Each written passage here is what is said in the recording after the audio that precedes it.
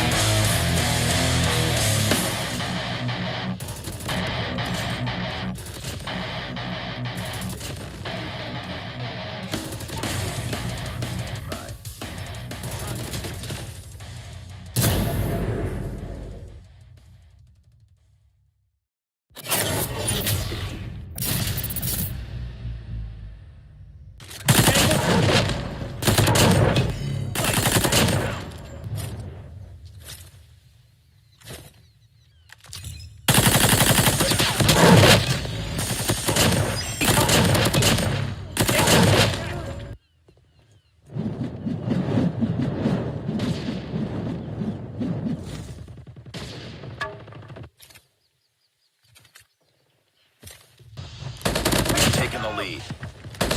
Enemy in sight! Enemy in sight! Killer drone on standby.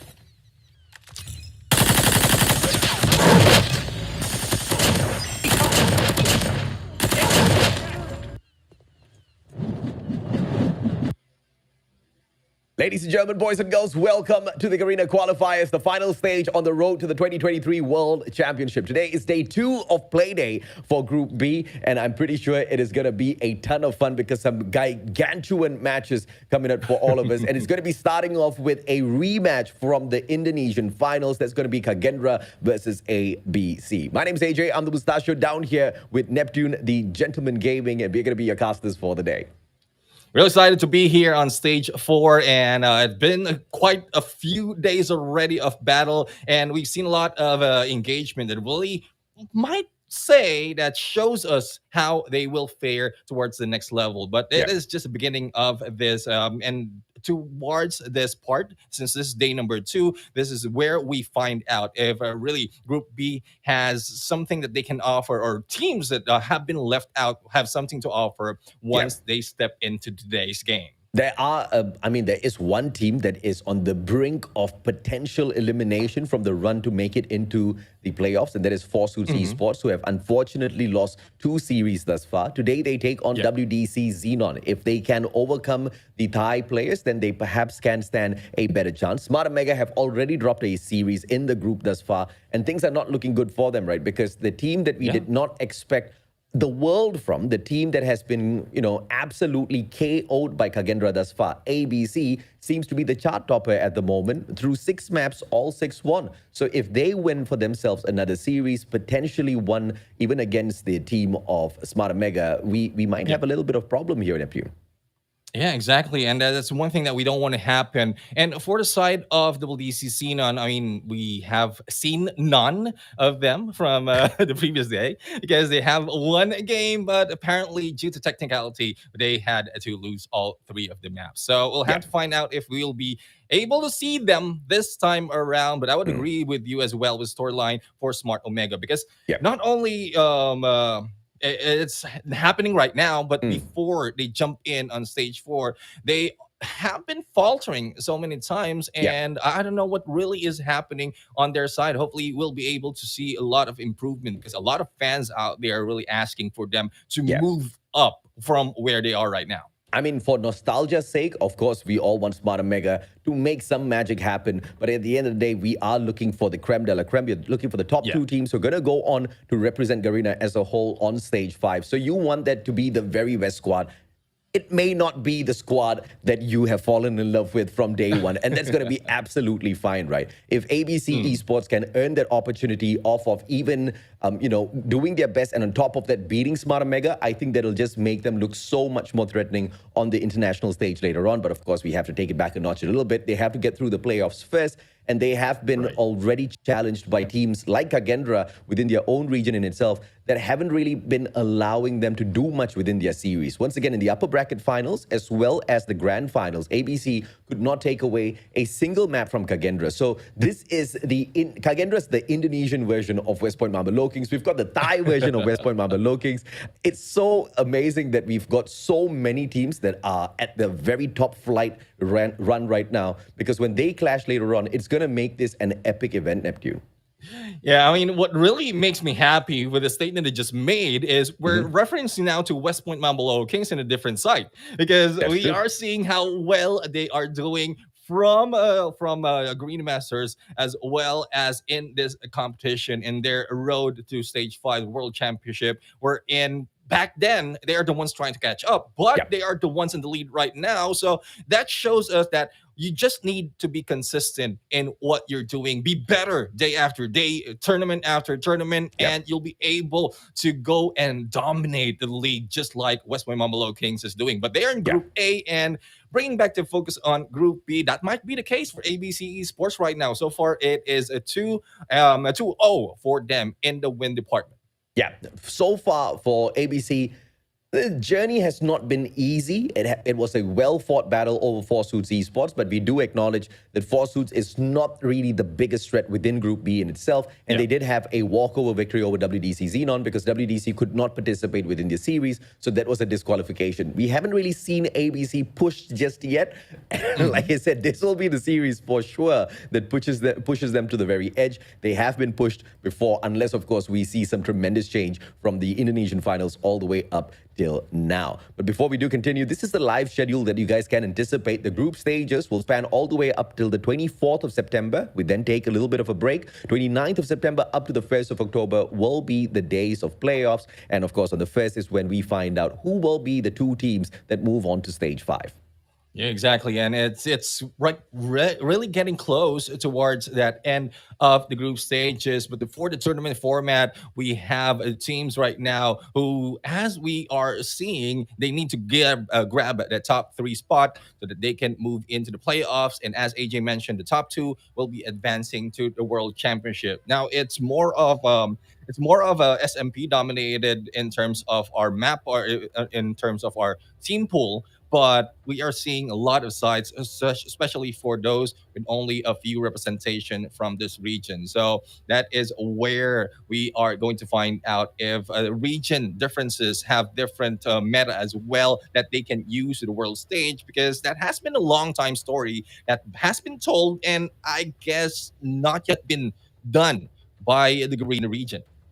Absolutely, man. I mean, when we did have a victory for one of the teams that did come out of Garena, that was for the Eastern champs. At that point of time, the West did not really have the chance to meet what we had to offer. And when we did have the best to offer, clearly it wasn't the best. It wasn't enough to down the West. They took the trophy away. We do get another shot at it. But this time, the teams are a tad bit more hungrier. They know exactly what's on the line, because we also noticed the numbers have been very different since the end of the previous World Series. When you look at the broadcast, now the viewers are all skewed towards the Western broadcast a little bit more, because the perception is that's exactly where all the firepower is at. So if these teams want to win back some eyes, some attention for the Garena side, then one of all of these teams just needs to be the one that bears the Garena flag and takes it all the way. Let's take a look first from the individual regions who we've got. From Thailand, WDC Xenon from Group B, WDC Free Slot from Group A, Indonesian region, Kagendra and ABC eSports, both within Group B, and they'll be in participation today. From Taiwan, Hong Kong, Macau, we have got 3 Evil Dragons who have been pretty kind thus far in all of their matches. Yeah, for the kind indeed. Hopefully their kindness will really turn over to a possible win later on. But going into the SMP region, we have Forsus Esports, Westman Mamalo King, Smart Omega Esports, Sacred Scatty, Powerhouse, and we have the rest that will be shown right now and their individual groupings. And as mentioned by AJ, we will be focusing on Group B because so far they need those points so that they can tie it up on Group A. But I love how this is turning up for West Mamalo Kings right now, because they haven't had any map loss just yet. And for the side of WDC Free Slot, they really are doing well in their department, though they have one loss on in a series, but I don't think it will affect their placement unless Sacred Scatty or Wolf will be moving up. But back to Group B, as mentioned, ABC and Kagendra really is on top, and Powerhouse surprisingly is on number 3. So the question is, when will they turn up to bring themselves a little bit higher? Well, today Powerhouse has got the opportunity to meet WDC Xenon. Unfortunately, they fell in the hands of Kagendra in a phenomenal matchup where they did manage to win that hard point over. But SND, it was a no-show for Powerhouse. The raid control, on the other hand, did go all the way into a round number 5, where Powerhouse did fairly well, but Kagendra just proved to be the better ones. I think one of those defensive rounds was just so phenomenal out of the Indonesians. Everybody was shocked as to how they made Powerhouse look a little bit weak on control, a mode that they really do excel at.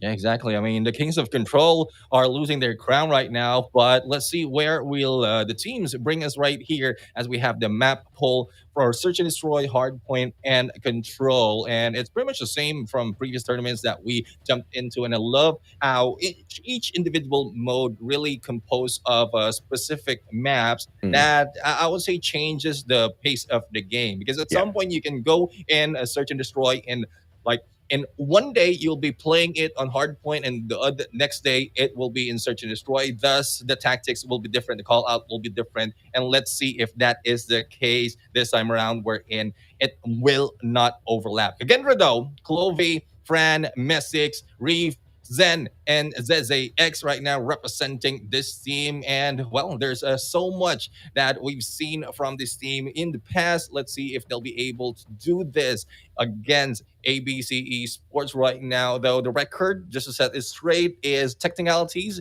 and against Four Suits Esports for ABC Esports, this is where we really test out if ABC can bring in a perfect run.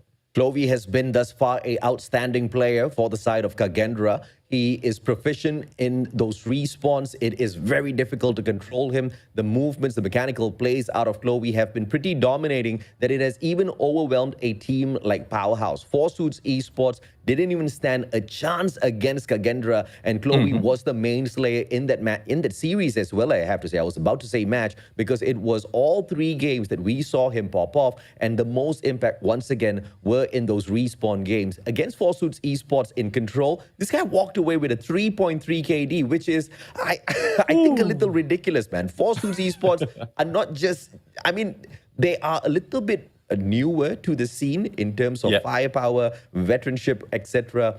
But I didn't expect that much of dominance out of Clovey. So, I mean, that in itself says a lot for what kind of firepower he is capable of. But the team that takes them on, ABC Esports, from the exact same region of Indonesia, Evelyn, Gonzis, Jeff Pro, Swagzy, Tricksters, as well as Vels, all 5 of these players have once again done really well thus far within stage 4. But their opponents have thrashed them. They've not just beaten them, they've thrashed them within their own circuit.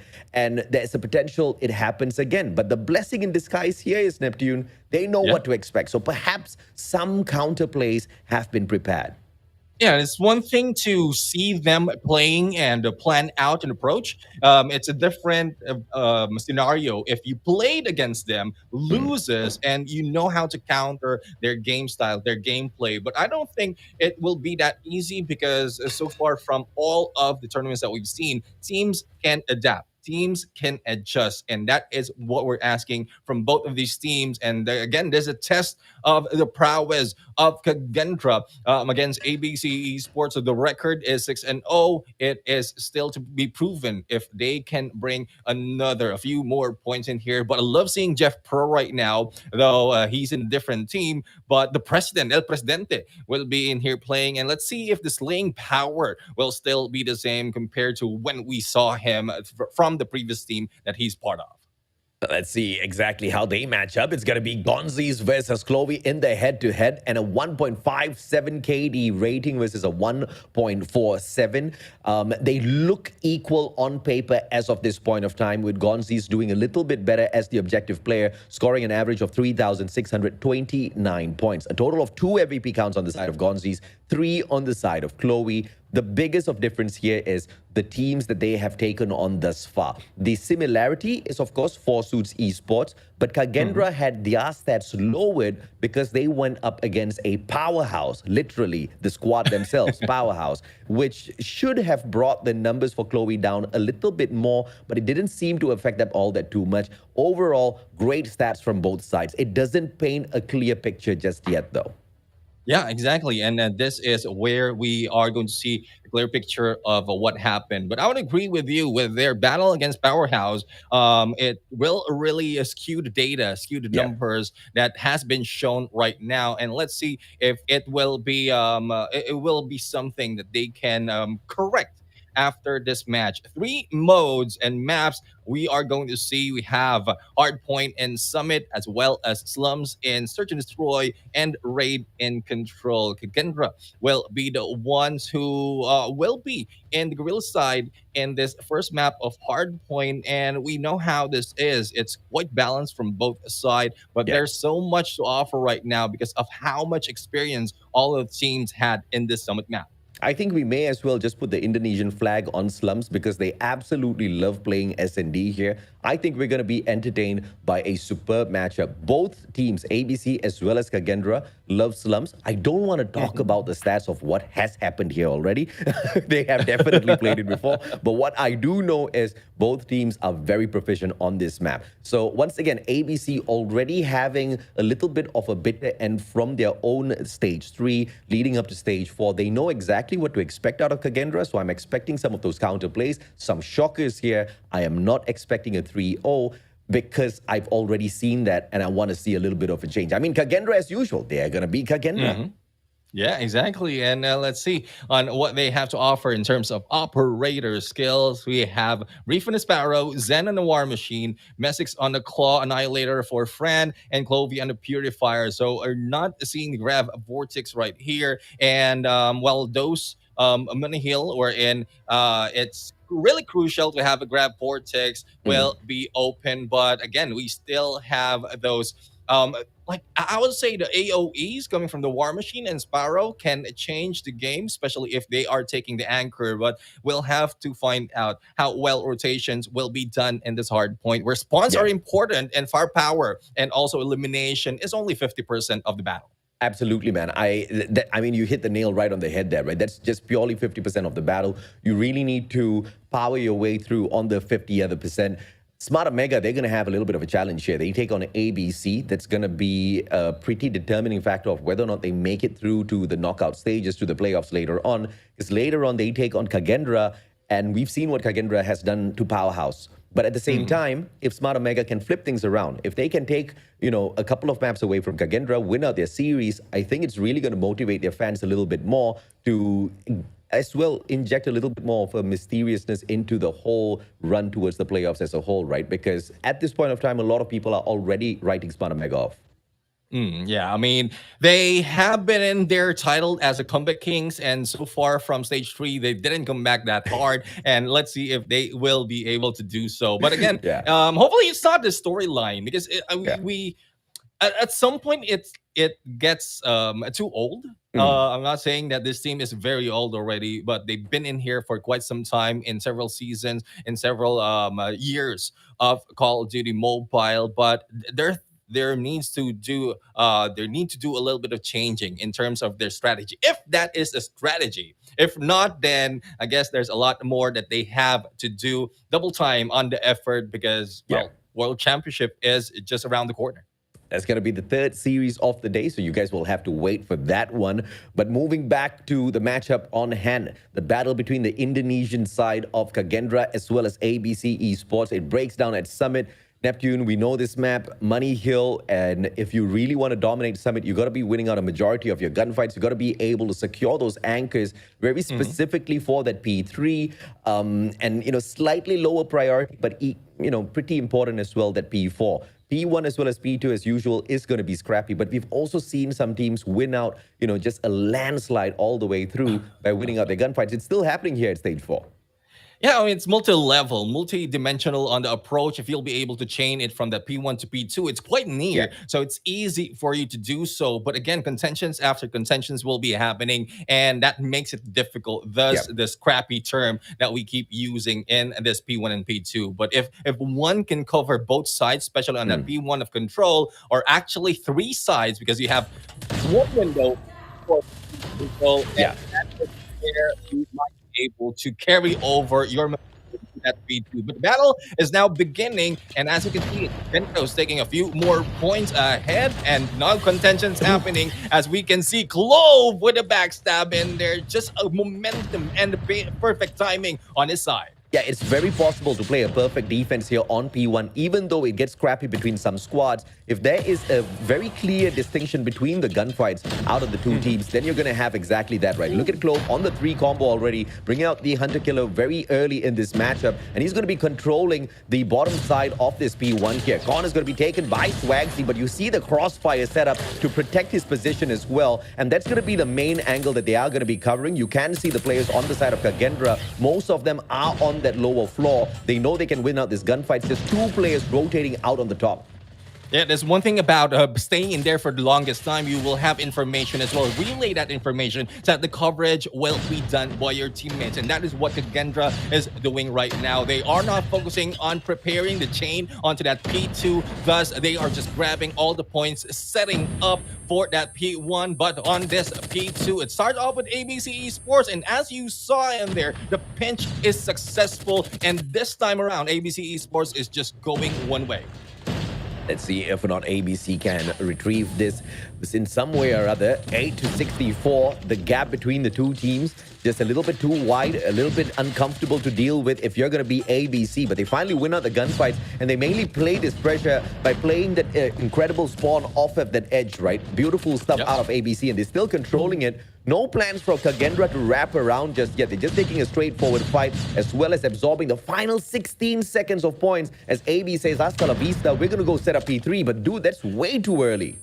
Yeah, too early indeed, and no contention has been happening. And if ever there was 3 guys coming from Kagendra, we'll be waiting for them. So again, the plan for Kagendra is not really to go for the early rotation. All they have to do is put a break on that hill and then just stick to it for the longest time. Well managed thus far. They do bring out the Sparrow as well. They shut down the team of Kagendra. You're going to be making those early rotations. You have to make it worth it. And thus far, ABC Esports have been doing exactly that. Winning out a majority of these gunfights here. Klove's going to be making that entrance once again. Burns down 2 players.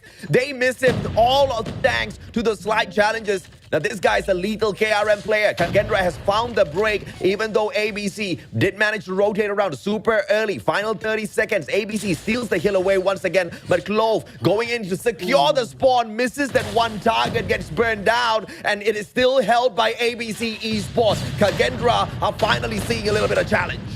Yeah, the challenge indeed, and 15 seconds remaining will bring the gap a little bit closer, but this is where everything will matter. This time around, Kagendra will be going for the early rotation, only 2 controlling this hill and also the spawns, but with 1 remaining in there after taking down of the other, it will be ABC Esports to start it off, and in a few seconds, that will be the case as the anchor will not be alive, and everyone who's jumping in will be taken down by Evil, but Reeve steps in and slays him. Yeah, key player here is going to be Swagsy. He's anchoring this down for the rest of his team members. Everybody spawning out from the right side. It's going to be the Gorilla base on the attack. ABC Esports supplying the manpower, but the hard point taken over by Kagendra. Gunfight's going to be key once again. All thanks to the operators. Jeff Pro is going to be able to clear out the left-hand side here. 1 more player inside of the hill already. ABC Esports finally gained a little bit of control thanks to the operators.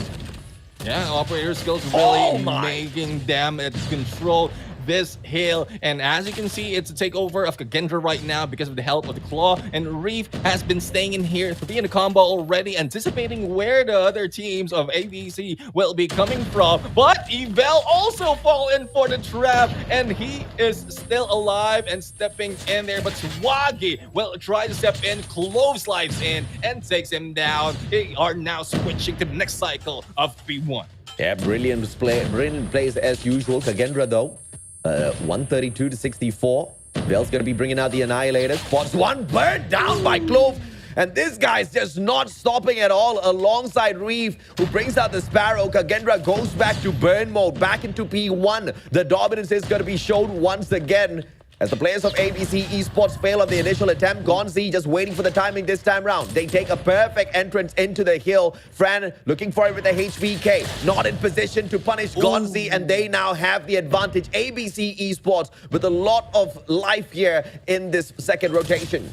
Yeah, this probably is one thing that ABC Esports has been waiting from that from the initial rotation of that P1, because they don't have the score streaks as well as the operator skills just yet. Thus, they cannot do that much of damage. But this time around, they have controlled most of the time in here for the full minute of this P1, and also have a chance to chain it despite of the 2 of Kagendra who's already waiting. But no, Kagendra has pulled out in there back into P1 and will be leaving that platform around for ABC Esports to take. Let's see if the second floor will work for Fran and the rest of the team. Yeah, the gap has been just a little bit closed here from the side of ABC Esports, but it doesn't deny the fact that Kagendra still has got a pretty decent lead, and the rotation early into P3 might just be the breaking here for ABC, so they have to put up a strong fight regardless of anything else, and they do exactly that, playing off the favorable spawns from the left-hand side. ABC Esports hopping on, and Meesik's going to stop the bleeding for a little bit, calls for backup, and it arrives. Clovey, though, gets shut down. War Machine, perfect plays out of Tricksters. Reeve just waiting for his opportune moment for it to burn down, but plays the timing just a tad bit wrong. Tricksters will get the massive amount of time here. Backs away as well. Still alive, Hunter Killer gets it for him, but a nade out of nowhere drops him. Literally tricks from tricksters has been seen in this gameplay, and all they have to do is step right in together with Eval, but with the scrap points being given to Kagendra, they have done enough. Really moving close to 60 points right now in the lead for Kagendra. ABC Esports needs to bring it back to where the comeback begins and started. Reef right now will try onto one side, but I think he spotted the one who's anchoring the far side of the map, and he's not moving as Gonzi has pulled out this barrow and doing well into this game. Oh, the strategy is perfect here from ABC Esports. I truly understand why they wanted Summit. And this has just gotten so close now. Can they pull this off? Kagendra, step on it once again, and Gonzi shut down every single player. War Machine does trade him out, but the damage hasn't been done just yet. Meesix on the rotation, still anchored down, and a Pretty from Gonzi. Payback, baby. 137 to 164. ABC almost back in it. 22 more seconds, and it doesn't seem like Kagendra wants to back away. One more try. They've got 10 seconds to pull this off if they can get it done. Is getting really close right now, and the info plus the damage done by the double Pretty has been pulled, and Swaggy hit with a 3K, and they are now going for rotation. Remaining seconds will be left in there. It's very, very close. 156 and 167 right now. The anchor spawns will be done by ABC, and Gonzi potential for a backstab as he waits for anyone who's rushing in, but he needs a little bit of pressure for one side because the rest of the team has been taken down, and they are closing in onto this hill. Gonzi, great approach, but Zen will be able to catch him off guard. A double for the team of Kagendra as they make their way into the hard point. They've sneaked away the spawn already. ABC Esports, they need to work on two objectives at the same time. They hop onto the hill first. They want to take it straight forward, but Reef is going to be in the corner. The challenge comes through. Claw for the Purifier, shuts them down, and it's going to be the operators and Gonzi again. Gonzi saves the fight yet again and gives the pressure to the side of ABC. The bait and switch really is working for ABC, and they are here remaining final few seconds, and they are now catching up. Probably the lead will be taken right now, and as we go into next cycle, this might be the reign of ABC Esports. They're going for basic right now. Easy as a 1, 2, 3 ABC. Oh, let's go, baby. 181 to 181. We are all equal. Third set of rotations. Let's go. And the ones to open it up, ABC Esports. This time round, Gonzi, stay alive, baby. Fennec in hand, runs around. They open up the hill. They take the lead. Kagendra with the break, though. We now have a strong fight. Swagsy with the Purifier gets shut down. Clove says hell no at the back as well. Kagendra wants this match back. Kagendra is feeling pressure right now, and it is giving off against ABC Esports. Gonzi, on the other hand, controlling the second floor and this prime location for him, especially with all the score streaks that they have in operators, but they are still going down. The lead is taken back by Kagendra, and it seems like we're back to that first cycle of hardpoint wherein Kagendra has taken over a lot of point, but Jeff Pro will go and slay and clear 3 as he rushes in, but the 4th didn't go through, but Eval helps him through it, and the contention is done. Only 10 seconds remaining, and we are going to switch into that P2. Let's see exactly what ABC has got for us. Final few points. They are going to be soaking it, and they take over the payroll spawns for P2 as well. Not much between them. ABC just need to win out a majority of the gunfights. Overextension coming through from Trix this, and his trick just does not work out this time around. The player still wrapping around. Jeffro's going to be on the hill, turning and burning a player, but War Machine comes through from Zen. He goes in for the double. Gonzi taken out, and those players just have to wait it out. But look at that Swagsy with the swag entrance with the KRM drops Zen, and the operator taken out. But it is going to be Fran. Backstab, annihilated time, baby. Going to be shutting down the players one by one. And Kagendra overextending with the operators to take the hill. Kagendra has been pushed, and they push back, and this is what happened. If you try to shove it to them, they will shove it back to you. Thus, they are not surviving. ABC Esports is not surviving the contention that they're doing, but Eval is trying to change that. But Reeve rushes in and takes back the hill. It is one side yellow, one side blue. Let's see who will be able to take care of it for the remaining scrap points. My goodness, what a game we've got on our hands, but Kagendra is just so close to finishing this off if they got the early rotation as well. One opportunity for the break. Kagendra with the early rotation, ABC. They have got one extra operator in hand as well. Well, led by Gonzi. Approach Timing. straight forward, and they've got the hill away from Kagendra. Swagsy with the overextension, 2 players anchoring it down. It is going to be Clove with the KRM. Fran as well, winning out their gunfight, but they don't have the hill just yet. They need to take these 2 anchor players off of the hill. ABC still stands a chance. Backstab's going to be there as well. Me6 as well as Zen entering with the KRM. Jeff Pro holds the hill down. President Jeff still alive, and they don't have the spawns. ABC in a lot of trouble here, Neptune. It's like clockwork how they break through that hill before it opens up, as well as stay in here. But no, it's an open hill right now. It's Kagendra who stepped in, remaining 5 seconds for them. And this might be it, but still it opens up. It has been contested. This is just a dying game, but Kagendra takes for the final moment, and they grab that 1 point for a very close match. Dude, the fight was there, man. Just way too many of those opportunities to pause the bleeding at the very end. You just saw the fight from ABC. They didn't want to give up. They were jumping back in, but the only problem was the spawns were not anchored. Kagendra, the team that has once again won up ABC decision-making time, and I can't understand why ABC just didn't go for it. I know they were chasing the match, but unfortunately, they had just given away way too much. And if they did go in for the early rotation, 6 points, game over. They had to cap everything, but unfortunately, they should have just left one objective play. The break for that spawn, if just was about maybe 8 seconds earlier, 10 seconds earlier, could have made a world of difference. But I love the approach, the bravado, stepping on into the hill, taking on those gunfights, operators, investments, everything were going their way. But just the spawn advantage won it out for Kagendra.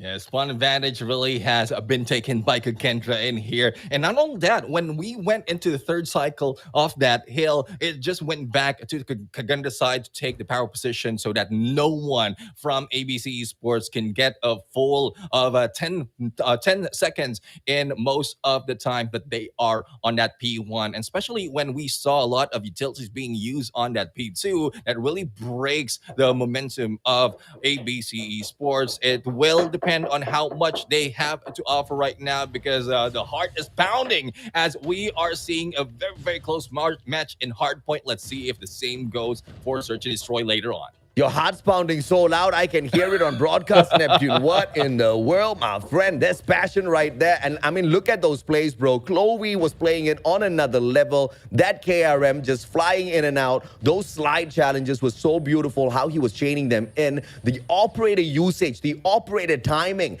it was a thing of beauty from both sides. Exactly, and that's one thing. We saw the domination of Kagendra from the beginning, and we thought that Kagendra really has this in the bag, and it was just quite a surprise that ABC Sports got that momentum when they stepped into the hill that they lost this match on. But if that is a different case, wherein it's very, very close contention, early part will not be a catch up for ABC Sports, then they might have taken the win in this match. But again, we're talking about Kagendra, and we're seeing a lot of gameplays that we don't usually see from a team. But again, it's just one map that can change it all for this team. Despite of the gap that they have, it's still 1 point for Kagendra, and it's up to ABC Sports to take it back. It was a brilliant matchup from the start all the way to the end. First, we got to see the supremacy of the gunfights of Kagendra. As usual, Chloe doing his stuff, being backed up by players like Me6. It was a beautiful thing to watch, right? And then the gap in points was just getting to a situation where even the YouTube chat was going, ah, man, another boring matchup. Oh, man, you know, ABC, they suck. Yeah, we saw ABC suck. That rise to contend for the hill, and it mainly was shown not even so late. It was already starting on that P2. They suffered big on that P1. Early moments on that P2 as well. It was being soaked up by Kagendra. But ABC playing the map really well, anchoring down the spawns out of P2, attacking from the left-hand side. They had the manpower. We saw a few of those operators fly out. But where the game really lit up was the second rotation of points, man. From that P4, I mean, leading back into that P1 fight, it was just the awakening of ABC. I hope they can, of course, pull away this S&D at the very least, because they need a couple of maps for themselves, man. This group is just way too tight. Yeah, we're stepping right now in the world of tactics, strategy, and precision. And let's see if the typical firefight will be what the team will have for this win. First one to go is Vel for the side of ABC, and Kagendra right now will try to move in for the rotate. So far, it's 2-3 split for Kagendra, and the ones attacking cannot push through from where they spawned. Let's see if or not. It's going to be a early delivery courtesy of the Trickster himself, Mr. Tricksters, as Will has been taken out a little bit prematurely. The tag does come on through as President Jeff Bro slides away. Wallbang spot. Me6 does not find the connection. Spots the head, though. Shot's just not connecting just yet out of Kagendra. Yeah, Me6 is a little bit short in there on the trigger, making him just Me5. But there goes Trickster going in for it as he jumps in from that van. And Trickster right now will try to go for a second, but slides out in time. Oh, good play from Tricksters. That's the kind of movements you want to be depending on if you've got a sniper on your side. And the hop up off of that van was just a beautiful, brilliant one. It's the kind of tutorial Cisco tries to make. I love it. It's risky. It's very risky because we saw that he is in the sight, but just barely making it for that shot. Clove, though, that really made that shot against Swaggy. It's now a 3v4. But as we can see, it's very, very slow, and Tricksters just respawn back. 3v3 situation. But this is where they are now speeding up. Clove for the hit, for the double, and the third one. And they grab the point. Kagendra takes a lead in this one. Dude, he even got the first one. So that's a quad for Mr. Clovey from the very start, right? This guy dominating even the SND. I can't say I am surprised, man. I mean, great defense out of Kagendra, very disciplined, not really aggressing to the spots of ABC, not rushing up anything, but holding down their sights and finding those opportune moments. And Clove just waiting for the timer to get to a point where they are going to be playing scrappy because they have to get the bomb to the side. And that just caught ABC off guard, Neptune. Yeah, the thing is, Clovey has been taken down this time around, and a 4v5. Let's see on what ABC can do. Jeff Pro will try to Jeff prone this one as he wait for a chance of everyone peeking in. Trickster is doing the same thing, but a little bit too far in the target. And let's see if he'll be able to pull this off, as wallbangs might not work this time. It's still a standoff between these two teams. It's a 4v5 situation, and Gonzi just needs to make that break for that plant. Me6 almost got it, and another one. This is not his day, bro. Me6 still struggling to find the first one. Nobody seems to be sticking. He needs to invest in some sticky bullets. Again, Me6 is becoming Me5 at the moment. It's coming up short in all those shots that he has made. So let's see if he'll be able to pull it off right now, as ABC is now running, not really running, but slowly moving in for that plan. And Gonzi is already on that Bravo. Let's see if they'll be able to make it work. Jeff Pro, though, taking down Me6, the unfortunate guy from the side of Kagendra. But Fran responds, taking down Eval. Yeah, beautiful. And the timing was just off there for Viel. It was the animation from him getting up. Just didn't hit the trigger quickly enough. Didn't anticipate the timing out of that attack. Swagsy, on the other hand, beautiful circle around. Is able to beam down Reef. Fran shut down. Gonzi finds the final one. A double for him in this round. And ABC, a beautiful response as the attacking team playing it slow. I'm telling you, man, the Indonesians, they just need to bring their flag. You see the tall building there? Just above the bells? That's where the flag goes. This is the Indonesian map. Exactly, and I love the gameplay. I mean, it brings me back to way years before, where in Search and Destroy really is a tactical game, not really that fancy, and all you have to do is play it smart and slow. So let's see if that is the case this time around, because it's a little bit rushed for my liking. But Kagendra is going in for a triple as early, but Fran will be taken down. 1v4 situation. It's Tricksters left with Tricks on his sleeves. Oh, they just say thank you for coming, sirs. Taking all of those shots, bomb on the ground. Tricks is all alone in a 1v4. Poor thing. Mr. ABC thought they could take a quick rush off, and Kagendra pulled the timing so well. Instead of just rushing towards that B bomb side, rotating in from mid, they actually took the back way through ghettos, and the open stairs near dumpsters right into Broken. And that just pulled the perfect timing for the engagements, and they find the round for themselves. A solid one through Kagendra. There's just no way Trixis was going to hit that 1v4 the way Kagendra was stacking each other up. Yeah, he might be able to take 1 or 2 down, but the way they're positioned, there's no grabbing that bomb on the ground. Gonzi really need to make it work, but not that quickly. Then compared to what we've seen from a previous match, but the trade, especially with Swagzy on the end, now got nailed. Let's see if Zen will be able to push through. Everyone is going down. B6 for the double this time around. He is doing well. It's now down to a 1v1. Yeah, great wraparound from Swagzy. Opportunity, but Chloe burns him and takes the victory. Kagendra, dude, this Chloe guy needs a nerf, bro. He's just been too good. He needs some new shoes because I think his shoes is a little bit too slippery and he cannot be shot in those slides. And well, it is a 2-point lead by Kagendra right now. And despite them being the defenders, they're the one really dictating the pace on this one, despite of how it is being done by ABC Esports. Trade-off after trade-off once again. Let's see if it will go the other side for ABC. Yeah, great smoke entry here from ABC. Boxing gloves just not working out for Reef, but he did manage to burn down 2 players earlier on. And Kagendra just make this a speed run.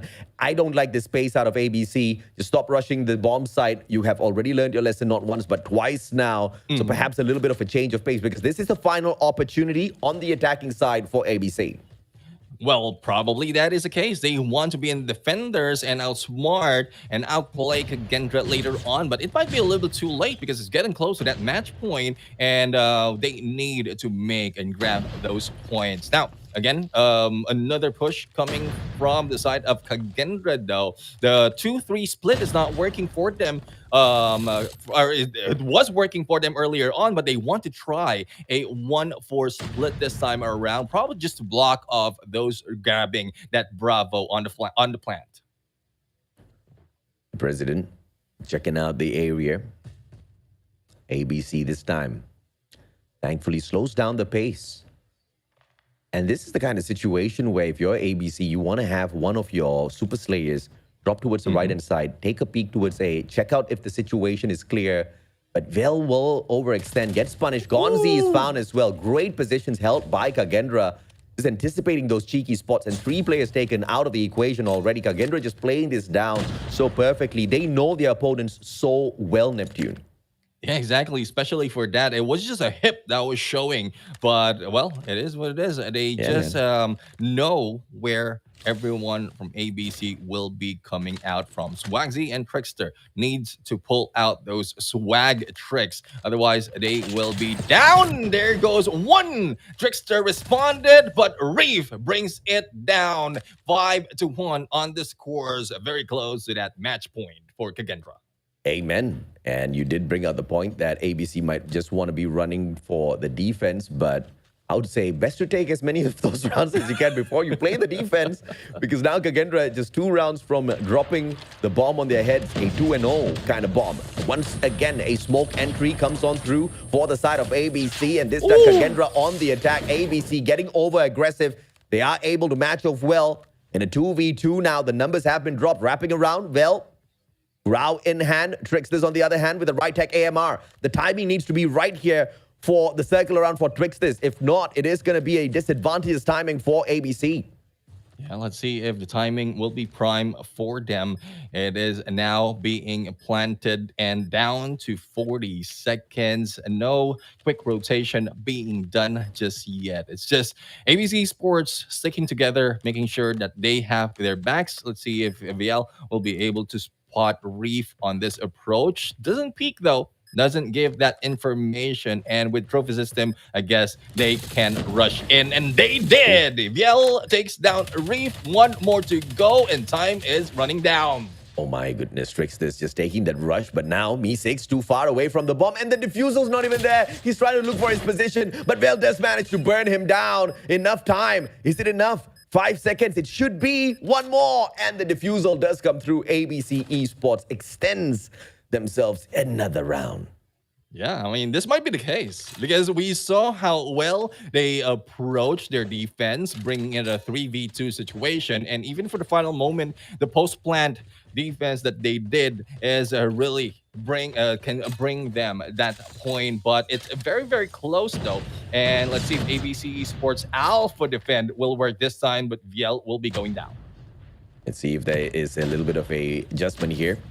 Me6 still finding nothing across all of those shots. A connection, no wall banks at all. A one play on the side of ABC already taken down. Advantage still on the side of Kagendra. If Me6 is continuously being cheeky like this, he's eventually gonna get lucky, bro. I don't know. If earlier he has been demoted to Me5, I didn't think. I think this time around he's just Me1 at this point with all those missed shots. Let's see. Probably it's just him being cheeky and trying to go for those wall bangs, but no one really is showing even a shadow of themselves in that area. Trickster, on the other hand, is the one who goes in, and this is how you go for a snipe. You wait and time it well. Absolutely, man. I have to agree, Neptune. Timing just beautiful there. Numbers all equal. Me6. Entrance there. Beautiful backup. Throws in the flash. Gets the hit mark check as well. Knows that's the information. Give it away to the rest of team members. But a couple of trades. Clovey once again popping off. Leaving Tricksters all alone in a 1v2. Hattie, beautiful. As the disabler out of that fantastically aimed shot. Tricksters now wrapping around from mid. Bomb on the ground. Just needs to wait for the timing here. And boom. There you go! Trickster timing perfection grabs another point, AJ. And like it's quite surprising. That was Clove who went against him and is still the one who goes down in that battle. The quickness, the speed has been lost in the final moment. Let's see if ABC can keep this up, because that's the kind of pace they definitely need. And I do love the smokes being laid out here just to block out the sniper's nest. But Kagendra raging on with the elimination. Tricksters all alone in a 1v4 this time round. The bomb is not going to be waiting on ceremony. It gets planted instantly. Not a lot of time for Tricksters to pull this off. Oh, yeah! Wow! What? How did he shoot that? What? I don't know. I mean, it's just the tricks that they have. That I guess he was able to get a sound cue or probably a hit mark earlier on that we didn't see because of the shrubbery, and he was able to go on point. Tricksters though missing that point, but still goes in for a hit. Fran goes down 1v2. 15 seconds to go and will be able to go for the rush, but Reeve is just waiting in there for the takedown. I mean, what a play, Tricksters. What a play. I'll take that, man. 12 eliminations already. Definitely my personal MVP for this match, even though ABC looks like they're going to get a knock on their head. A 2-0 victory, perhaps, overall in the series at this point of time for Kagendra, unless ABC continues to show us a little bit more magic. Kagendra making the quick entrance. And the smoke plate once again. Kagendra is stopping ABC from playing the kind of defense that they are comfortable with. Grenade Gonzi is going to find Reeve. Well aimed. Trophy is there for the defense. Yeah, and Trickster still makes that kill against a Reeve. Me6 though responded against a Jeff Pro, and well, a promotion might be entitled for Me6 right now because he have a prime location to grab a few more, especially for those crossing over onto the other side. But the plan will be done right now. Clove will take this timer to 45 seconds. I mean, Neptune, come on. Just show some mercy. Give him the promotion, man. He went from Me5 and now he's Me7, okay? Scott, I was saying 7 eliminations already. I guess you'll think about it. Huh? We'll come back to you in a bit. Sen turns around 180 and he burns the second player as well. Swagsy down and out of the ground. And well, final player. Shuts down Me6. 1v2. Come on, get the clutch, baby. 15 more seconds to go. You don't have much time to waste. Grau's going to be circling around. Heady played, but Zen, beautiful play on that Fennec. In a 1v2 situation, ABC, well, just did not have the advantage there. Kagendra wrap up game number 2 as well. And they win the series for sure. Yeah, indeed. Kagendra has grabbed 2 points already. And for the side of ABC Sports, I mean, it's, I guess it is shown right now that they prefer the defense compared to the attacker mode. But again, it's very easy for a team to control, especially if you know those small things, small factor to consider when you're choosing your place in the map, just like this. And slums and search and destroy. So ABC Sports, hopefully they can change their ways once they are on the attack. And it did it did happen from the early parts when they were taking it slow, but I think they have somewhere to go. Thus, they're rushing things right now, and they are being rushed on a 2-0. I wish they would take it a little bit more slow, man. I think all of those slower rounds was doing them a lot of favor. But I have to say, that's only until Kagendra found the adjustments. And the moment Kagendra also took the bomb away from them, I think the story changed immediately, right? Because now Kagendra in the advantageous position and the opening smoke from Kagendra. Initially, ABC was playing that down to the T. And they also noticed that ABC was getting too much of mid control. So the smoke out of Kagendra, just to block off that mid access, that's usually where the sniper stands on the side of ABC Esports. And once that view gets blocked out, they've just got easy access to that open segment. And ABC did try to rush through the smoke. We saw how that one ended up. They just got burnt down to the ground. And I mean, Clove, that's a major reason why Clove is that #1 player here with the 11 eliminations. He alongside Zen, Reef as well, just constantly rushing into its meat. The adjustments just could not be found out of ABC. And when they try to play it on the back foot, the pressure of that bomb being planted already just really caught up with ABC. And I guess it just unnerved them quite a bit there, Neptune.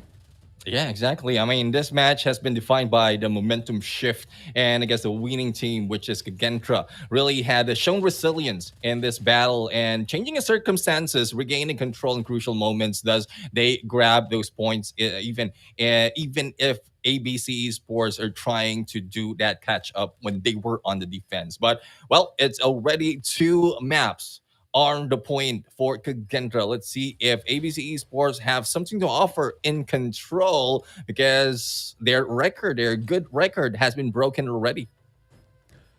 Let's see if or not ABC can find this control as a constellation off of Kagendra. Thus far, it just doesn't seem to be a situation where they're going to be able to run away with this. I think in a slower pace fight, they stood a chance where they allowed Tricksters to work his magic, to work his tricks. But unfortunately, even if he calls Loki for backup this time, I don't think the tricks are going to work out. Kagendra is just winning out a majority of those gunfights, man. Once again, Clove is going to be that pain. It's going to be the bane of their existence. And if they can't sort him out, then Reef is there, right? And Reef is going to double time with Clove. And they're going to... I anticipate a spawn trap for sure. I think Kagendra is going to get cheeky. Maybe if ABC plays their attacking round super slow, where they're finding these long range, crazy shutdowns and catching Kagendra off guard, I think there is a little bit of a momentum shift that's potential to push a couple of points to their side. But I don't know if it's enough to stop Kagendra, because Kagendra's adjustments to every single time they have been put on the back foot has been phenomenal thus far in the series. Yeah, exactly. I mean, it's not only Clovey. He's doing a lot, especially in that search and destroy. We've seen a lot of performances coming from Fran as well. And even Me6 has been promoted 2 times. He went Me8 after that game of search and destroy. So I got that for a moment. But it took a while. He became Me8 equals mate. He became their mate because, a good friend is a friend that can frag a lot. That's the kind of guy that you want to be on those ranked matches with. No, you don't want a burden, bro. Me8 is not a burden. He's a mate for life. Not unless you're in dinner and Me8 a lot, that will be a burden for you. Yeah, it would be. Thankfully, the players don't look like they just ate, because they all look fresh. They all look ready for this battle. I think that was a fantastic matchup between them on both Hardpoint as well as S&D. There's always going to be a stronger side. And I think we've already painted a very clear picture even before the matchup between them started as to who is going to be the better side. We were expecting the adjustments from ABC. We were expecting some magical moments. Thankfully, we have seen those magical moments, but just no sweet end to those magical moments. We just see a lot of potential, which also means the other teams better watch out, man, because ABC's hot. Yep, ABC's hot. Let's see if that will happen, because this revolves in map control and the teams need to fight tooth and nail for dominance. Now, as we can see, it is just ABC who is counting down to 24 on the lives that they have. And Reef is this guy who's crossing behind enemy lines, might be getting that information. And as you mentioned, a spawn trap might be happening in a bit, depending if how confident they can pull this off. Yep, let's see if or not they do get cheeky with this. Square Center is on attack once again by ABC Esports. Very low in lives. They're going to be switching over their attack towards A instead, dropping by Swimming Pool, but they get beamed down by Fran and Gang. Out on the open stairs, Fran's still going to be annoying here. Going up against 4 players. Can he trade out as many? Beautiful play by Jeff Pro, just wrapping around Fran at the open stairs.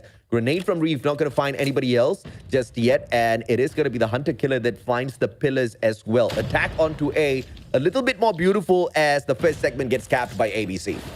Yep, attack on A site. This is what we call this series, and they are now on that second tick, going for the third, and no one from a team of Kagendra is trying to rush through, but one by one, players from ABC Esports going down, but the last guy who's stepping in will be in there, missing the final moment, and they had to let it go. And you look at this overextension coming through here for 2 players in blue. It's going to be Reef as well with a CBR4, just stopping the players. And he is successful in the majority of his gunfights. So the spawn trap is successful. But all thanks to the dynamic spawns now inside of control, the players on the side of ABC, they spawn towards the observation deck a little bit more. That gives them the cover towards swimming pool once again. But 8 more lives and double of that on the side of Kagendra. Kagendra winning out their gunfights as well. This might as well be over. 7 more seconds is not enough, Neptune. Yeah, indeed. And 3, 2, 1, it's done. That is how you grab all those lives as well as all those time against ABC Esports. Kagendra right now really prime from hardpoint, search and destroy, this time in control. They know what to do, and I won't be surprised if the next time around, once they are on that playoffs, which it is looking that they will be showing a lot more. But let's go back. This second match, tables will be swapped, and let's see if ABC Esports can turn it around. I mean, they're turning all the heads of ABC around, slaying out all the way towards B. First segment capped already. If you want to see a speed run, you've got it right here. When within the initial 20 seconds, it was just dominance through the gunfight. Second 20 seconds for the hill. The time is going to be paused. Jeff Pro wrapping around. Zen, beautiful shots, but it's not going to be taking Jeff Pro out just yet. And that's the kind of pressure you want to play. And they did all of that by just losing 1 life. Come on, let's talk about some beauty here from Kagendra. Yeah, another thing of beauty is they haven't spotted that one guy who has been hanging in there on the edge of laundries. But again, that might change the spawn to their favor. But it is now ABC Sports losing a lot more. Jeff Pro, though, tries to respawn, taking down Clove as well as B6. Trickster also takes down Zen. And, well, they are down to 1 point to hold, and they need to do a lot right now. No one's stepping into the kitchen because of Jeff Pro. VL right now also going in for the stairs, and it's becoming difficult. Not so much of elimination being done against ABC Esports. This might be a chance for that point. Oh, very cheeky by ABC, overextending, taking control of the central garden as well. And you can see player number 4 wrapping around towards square center. Vel's going to be on the Annihilator as well alongside Fran. This is going to be quite the scrappy play. Fran all alone and is able to win out such a big gunfight. Switches out to the LK, but gets beamed down from across. And it's going to be Jeff Pro that did stand in front of him. Tricks this. Right back on the hill. The defense on A is going to be crucial now. 6 lives down. ABC can't overextend all that too much now, Neptune. Yeah, they can't do that. They just need to stick onto that alpha as well as a break off. But let's see if that capture will start it off for the side of Kagendra. Swagzy will try to go in for that rush. Missing Mystics right now, and all 4 members already in basketball court. But Mystics is in here trying to make a do with his snipes a little bit too near though, but still managed to survive. He will be grabbing that second tick, but there's no backup to follow through. Yeah, beautiful plays as usual. Single life left, and ABC Esports couldn't do much. But valiant effort either way. Kagendra 2-0 up, looking for the final shutdown. And once again, this is the Prime Garudas out of Indonesia. Team Kagendra, the ones who I believe a majority of the Indonesian circuit is betting on to not just take this all the way to the playoffs, but also to stage 5. Let's see if or not this team can take it all the way. Once again, the victory over Powerhouse is a testament to how good they are. Yep, let's see if that is one thing that we are going to see. Gonzi right now is trying to show off a little bit with Sparrow, but he has been taken down. And it's quite close, though, on the life department. But Kagendra is doing well on the defense. No tick being taken just yet. And Fran and the rest of the gang have them funneled into this area. Now they will be rotating, understanding that it's a little bit difficult to break right now onto that Bravo, but they head in on Central Gardens. The thing is, a lot of areas, a lot of angles already being held by Kagendra as they are trying to prepare that spawn trap. Let's see if that will push it through. Yeah, I mean, Kagendra just knows exactly where they excel at. It's going to be the engagement. So overextension from play number 2, Reef, is no surprise here whatsoever. Spawn trap. Reef does get punished, though. And that overextension in defense is still going to buy them a lot of time. It's really keeping ABC Esports entertained here. They're not playing the objective just yet because they're trying to beam down the players of Kagendra who are overextending. But Jeff Pro finally on the side already at B. Reef, the final player inside of Laundry. Does he get this gunfight? Waiting for the rest of his team member as he gets tagged up as well. Great play. First segment taken away. But look at the lives, though. It is thinning down. But 28 seconds pause. This is going to give ABC a lifeline. Yeah, definitely a lifeline and extension of time as well. And it's very, very close, though, on the life department. Only 3, and Swagsy might be able to change that. But no, they need to back off right now as they plan their rotation on the Alpha. But I guess for VL, his plan is to head on through towards this garden and onto the basketball court so that it will be a shorter route. But I guess Kagendra will not be letting go of the kitchens right now. It's a good position for them to block this approach. ABC Esports, they're slowing things down. I love the way they're playing this. This is what I anticipated from them. But unfortunately, the gunfights, although they are winning out quite a number, they're just not faring up against Kagendra in a manner where they can easily take away all of those hills. We saw how Kagendra was so proficient, just losing 1 life as they ripped away B. ABC Esports, on the other hand, it costed them 20.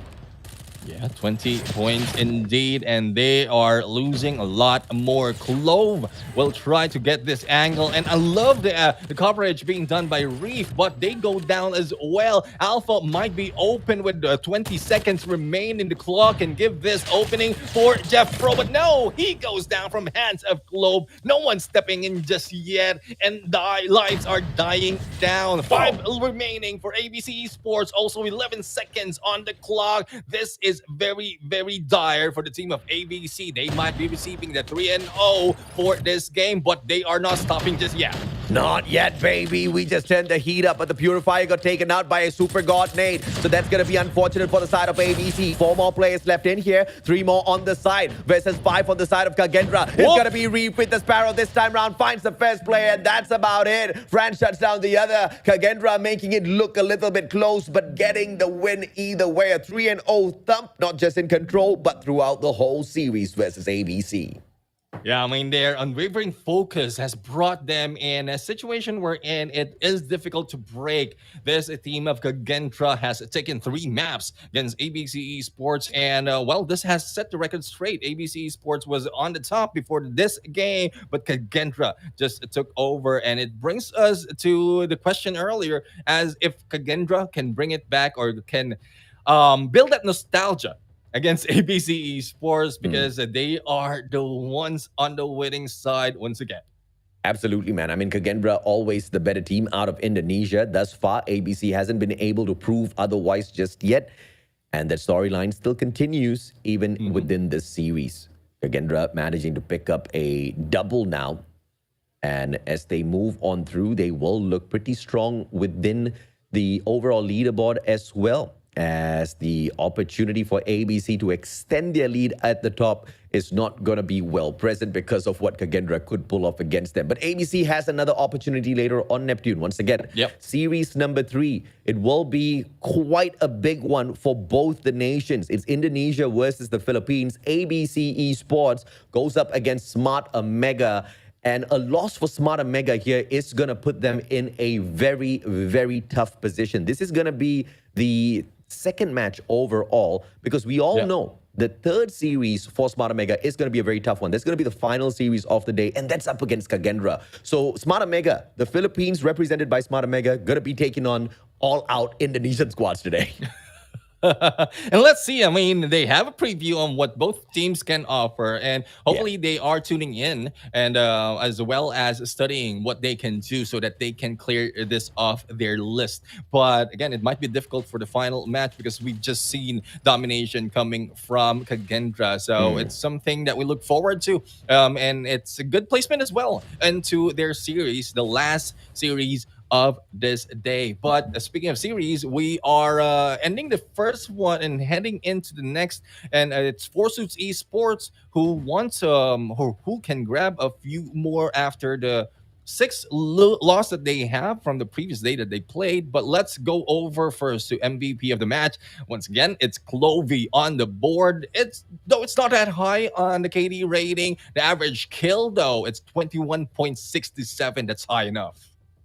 And the guy just keeps growing in terms of the number of MVP counts, but his KD keeps dropping because of the fight that he's getting out there. Once again, it initially built up against Four Suits. Powerhouse brought it down. ABC Esports heard it a little bit more. But I would take no other change from Clove. I think even if his KD is just 1, which is not super impressive, his gameplay as well as presence within the matches, within the maps have been extremely dominant. From Summit into the SND at Slums, all the way down to Control in Raid, Clove was a star player for sure. Whether or not he was topping the charts in terms of the eliminations, the impact of all of his kills were making the biggest of difference in a majority of those situations.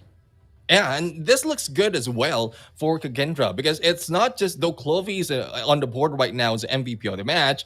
It only means that this number is spread across their teammates. So it's not just him making the kills. It's him initiating them, and the rest of the gang is following it through. So it's double teamed effort that is being done. But this is what effort can offer you a 3-0 in a series, and Kagendra has done it again. Absolutely, man. And of course, this once again is a single round robin group stage, which means within the group, every single team will meet one time and will tally up the scores that is tabulated at the end of each and every single series. At the end of the group stages, the top 3 teams from the group will move on through to the playoffs. Group B just seems to be a little bit tough to fight in. There are 4 teams who look pretty solid in terms of their capability of getting on into the playoffs. You're talking about ABC, Kagendra, Powerhouse, as well as Smart Mega. I don't want to count Four Suits Esports out of the equation just yet, but thus far, the start hasn't been fantastic for them. 2 series, and they have lost both. Unfortunately, they were the Filipino squad that went and took their place in the Indonesian challenge, right? They met Kagendra first, they got whooped. They met ABC, they got whooped. So that Filipino squad has lost the case there against the Indonesians. Now Smart Mega has been passed the baton to see if or not they can make the Philippines proud. So it's going to be a very important day for both the Philippines as well as Smart Mega. But let's see if or not Four Suits can also redeem themselves within the competition. WDC Xenon takes them on in the second series.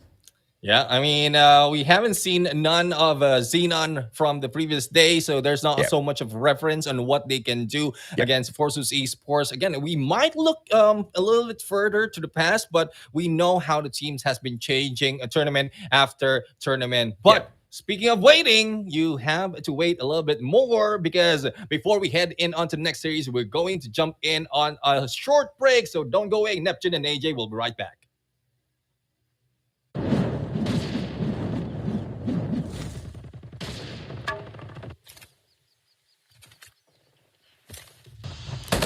Taking the lead. Enemy in sight! Enemy in sight! Killer drone on standby.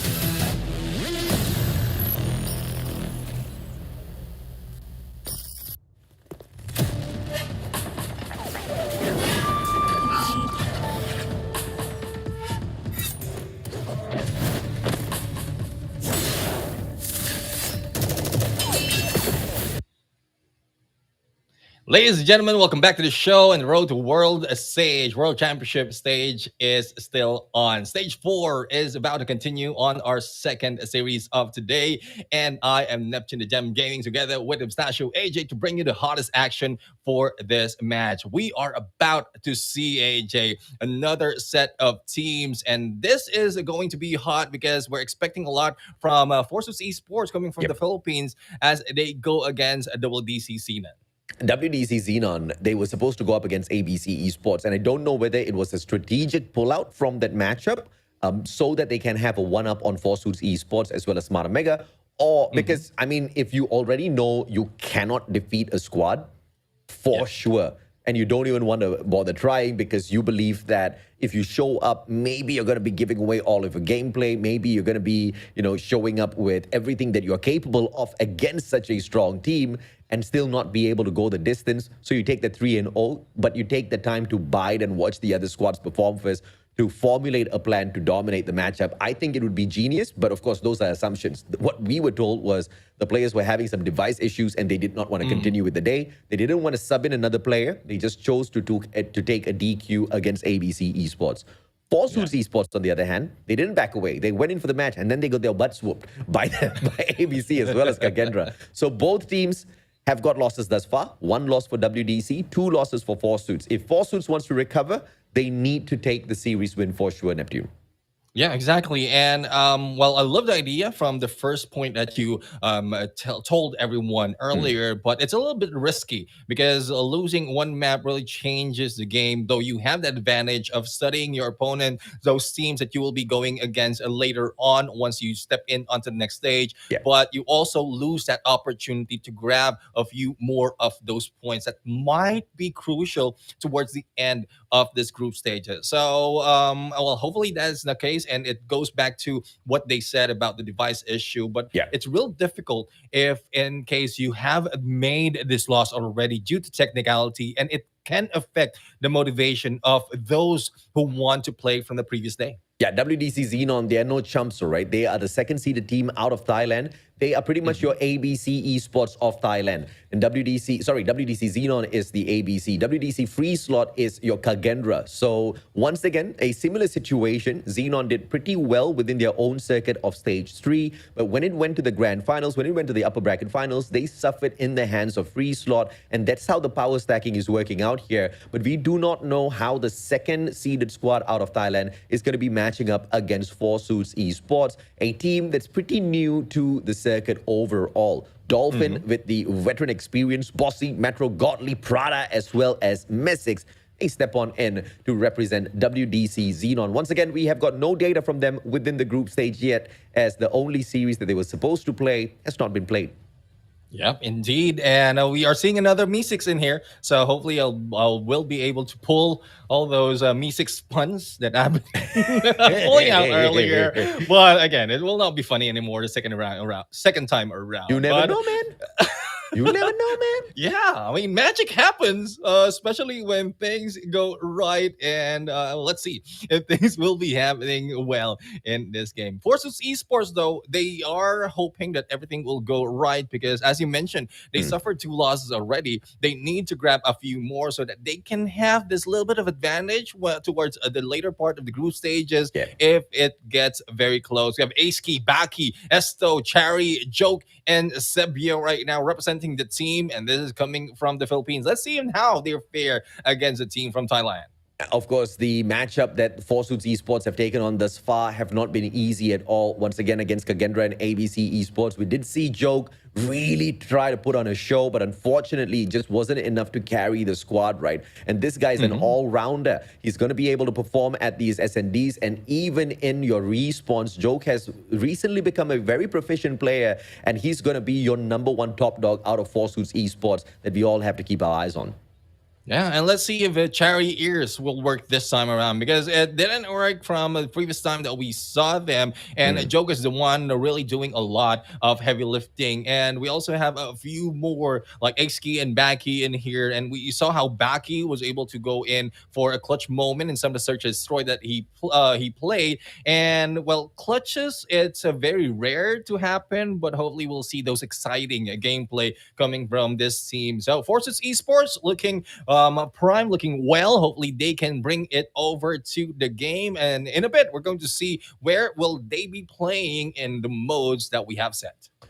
Absolutely, man. I mean, first of all, is this going to be the kind of series that's going to be dependent on match sets? Because I think we are at a stage where we can definitely acknowledge there is a clear gap in terms of proficiency when it comes to the mechanical skills between some teams.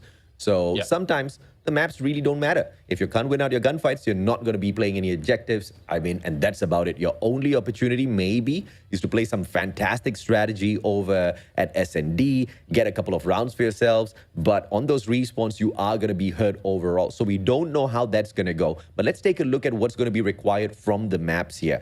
We're not going to be focusing on the banned maps yet. I think that one's going to be a little bit more important for the best of fives in the playoffs later on. But takeoff, this is where you really want to be focusing on all of those early rotations, Neptune, especially for that P3. That money hill has been pretty integral in terms of finding a little bit of comebacks for some teams. And it has also been a spot where people have been running away with matches thus far at takeoff.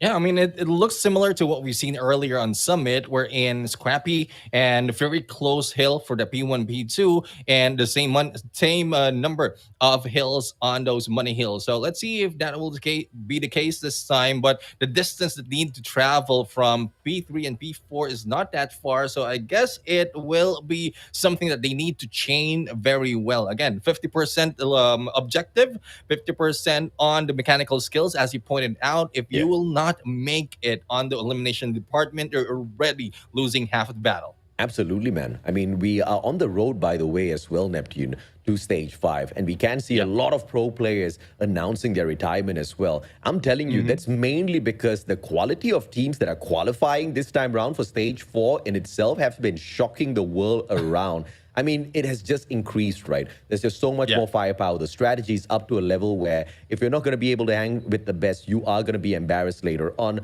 Some of them, you know, quitting at the top is really the best option sometimes because we are about to find ourselves some new kings. Where those kings are going to come from, I don't really know. But taking a look at the operator skills, I think this one is a 50-50, right? Because we've seen it as well. In the hands of pro players, they can work any of those operators. It's all about the timing of investment as well as what the backup is looking like. Because most of the time, we have seen two versions of operator players, right? One is the kind that leads the attack. He's right in front and potentially gets slain out. The other kind is waits for a little bit of assistance. He baits out the rest of his team members, but that's mainly to protect him whilst the operator is used for the maximum efficacy to pull off each and every single gunfight out there. And I think I like the latter a little bit more because that seems like a sound investment. Yeah, I mean, that just to point it out, it's Annihilator, Sparrow, War Machine, because it goes a distance, it provides a lot of damage, and you don't risk so much of your life in there. But let's see if that is the case this time around. So far, Forces Esports starting it well with a few points to their side. Takeover is not being done just yet by WDCX none. And let's see if they will be able to carry this towards the final stretch of this hill. And the Joke will be taken down, though. This is the start of WDC to go for the point. Yep, let's see if or not they can wrap around and get a little bit of the power position to be played for themselves as well. WDC Xenon's going to be resolving to hop on right into the objective, but that's not going to... Oh my God! What a turn and burn coming through from Godly. He does earn a couple of more seconds for the side of Xenon, but Forces Esports have found it once again. Not a lot of these power positions being played by either side. They just want to make this a scrappy hill, Neptune. Yeah, Scrappy Hill, all eliminations, all engagement, and let's see how it turn up. I think they're just investing on the operators and score streaks that they have right now, but Charity might be backstab, not really checking that corner, but I guess it is covered by their teammate, and they are now on the second floor. Few seconds already to their side, and the lead continues for the Filipino team. Let's see if or not Forsuits Esports can run away with this one because the spawns here anchored down for P2 by WDC Xenon. Forsuits just a little bit too far away. They want to wrap around from the right-hand side stairs. Not using scaffolding just yet, but player number 3, Joke, is thinking about it. CBR4, scaffolding entry. He pauses the clock for a little bit. Oh, and burned down by Bossy with a double. Like a boss, he goes for a double, and they still grab it, but Baki will be the strongest son in this series, and they will try to take the points back to their side. Only one remains in here on the stairs, and Bossy will be one who'll try to take over. Joker will be taken down by Prada, and let's see how much they can put into the offer. 4 seconds remaining in this hill. It is very close right now. We're in Forsus Esports had a huge lead earlier. Yeah, you got to play the map, and WDC played exactly that, taking over the spawns from Cranes, and they played the numbers advantage into P2. The bleeding was stopped for a little bit, but you saw them just wake up with the gunfights, man. Now, early rotations towards generators is going to be on the side of WDC Xenon, but the hill itself is flooded by Forsuits Esports. Big gunfights, and Xenon take the hill over, but they've lost the spawn. And they lost the spawn. They lost a few of their members as well. Only one remains. Good thing the backup is on their side. And Forsus Esports continue on with the point that they have been gathering from the beginning of this game. Joke, though, will not be joking around, trying to get away from all of those nades being thrown at him. Also a shot on Godly, but they're losing all this numbers and contentions being done. Quick turnaround. Quick reversal for them. 20 seconds remaining. Scrap points will not be given away, and they will bring it up until the next hill. Yeah, beautiful play for Forsuits Esports, not allowing WDC in. WDC, once they lost the anchor spawns at generators, they just didn't manage to wrap around out and take that back. They wanted to play Scrappy for the hill, just losing the focus just a tad bit here. You have to play takeoff down to the very T, down to each and every single spawn management, or it will be putting you on the back end. And clearly, the gunfights are pretty equal at this point of time. Of course, just going a little bit more to the side of Forsuits Esports because of how confident they are on inside the hill. Yeah, I love as well what Prada is doing right now. He wasn't there hanging back on the second floor. The moment he gets all those sound cues, they just pulled out that claw, thus eliminating a lot of the team from Forsus Esports. They still have a hold of this hill right now, though the lead is on Forsus Esports. They have 30 seconds to spare to probably get it close, if not tie it up. But Dolphin right now, second floor, will be taken down, and the rush and the break will be done by Forsus Esports. Dolphin has been struggling a little bit. This is the opportunity for Forsus Esports to continuously punish WDC Xenon. They're winning out their gunfights now. They have a slight advantage when it comes to playing their lives within the hill, and all they need to do is just double stack this hill. In fact, they are overdoing it by triple stacking. This is gonna go their way because if WDC gets scrappy, they can at least win out those trades, keep those numbers on the hill, and win out those crucial points because this is not too far away from each other at all. One hill could make the biggest of difference between WDC catching up or Forsuits really running away. Yeah, let's see if they'll be able to run away because they've taken care of the surrounding of the P1, and it has been an open P1 for the remaining 14 seconds once it's opened up, or from the beginning 14 seconds once it's opened up. But this time around, it is just contention after contention on the elimination, not so much in grabbing the hill time. Oh yeah, absolutely, man. And now WDC Xenon on the way back. They initially used the second floor off of that Aurora launch as well as scaffolding, playing those power positions, getting the perimeter slay before the objective players were able to soak up those points. But second half now, the Filipinos want it for themselves. Let's all share. Why can't we, they say, as they hop on in. And am I seeing this correctly? Bossy is only playing with one hand, or is this something of a trick from that camera that he has right now? Well, let's see if that continues on because WDC is on the losing end right now unless they turn it over to their side. The lead is on Forsus Esports, and Joke will be taken down as they wait for that hill to open up. Boss is playing with one hand on stage 4. I don't know. Yes, I saw that as well. This is insane at this point of time. 127 to 82. WDC struggling a tad bit. Chari doing really well with the Sparrow plays. Just needs to wait for Dolphin to show up as well. Finds the attack. CBR4 gonna find the rest of it. And the beams start even before the player shows up. Dolphin now gonna be showing up and steps it up as well. He has been able to find a couple of frags for himself, but it is 4 suits that have flooded the hill yet again, and keeping the numbers stacked on the hill seems to be the answer here for the Filipino side. Yep, and Forces Esports, despite of giving cover to both sides of the stairs, they still have a chance to go in from the spawns as well, but they are being taken down one at a time, but they are not losing the momentum that they have. One always remains in this P2, but that might be a loss later on because the Bossy is already on to the next hill, and let's see if the one-hand gaming, and I'm not talking about Kevin, the one-hand gaming that we have in Call of Duty Mobile from the Philippines, this is Bossy that we want to see to grab all those time in this game. Neptune, you need to go to Kevin and you need to ask him to make content with Bossy, bro. Both players just playing with one hand. You jump on into a duo here and go into a 2v2, try to dominate a couple of lobbies. I think it'll just make absolute brilliant content for Kevin. One Hand Gaming, shout out to the guy. A hustler indeed in the world of Call of Duty mobile content creation. Prada hopping on in. Claw has a couple of more shots out of it. Will run out of those opportunities. Fennec now running up towards the top, and it looks like the timing has been played well here by WDC. Xenon, but Prada peeking out when he wasn't supposed to. You have to love how Forsuit stacked that up, just waiting for the perfect opportune timing. Players respawn, went back in, and the break was unsurmountable. WDC couldn't fight that off. Yeah, they couldn't fight it off because Baki is here. The son of the strongest man is in here taking the title with the highest elimination on his name. Again, 3 of the players from Forces Esports has reached that 30 already, and that translates to the points that they have. Yeah. But with this next hill, it will be open up. So the timing that they need to do to go for the break is important, and they did so in the final moment, grabbing a few more. Absolutely, man. Let's see if or not we can see a turnaround here. WDC Xenon 212 struggling with just 100 points. The Filipinos running away. Pretty gonna be making them suffer a tad bit more as well. Split spawns coming on through. Me 6 opportunity, and it gets denied once again. Forsuits Esports winning out a ton of these gunfights, Neptune. And if this continues this way, there's just no way WDC gets this match.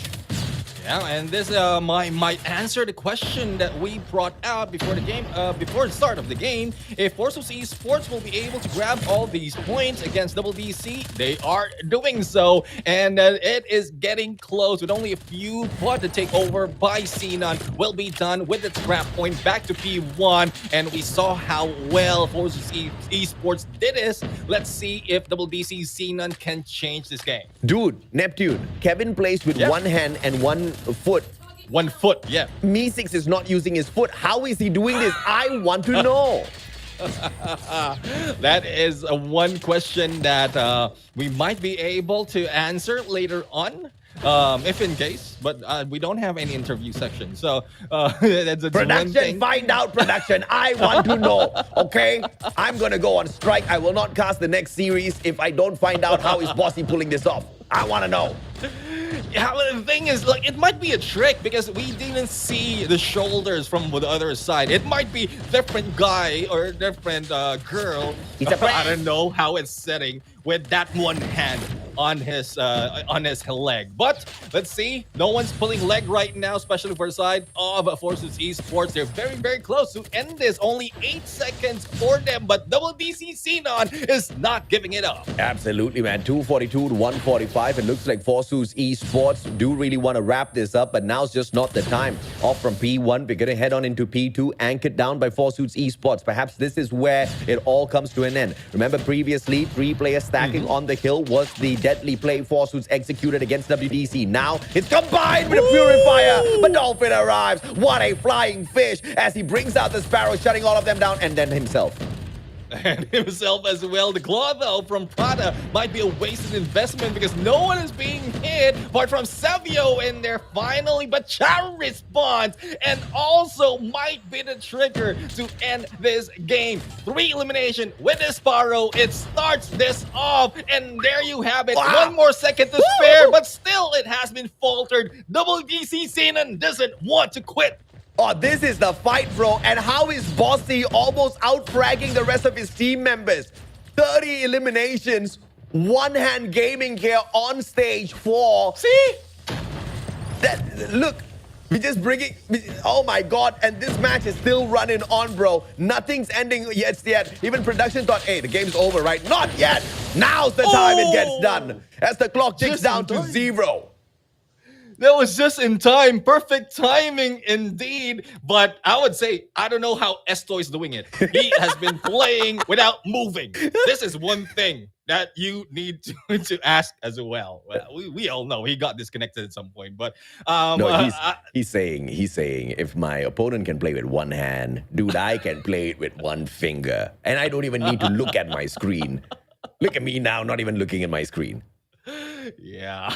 I mean, this is an awesome battle, but Forces Esports really showed who they are against WDC Xenon right now. And as we can see earlier, like we started off with 3 of the players with or in the mid of the game, we pointed out that 3 of the players had reached that 30, very close for that 50 from Esto, who really just stopped. I guess that's a reason why he didn't reach 50, because he just froze himself and doesn't want to go ahead because it's very close to that 50. You don't want to take that much of a lead in the elimination. And Bossy, yeah, it's an L for Bossy and team, but the guy 1 minute 14 seconds on the hill, 31 to 41, negative KD. Who the hell cares? Because the guy was playing with one hand.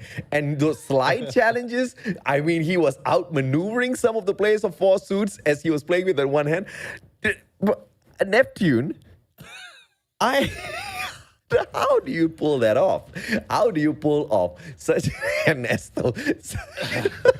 Oh my goodness. This match has just been so hilarious, bro. Oh, I mean, it's fun though. I see all of those Easter egg that we don't often see. Thank you very much, production, as well, because they're the ones who really showed up what we are talking about. But again, Bossy is something that, like earlier when towards the end, I think he was the one in the lead, and I'm still wondering why or how he is doing that with one hand, if he is playing with one hand. But unfortunately, that didn't work for WDC Xenon, because Forces Esports, they want to step into that playoffs, and they did it fantastically, especially on the final moment. Just 1 second to spare when we thought WDC Xenon can carry it over onto the next hill. Just 1 second was grabbed by Forces Esports for that dub.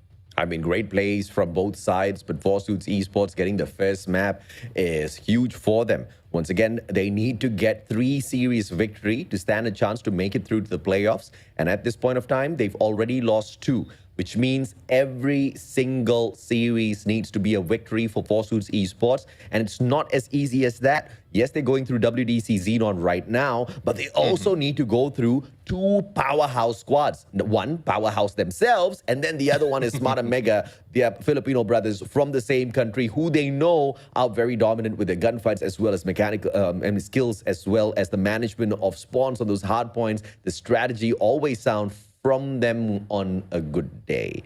And once again, that's going to be the difference. The thing is, like, we might want to ask both teams, Smart Omega as well as Powerhouse, be kind, but they are also trying to go for the catch-up on that top 3 in their group. So I don't think that will be the case this time around. And, well, Forces Esports just need to double it up. It's great that they were able to make it on stage 4, because we're seeing a new set of names, new set of teams right now. But Forces Esports, they might not be ripe just yet. They might just be in here stepping a little bit too early, but the potential is there, especially from what we've seen on the previous game. Of course, to an untrained eye, it would seem like, Neptune, you're making that assumption way too early in the competition. But if you are from the SMP region and you've seen the battles, which we have, from stage 3 itself for SMP. We have seen the engagements for Four Suits Esports against teams like Powerhouse as well as Smart Omega. Those are going to be some pretty tough matches. So, of course, we were looking for the initial pressure to come through from WDC Xenon to make it even harder on Four Suits Esports. And we were going to keep this as the benchmark as to where this team kind of swings, right? So they're keeping themselves alive here. There's a potential against Smart Omega, who have been 50-50 recently. But up against Powerhouse, it's still going to be a challenge. So there's a potential of 3 series loss here. And I don't think I don't think Powerhouse is in the mood to drop any more series after what Kagendra did to them. So they're gonna face up against a very strong squad there as well. So it's going to be a challenge all the way down to the final day. But I do agree with you. I think they've made it up to this stage already, which is great for a team that is pretty new in the grand scheme of things. I hope they learn as much as possible from here, because we definitely want to see them again much more stronger. We don't want to see teams stagnate at all. Yeah, exactly. I mean, the storyline for Forces Esports might be similar to what we've seen West Point Mambolo Kings has done, because they started at the bottom. They have been taken down by Titans from the previous seasons, even from previous stages. And this time around, they are very prime, not losing a match after day number 2. And again, Forces Esports might just be here a little too early, but once their time comes, they might be the ones on top. But let's see who will be on the top after this battle of Search and Destroy. It is now in slums. Let's see. As the first blood and the second one ripped away by Four Suits Esports. WDC Xenon facing a couple of flashes. That's so beautiful entrance, but Chari steals Dolphin away. Still couldn't do much in that situation as Prada, the final player, now tries to make something work here. It's a 1v4. Prada not in the best of situations. Yep, and time is counting down. The pressure is also building up. Let's see he will be able to do so. Missing that shot. Prada will be backing off, but information relay. Joe goes in, pull the trigger. You can't joke around like that with the players of Four Suits Esports. They will put an end to it. Prada thought he could just play hide and seek, man. Peekaboo. No, sir. You come back here. What I know, WDC Xenon will find that for them. No, it's not WDC. The logos are flipped. Four Suits Esports will find one for... Come on, production. No, don't pick me up like that, man. Well, that's the joke on us at this me, moment. Esther right now, the guy who is not... The guy who can't be...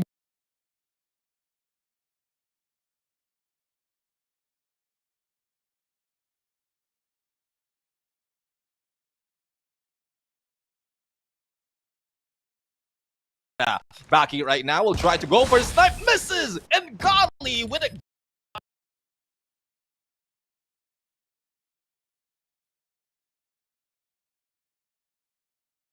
The 1v3. That situation once again for another player out of WDC Xenon. Prada couldn't clutch it, but Bossy 2 kills already. Might just show us exactly what this one-handed gaming can do. Versus Esto, the rock of Four Suits Esports. Let's see if they will get this. And Chari takes an easy one. Yeah, the thing is, like, I'm quite surprised, really, on how Bossy is doing this. Again, regardless of the result, even from the previous match, Bossy is an MVP in my list because of how well he's doing it with one hand. But they need to grab a few points. Now, let's see if this is something that they can pull out. Choke misses that opportunity, and no takedown just yet. Baki, on the other hand, will try to shoot, but also misses, as we are now in a standoff on the 2v3 for the side of WDC. Will they be able to defend this well? So we just got an update from Broadcast, who are watching Bossy play this with one hand. And they have generously shared this information with us. He's using his thumb to move, his index finger for a one-tap ADS to fire, and his right thigh to support his gyroscope. I mean, respect, bro. Respect. And he's still finding frags, huh? And in the previous game, he was still one of the highest fraggers on the side of WDC, which is insane. Exactly. I mean, support, again, that's one reason why I pointed out Evan earlier, one-hand gaming, because that's insane already, having one foot. What more if you only have one thigh in this game? And I'm not talking about the thigh region. I'm talking about Bossy thigh. But let's see if they'll be able to pull this off. Zebia right now, as well as Esto, the guy that can't be moved, is now moving around, trying to get away from all these engagement. They're left in here against the 3 members from WDCX. And Neptune, your casting is on a totally different level today, bro. I see the puns, I see the jokes. I accept them, sir. It's a challenge indeed. I'll keep up with you.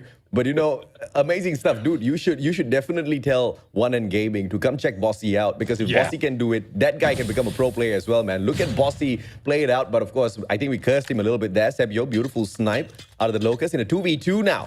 Forsuits eSports with a bomb, has to rotate around Prada, playing ring around the Rosie, literally. Esto tagged up, but the stone does not get taken down. Prada says, I'm more expensive. Shuts him down 2-1.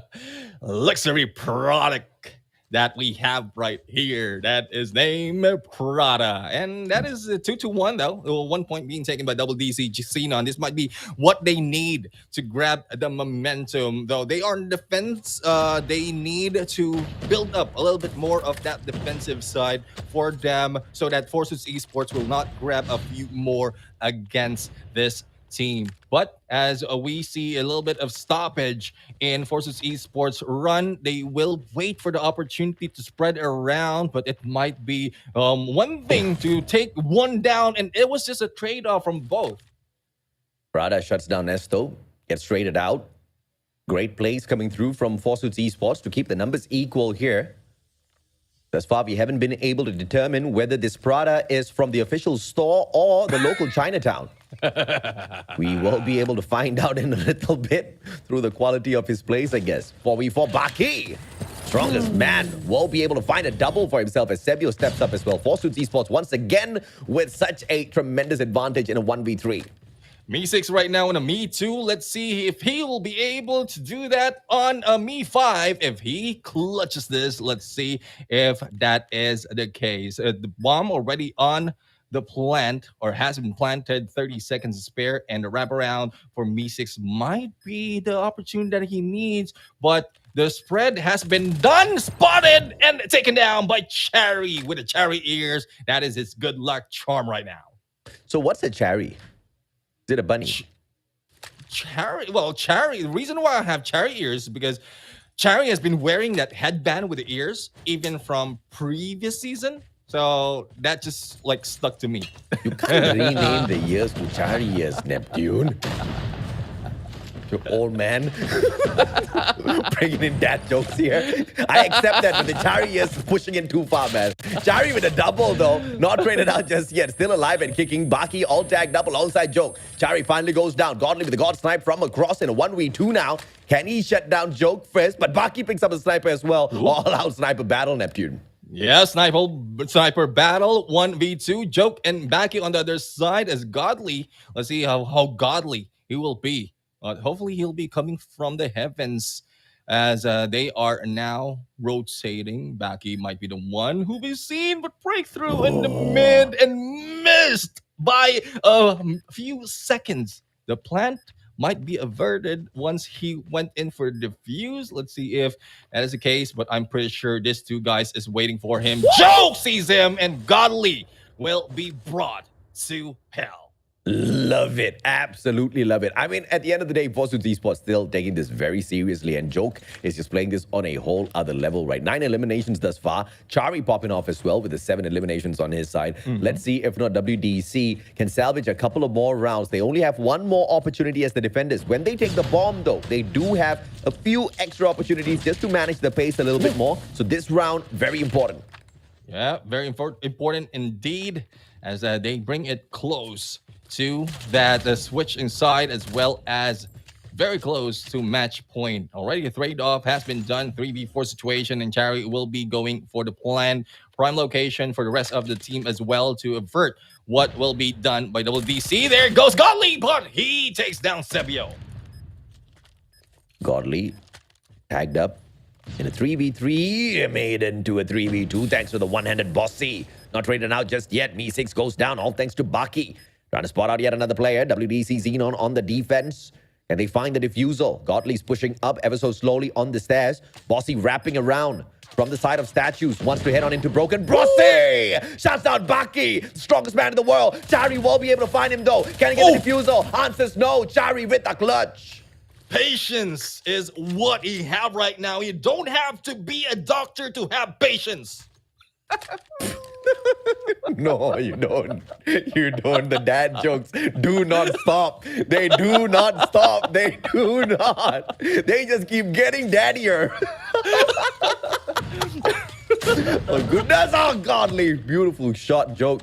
Took his head right off. Dolphin, everybody from WDC Xenon stepping up this time round. Maki all alone in a 1v5 now, Neptune.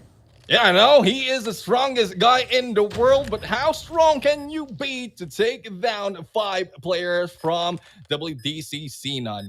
Going in from the mid, might spot those into the fountains, Whee! but he will be shot at, taken down. Me6 takes his 3, and a point will be taken by the Thai team. At this point, Me6 pulling in the 3 seems to be quite the mystery. Yeah. They're waiting for him to find 3 more for himself. So the mystery can clear up and he finally plays it exactly like his name. More than 6 might be fun though. Yep. Me7, Me8. Let's see of how much me he can bring in. But Chari takes down Prada. Dolphin responds against Chari. And Esto will be moving a lot right now as they have the advantage in this game. 2v4 situation. Me6 as well as Bossy will be left out to dry. And Joke and Baki combination in the snipe takes them down. Match point for Forsuits eSports. I think it's a little bit too much for us to expect Dolphin to get aggressive. Dolphins are known to be very peaceful creatures. They don't really mess with you. In fact, they're all about the fun, man. They're all about the fun. If you've ever seen a dolphin with a puffer, go ahead and Google it. You'll thank me later. I like to bring out the sound, but I forgot how to pull it out right now, especially with all the casting that we have. I'm not gonna do it. I'm not gonna do it. Don't tempt me, man. Chari with the double. Bossy all alone. Come on, show me a clutch, Bossy! And the quick score gets the tag, but Bossy burns him down. Gets away as well, repositions. Bossy with the boxing glove, but Chari catches him off guard. It was a 1v2. Bossy almost with a clutch, but Forsuits puts it to an end, 7-2. Esto still the rock of the squad. The rock of the squad. Can you smell what Esto is cooking? And that is what he have to pull right now. But I'm quite surprised how Bossy managed to get away from that. Imagine the situation that he's in, the quickness, the mobility that he has to go. He had to prone, slide, get away, and still manage to survive. If it wasn't against 2 or 3, he might be able to pull a clutch in that game. Here is the whole world of mobile gaming, especially in FPS, trying to figure out how to get as many as possible fingers on the screen with the 4-finger claw, 6-finger claw. Some people trying to squeeze 8 fingers in there. They can't fit it. They have to get an iPad for themselves, a tablet. But this guy, literally one hand, I mean, mad respect. And he's the MVP as well with the eliminate. Oh my God, boss, I respect, man. This guy, he's living up to his name. He's a boss. He's definitely a boss. Exactly. Bossy with 1 for an eye. That is what we have to expect from this guy as he grabs the game with one hand.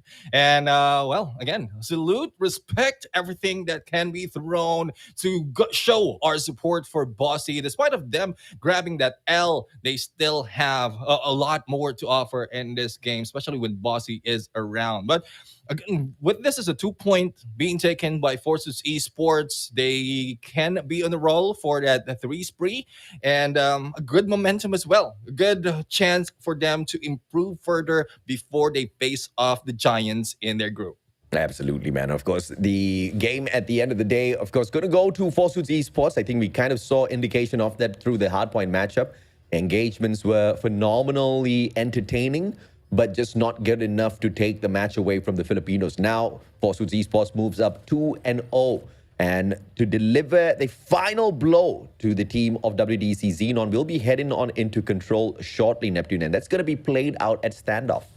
Yeah, standoff control. I mean, the map is a classic and the mode is quite new. So let's see how well can they play this through. But so far, it's the way I'm looking at it, especially in this specific map of standoff, there's a huge potential for a spawn trap that can be pulled off. Let's see if it can be done, because at some point some have attempted, but none really make it work. So this might be a chance for Forces Esports to do that, but WDC Xenon is not showing that they will be going down that easily. They might have gone down in 2 matches, but we saw the fight that they have in those games. Yeah, we definitely did, man. But, sometimes it's just going to be a GGWP from all of their opponents because, valiant effort, but just not good enough to shut down anybody just yet. And if WDC Xenon can't hang even with Forsuits Esports, I don't think they've got any bit of hope at all making it through the playoffs, because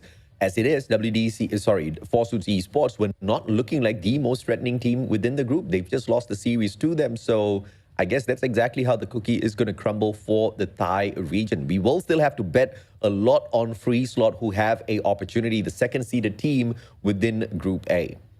Yeah, I mean, history has brought in WDC brand in a different level. And WDC Xenon is similar to Forces Esports, is jumping in here on a stage 4, trying to build a name for themselves. And it's just not favoring them. It might work similar to what we have been talking about Forces Esports for this time. But later on, once greater teams will be puckering up all that they have to reach a top 3, then they might be in there losing a few more of those battles. But I can't take it away from them that they have a great opportunity to improve, great opportunity to show up. And even if they had a chance to not really push through on the stage, they are here fighting.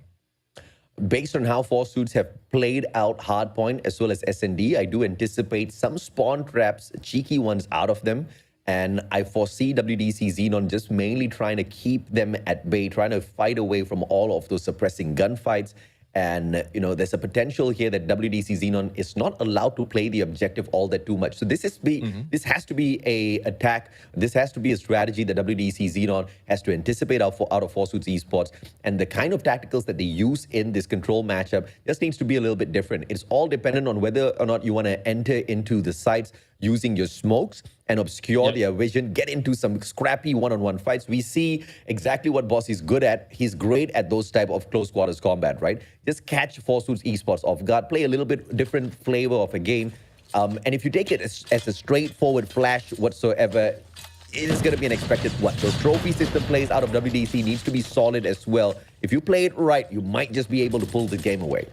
Yeah, let's see if who among these teams can pull a game away. So far, it's looking like Forces Esports, who's taking a lead in terms of the lives, but it is easily being traded by WDC Xenon. So in terms of eliminations as well as mechanical skills, it's quite balanced between these. It seems more of the objective that they need to focus. The defensive side would be the team of WDC Xenon. Thus, they are trying to push through behind enemy lines as 3 remain on the spawns coming in from the right, and they will be split spawning in here. And let's see if the team will be able to grab this first take coming from Esto. Yeah, so far the engagements have been pretty decent. Of course, WDC Xenon suffering a tad bit more, but the defense has been almost immaculate. They are going to be able to clear off a little bit of the markers on A as well, but the approach for it does not seem to be prioritized. They're wrapping around towards B. Joke still putting up a strong fight. The flash is the entrance in here for the site. And this is what I said WDC Xenon really needs to look out for. They need to play their smokes. They need to stop Forsuits Esports at the door, keep them guessing, and really stack some of these defensive hills for themselves. And, to counter that, the trophy plays need to be perfect as well. If not, Forsuits are going to continue this sort of a run. Yeah, and who's continuing the run? It is Cherry alone. And the 3 members from WDC Xenon is not pushing through because they only have 5. Make that 4 lives to play with. First take has been done on that Bravo, and the time is not stopping just yet. The cleanup will be done, and it is now up to the lives. 3 lives from WDC as well as the 25 seconds. Bossy still doing the best that he can to defend this area, but the capture is being done on that Alpha. Clear view for Bossy, not making that kill. Yep, beautiful plays as usual. It is going to be just one more life here. And Bossy's still beaming the players. A is going to be captured. Now, all 5 players rotating over. Baki trying those initial shots. Bossy knows that he doesn't stand a chance in a straightforward engagement. Waiting to bait them in towards Bakery. Nobody steps on out first, but by the time he peeks on out, The hill is lost, and standoff, they are down 1-0 to Forsuits Esports. Yeah, and can't blame Bossy in there for backing off. And that was a 2-stack. And then later on, everyone from Forces Esports was stacking in onto that capture. And he might not have gone into the engagement. At least he put up a fight, being the last member in there surviving. Bossy, though, responded with a God nade and started off the lives going down for Forces Esports. Now, they are the ones on the defensive, and they really need to make do. 3 goes down, though. Unfortunate for them, but a trade off as quickly as that, going side to side. Yep, and this is going to be the overextension, and it looks like Forsuits Esports are trying their very best to execute this spawn trap. They are pretty successful at the start of the game. None of the WDC Xenon players have been able to flood out of their own compound. They take the hotel shortcuts, and this is going to be the back alley access straight to a gas station, and this is won out by Prada. So this big win is going to help him circle around, but in the meantime, the rest of Forsuits Esports already at the home of WDC Xenon, slaying their players out. Esto with the Purifier as well, not giving WDC a chance. They need a lot of prayers, and prayers has been responded by Godly as Esto has been taken down. 11-18, Forsuits Esports in lead in terms of lives, and no capture being done yet by the blue team. Sevilla, though, initiating the approach that they did earlier, trying to stop everyone who's coming from the spawn, and only one will be caught. It is Bossy, who we know can get away that quickly, as well as the backup will be coming in. But how much can they put in this game? It's half of the lives, as well as only a few seconds to play this match of control, and Forces Esports is looking at another point to their side. Truly no disrespect, and I say this out of just pure assessments, right? If a one-handed player is out-fragging the rest of his team members, WDC Xenon has got a lot of talking to do once this series is over. Everybody needs to catch up. And if they can't, they need to learn from Bossy how to just use that one hand, because clearly he's got the answers. He's got the ways. 12 eliminations thus far, doing all of the heavy lifting with just one hand, bro. And that shows the He power. Can he is me to hell.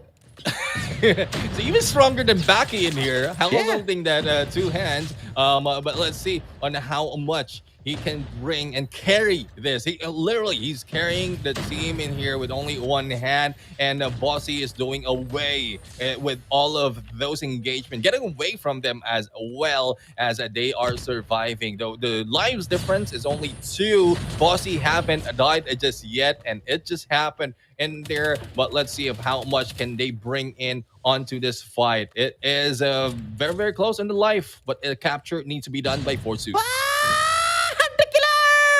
And hunter-killer drone, Baki's hunter-killer drone, traveled all across the world and still found one for himself. I do not know how you get caught out in situations like that at a stage like this, but I'm going to take every single joke that comes my way, man. 14-16, it looks like WDC Xenon struggling just a tad bit here. Forsuits Esports not really putting up a good show on the attack this time round, so props to WDC for really holding them back, and this seems to be a very decent defense. Indeed, I mean, the Knot is pushing through with 10 seconds remaining, and they might be able to do this as them side a little bit of favor, grabbing that 1 point. And again, this is WDC free slot not giving up in there. It's very, very close. Only 2 seconds to spare. The time has been stopped, but with that nade coming from Dolphin, it will be averted. But still, contention and contention will be happening as the time runs down. 1 point goes for the WDC Xenon team. Oh, very well played this time round by WDC Xenon. They were just, I mean, there was just one big improvement there. They kept up with the gunfights, and this time they managed to play their trophies a little bit better. All of those flashes, all of those tacticals out of the side of Forsuits Esports, even the lethals were prevented, and they just kept it to the gunfights, and WDC stepping up in that department as well. Great plays from them, but now the tables are turned once again. Forsuits Esports on the defense, which means WDC will be in a tougher spot. Yeah, tough spot for them right now. They lost 2 lives against the 28, but quickly the trade-off has been done. Sevio, though, with Annihilator doing a lot of damage, but it might be the same case that we've seen from that match number 3, round number 3, because it has been slowed down, though, but it is just WDC being stuck into one side as Forsuits Esports is trying to cage them in on a spawn trap.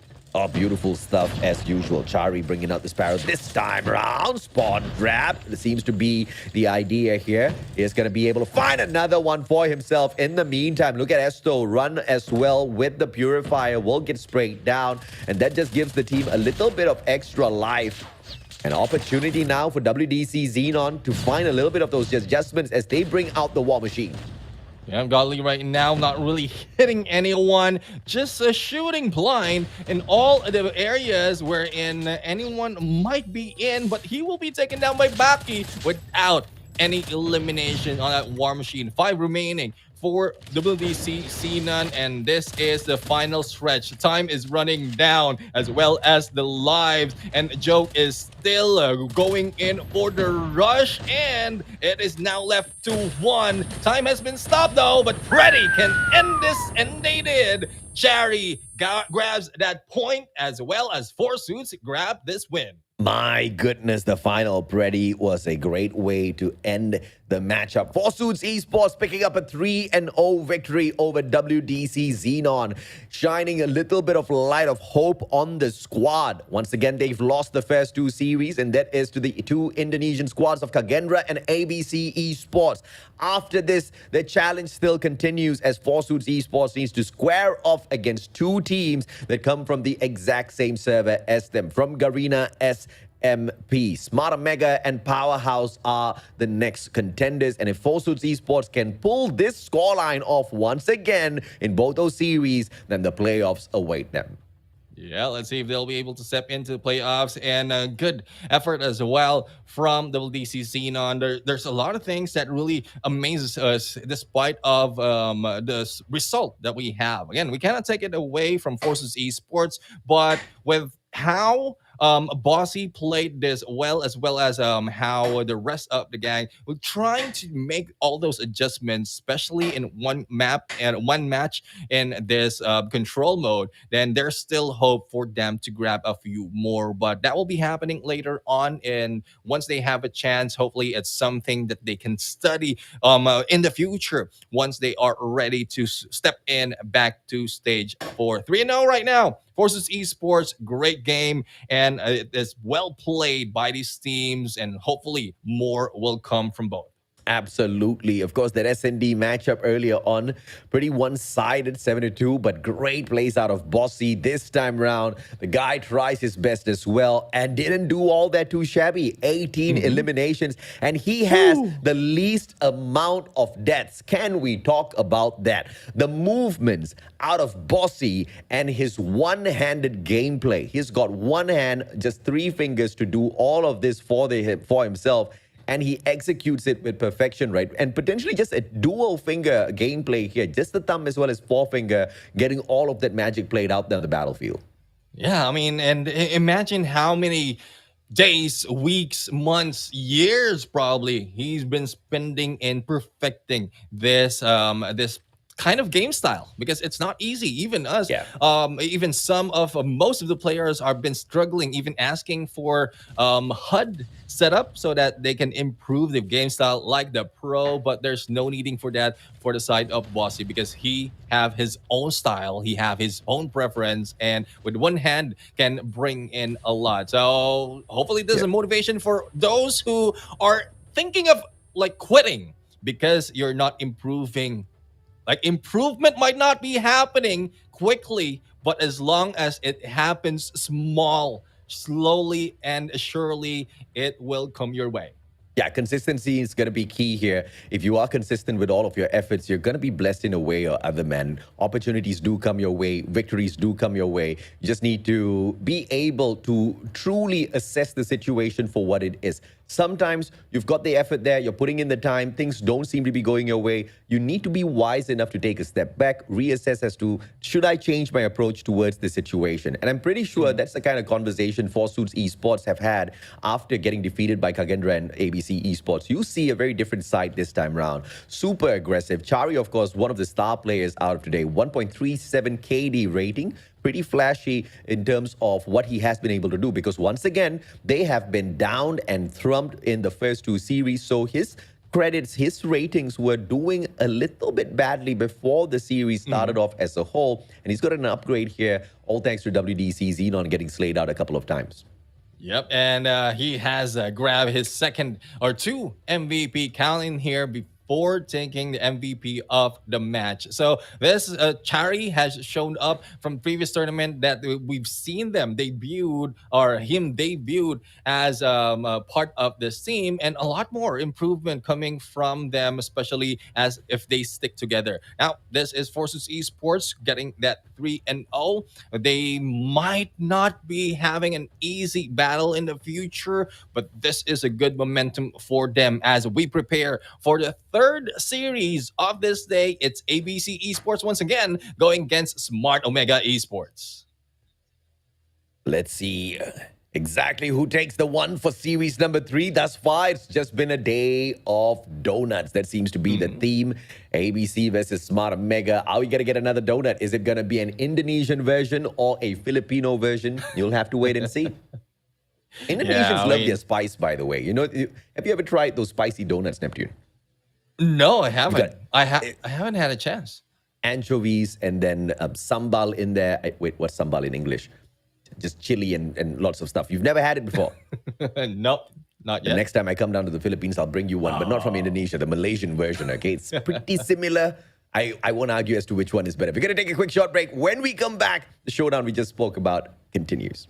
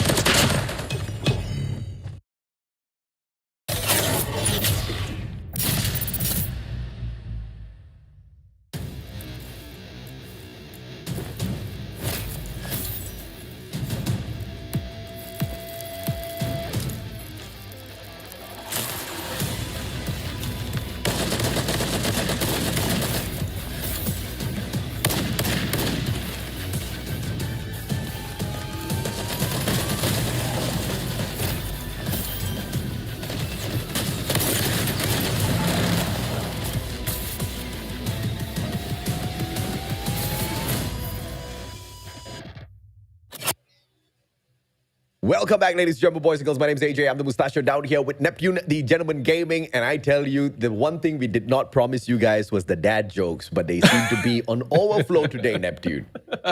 Yeah, I mean, the daddy is here to bring you all those jokes. So Hey, make you had sure a you kid put out recently, all too. those notes. Yeah, I mean, she's 5 months old. So I'm preparing all those stuff so that when she grows up and she will notice all of those, she will be able to put it into play on her own words. So I understand where all the dad jokes are coming up from. You're practicing. yeah. You're practicing. You're getting ready again. Huh? Brought back some old memories. I like this, man. I mean, today has been a really fun day for sure. We have seen 2 donuts thus far. KAGE serving it up hot against ABC. ABC won't mind. They love the spice from Indonesia. And Forsus eSports dealing it hot against a squad that was putting on some great fights out there. It just wasn't good enough. The Filipino squad wins that out, keeps their battle alive within this Group B. ABC Esports has got their second opportunity now. This is against Smart Omega. And Smart Omega has been on a 50-50 run thus far. They started off the group stage here with a loss against Powerhouse, a team out of SMP. And the problem here is it wasn't a 2-1 loss. There was a lot of questions, man, especially in that hardpoint matchup, Neptune. Yeah, I mean, the questions have been thrown even before this tournament began. And Smart Omega really is not showing that they are the ones primed to go in. Again, no offense to the fans out there. I'm pretty sure a lot of fans are out there, but it depends on the result that is being shown. And we're just basing in on the result that they are showing. So on the questions before we went in the break, who's going to bring in the donut? Will it be a spicy donut? And not quite sure if you were able to taste the local donuts that we have here. Not the ones from the stores, but the ones from the market. It's just a donut and sugar smothered on it. So sugar and spice, and nothing is nice in this battle. I mean, sounds like my kind of donut, man. I love them sweet for sure. Smart Omega Esports going up against ABC Esports. We have seen greatness out of both of these teams. ABC once again with the victory over Forsus. The defeat against KAGE was very understandable, but it was a defeat that they took with grace. It was a defeat where we saw them go all out. Summit Hardpoint was a phenomenal battle. And I mean, I hate one-sided matches, man. I can't wait for those kind of games to be over. But in the battle between KAGE as well as ABC Esports, dude, it was keeping me alive. It was just pumping me with an unending flow of adrenaline, right? That's the kind of matchup I hope we see between ABC as well as Smart Omega. Yeah, I mean, it might not look that exciting when we look at the 3-0, but when you look on the underlying factors that brought them there, it really is exciting. How close it was on that hard point and how much trade-off has been done on that search and destroy, but it's not so much that KAGE will be letting that go. And it's only Control that we've seen ABC Esports really faltered with a 3-0, but even before that happened, even if ended for each round, we saw the fight in them. So let's see if that is the case, or if that is one thing that can motivate ABC Esports as they face along the giants coming from the Philippines, which is the giants who have or who's having their legs cut off right now because they're coming in short in the performance that we're expecting them from. Yeah, absolutely, man. I mean, questions have been asked up to this point, and this is one of those series where I guess we're going to get some answers. If Smart Omega shows up strong in this one, I think, first of all, it will confirm that they are super inconsistent, but second of all, it will still show the fight within them. It will show the fight within them against a team that is pretty hungry as well. Once again, like you mentioned, Neptune, the scoreline of the 3-0 defeat against KAGE doesn't really speak volumes, but the gameplay itself really showed us the potential. But let's take a look at the lineup here of Smart Omega. Nothing changes much. It is going to be the same roster that they started off the stage for with Edra, Candy, Caps, Risky, Tin, as well as Whoopi. They step up to the plate to defend their honor, which has been wrecked in the recent past due to inconsistencies. Yeah, and hopefully they'll be going in for the consistency in this game as they face it up against ABC Esports. And we know for a fact that this is not the first rodeo that they went in against this team. It has been so many times, so many instances from the past that they they dominated this matchup. So I guess with how Smart Omega is playing it this time, even before stage 4 and up until this stage that they have all those 3 losses, then it might be good motivation for ABC Esports. But let's see if that is case. So far, not so much for not so much pressure as we look at the players coming from Smart Omega. I mean, it seems like they are calm, cool, and collected. But let's see what happens after one game ends between them. It's going to be Evelyn, Gonzis, Jeff Pro, Swagzy, Tricksters, as well as Vels, who hop on in here to represent ABC Esports. As usual, Jeff Pro with the fundamental plays for the squad. But the one guy who has been stealing a lot of attention has been Tricksters, bringing in that Aritech AMR. He has been pretty accurate. That S&D matchup, of course, you know, through the wins, once again, doesn't really speak volumes, but his performance out there was truly phenomenal. And I'm waiting to see what he can do against Whoopi later on. Yeah, let's see what he can do. Snipers against snipers, crosshair against crosshair. But that will be happening, well, on that search and destroy. Probably control as well if they pull those scopes out. But ABC Esports, again, we've seen them play earlier. It is a great showing, especially with Jeff Pro in the mix as well. It's been a while that we've seen this guy play. But from what we've seen from that initial match against Kagendra, it seems that the firepower and the aggressiveness, the rush gameplay has been a loss for this guy. Probably it's part of the tactics just to build that chemistry with the rest of the team, but hopefully he can bring that back because that's where he really dominates the game. I absolutely agree. And I'm just curious as to what the Smart Omega plan is going to be here, because if all ends badly for these two veteran squads, and when I say two, I mean Smart Omega as well as Wolf, who has been challenged quite a little bit within stage 4 as well. If they do not make it through, I'm going to be a huge proponent for the suggestion of the two teams just merging up and forming a type of Kagendra within the Philippines. I think that would be super OP. I think that would be a little bit of a crazy team up that none of the other regions would be expecting, just to make SMP a little bit more threatening and stage 4 for next year a little bit more shocking as well. Let's take a look at the head-to-head here, Neptune. Not a lot of numbers for us to be impressed with, but at a stage like this, as long as you're on a positive KD, I guess we're going to take it.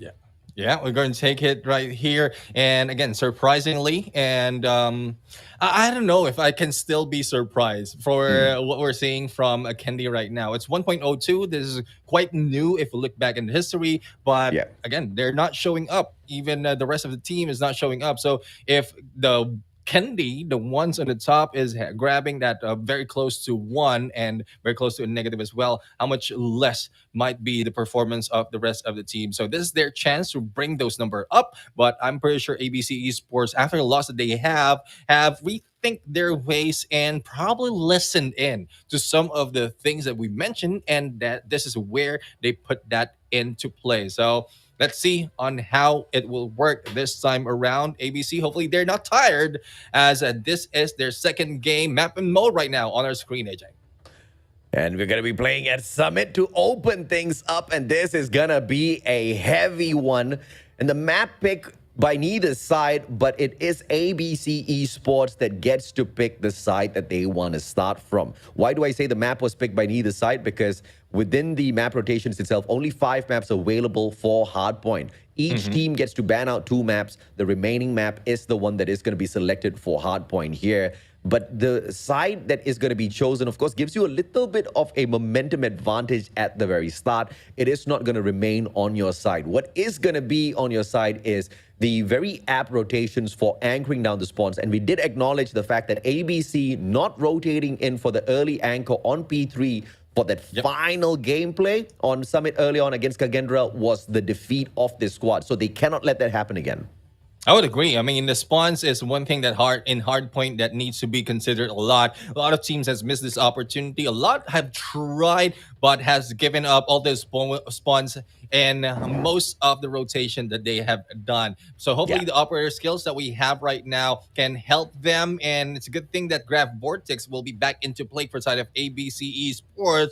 But Whoopi right now pulling out that equalizer. And I know how you feel about this weaponry. And we'll see on how this will fare for the team of Smart Omega Esports. Yeah, I mean, I usually hate the equalizer, as in I hate to play it on my own because I suck at using it. But these players are very proficient. Once again, man, equalizer, you need a great amount of capability within the game in itself, especially if you're going to be the guy who's breaking the hill on some of these hard points, and you bring out that operator in terms of the investment is going to give you a good advantage.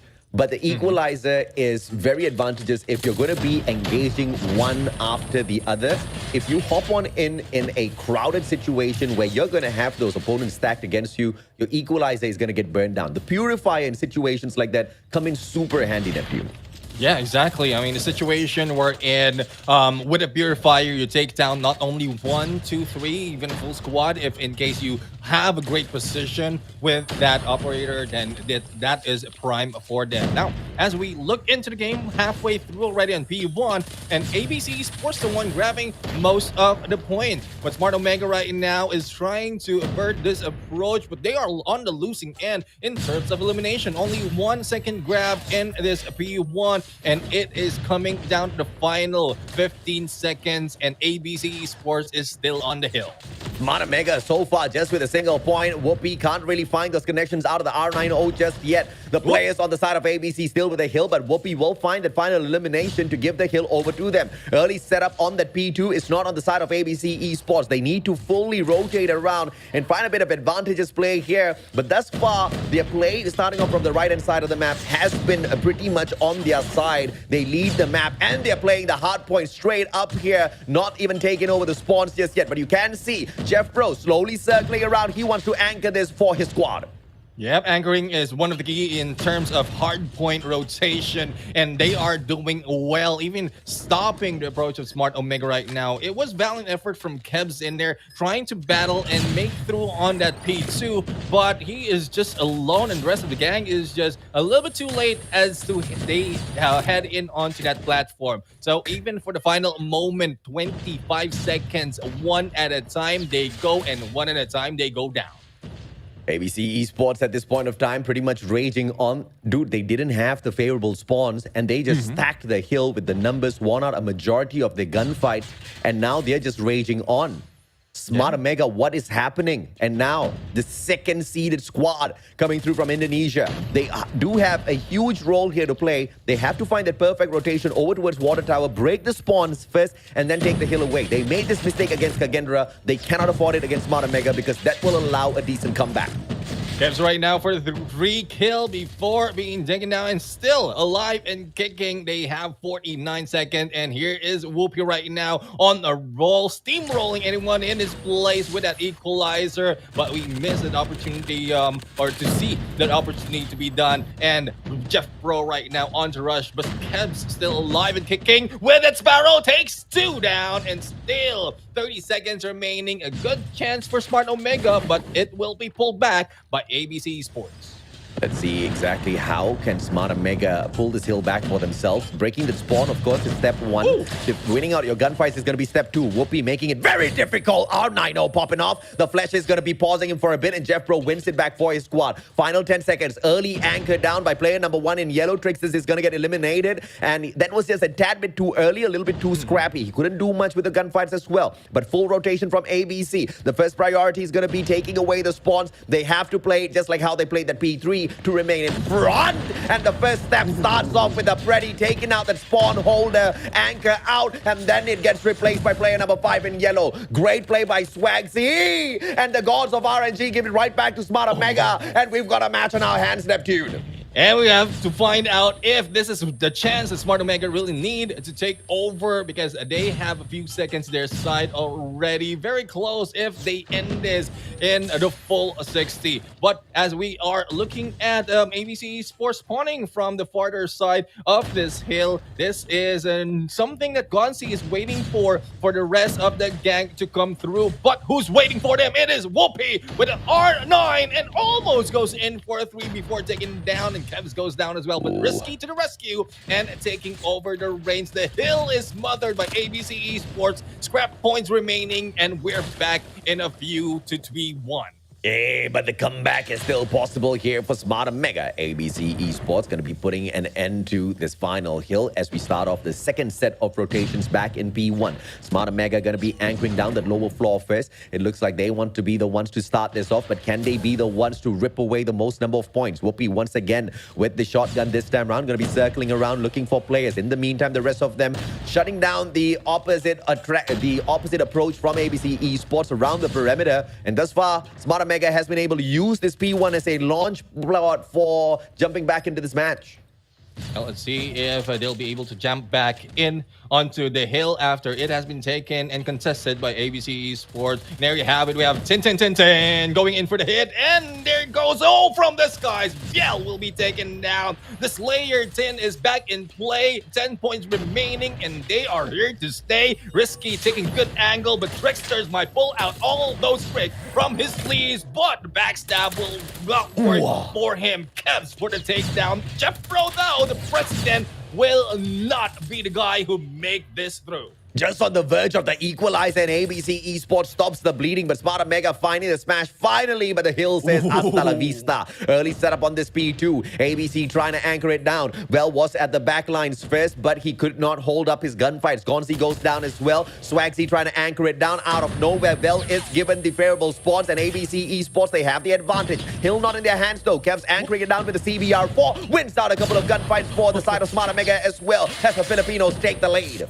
He still managed to survive before the teammates grab in. Gonzi right now slays everyone inside. And Kendi also goes down. 3 already for the side of Gonzi. There goes the 4th, but no, Kevs just runs in and take back all those elimination. Pretty will not work for the side of Smart Omega as ABC Esports managed to survive 4 on the plate, and they are still going on. 17 seconds remaining in this hill. Kendi is just waiting for anyone to pick in, and the backup even has been taken down. Swaggy with all that swag, making it cool for the final scrap point. Marla said, ask and you shall receive. I asked for a hot match, and that's exactly what we see. 146 to 122 now. The rest of the points going to be picked up by ABC. Early anchor for Smart Mega on this money hill. Preddy comes on down, but finds nobody but one. Hangs around in the air long enough to get all the information. Big brain play from Smart Mega and stops the push a little bit as well. Purifier on the play, gets shut down. Sparrow on the entrance as well. Gonzi needs to be very tricky with this. And he does manage to shut down Whoopi as well. The flash will connect, and Gonzi takes himself out of the equation. A little unfortunate. And on the opposite side is going to be Kendi with the War Machine as well. Smart Mega, they find the comeback once again, and they equalize against ABC. Equalized with 30 seconds to spare. Kendi right now on the approach and takes down those who are running through onto this hill. Even goes in for the slide. Takes down Trickster into the process. Now a little bit too far though. Behind enemy lines, Quagsy will be going down. And here comes a Hunter to hunt everyone. A little bit too early though for Kendi, but this is part of the plan. They need to prepare for the next hill of a battle. And even before it closes, they have a chance to make it through. Whee! Okay, 200 killers. Both do not find their mark, but Gonzi's God Nate finds Whoopi. And now the entrance to take away the anchor spawn. Smart Mega in front, ABC with a great big fight. They drop the smoke first, obscuring the vision of Smart Mega. And this it just makes it so difficult for the team in blue to play the defense. ABC hopping on in straight into the hill. Big brain play out of the Indonesians. Can they wrap around as well? Player number 2, Val. He's got the Purifier. Does he want to take the spawns away? Not yet. He wants to hold on to the points. Gonzi's there to back him up as well. And the equalizer out of ABC Esports. What a match we've got on our hands here. Smart Mega, they still hold on to the spawns though. They still hold on to the spawns, and this guy, number 4, goes in for the rush, making all those risky moves, as well as the claw, just clawing and struggling to go in for that anchor. And let's see, with remaining 20 seconds, how much more can be put in. Will they be able to reach that double century mark? Yes, they do. Risky right now in 3 spree before being taken down, and Gonzi is the guy who does that. It's so quite too close right now, even a scrap point, and this might be tied before we go back to the next cycle. Back and forth we go. Jeff Pro struggling a little bit with the engagements, but that's not going to be too much of an issue for the squad at all. You do have a couple of players just raging on, and Gonzi picking up the 33 for himself. ABC Esports once again. This time it's a fantastic start over here at P1, and they will be the first team to hit the double century. No pause comes through from Smart Omega just yet, and in the nick of time they hop on through. It's going to be Tin this time with the Purifier. Risky from the back as well, but Trickster smashes two players with the War Machine. The bleeding is still stopped. The fight is still on. Risky this time round is going to be Whoopi as well, but ABC from the back without their gunfights, and they hit the 200, but Smart Omega back on the hill. Kenny right now, War Machine in hand, trying to stop those coming through the door. He hits that pillar and goes down. Whoopi on the other hand, still with that R9. Joe going back and forth. The same goes for BL, but he will be taken down by Vans. It's very, very close right now. Both teams are reaching a 200 mark and 10 seconds to spare onto this hill before they head into the very, very close P2. But it is not over yet for ABC Esports. They have good coverage towards the entrance of that P2. Because right now missing a few of those shots, but managed to survive, and they are now about to open this on this game. A 12-point lead. Smart Omega on the hill. Favorable spawns in the hands of ABC Esports. They smash it from one side. One guy with the operator investment capable to change things here is going to be Kevs. On the opposite side is going to be Gonzi. Do they invest it here or do they keep it for the money hill on P3? It has to be the money hill, so this one's going to be scrappy. ABC fighting back for it, but a one-sided flush from the right-hand side gives the hill back to Smart Omega. Trickster's trying to slay. Gonzi pausing the bleed. He gets the win for those kills as well. 207. Kendi backs them from up top, and this is going to be making the world of difference. Trickster's all caught out, and he gets one with the trophy system as well. 209, and they're catching right back up. And this is the catch-up that we keep seeing from the start towards the end. But let's see if this is ABC Esports who will be grabbing the lead. No, it will be taken back by Smart Omega. Early preparation being done by ABC Esports towards that next hill. And this is where the investment will be pulling through. Tin right now will try to break off onto the fence. And it will be set up by ABC Esports. But Konzi has a different thing in mind for him. Jeff Pro, the same goes with 2 seconds spare before he opens up. Claw has been pulled out. Purifier taken down, and it is ABC Esports this time to grab this point. That's a big play, bro. Double operator investment. 2 on standby. ABC Esports, they have the advantage to wrap the game up right here. Freddy's going to be whipped out as well. Player on the rotate round, not going to be finding the hill just yet. Equalizer this time round from ABC Esports as they find the 234th point. The players on the side of Smart Omega stacking the water tower, and one rotating from the back is going to be kept to the big play. CBR4, but it gets shut down by the Sparrow this time round. The operator solid out of ABC, but Omega on the hill, broken by Well, and back and forth we go. 5 more points for the Indonesians to win this out. And this is Lost Cause, 250, 237. And it was just the spawn from Smart Omega a little bit too far from that hill that cost them this game. ABC Esports on the roll right now after their loss against Kagendra. And who they took down? It's Smart Omega from the Philippines. Skra! What a game. That's the kind of match I live for, baby. And dude, Vel, what a fish tank right behind you. That's my dream, man. Dude, marine tanks are expensive, bro. But you know, the Indonesians are very well known for their fish caping capabilities. And, you know, you've got a few world champions in the IAPLC from Indonesia as well. Crazy stuff, man. Indonesia, just talent all around the place. Yeah, I mean, hopefully I will be having my PhD, because I need a lot of patience to grab that and set that up. I saw how you did it with yours in your home, and it's not that easy.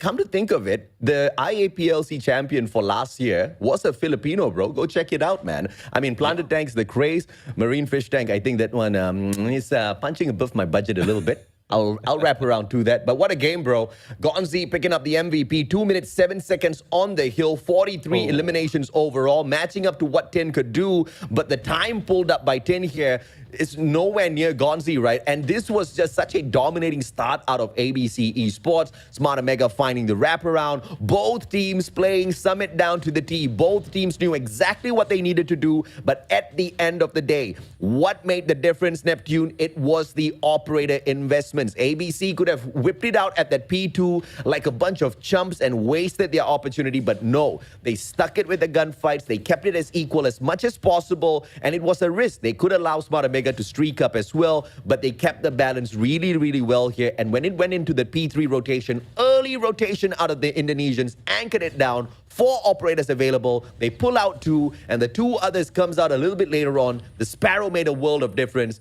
Such a beautiful game. Yeah, indeed. Beautiful game. And in a bit, through this highlight, we are going to see that final moment. But this is where the claw investment really has shown for Jeff Pro. This is the final moment where Viel whips out that purifier and no one can push through, especially with the spawns that has been given to Smart Omega. Thus, they weren't able to stop the time. 15 seconds remaining, and it was grabbed by ABC Esports. But regardless, it is a very, very close fight. The back and forth has been happening, hill after hill, cycle after cycle, and towards the end, it was just ABC, right, counting 1, 2, 3. You know, I've got 3 dogs, right, Neptune? Yep. Zeus is the baby of the family. He's the biggest dog that I have. Eva is the oldest one, but she's the youngest. She's the oldest one, but the smallest dog. She's a beagle. You know, beagles are well known for their capability to sniff anything out in the world. But when Eva was a puppy, she was my first dog, and she was at home, I used to buy her a bunch of treats. And she couldn't finish the treats because she was just way too small. So what she used to do was she ate it halfway, and she used to hide the treats, okay? And sometimes she hides the treats, and she forgets where she hid them, and she couldn't find them anymore. That seems pretty similar to the stats that Smart Omega have been hiding all this while. They now have lost sight of where the strats are. They can't find it, bro. They need to find it for this S&D. Yeah, I mean, it's a difficult thing about losing. You don't know where you place them, and misplacing one thing, like specific things, is one story. Strats. Hiding strats and finding them later on is a different one. So let's see if Search and Destroy can give them that opportunity to bring in the microscope or magnifying glass to probably find those strats, because they might be the ones on the losing end as they have the few more takedowns against ABC. Let's see what the wraparound is like this time at Tunisia. It's going to be the game of the snipers. Tricksters leading it for the side of ABC. Smart Omega has got Risky and Kendi, but I guess Risky took a little bit too much of risk hanging out on the balcony. One more for Tricksters, maybe.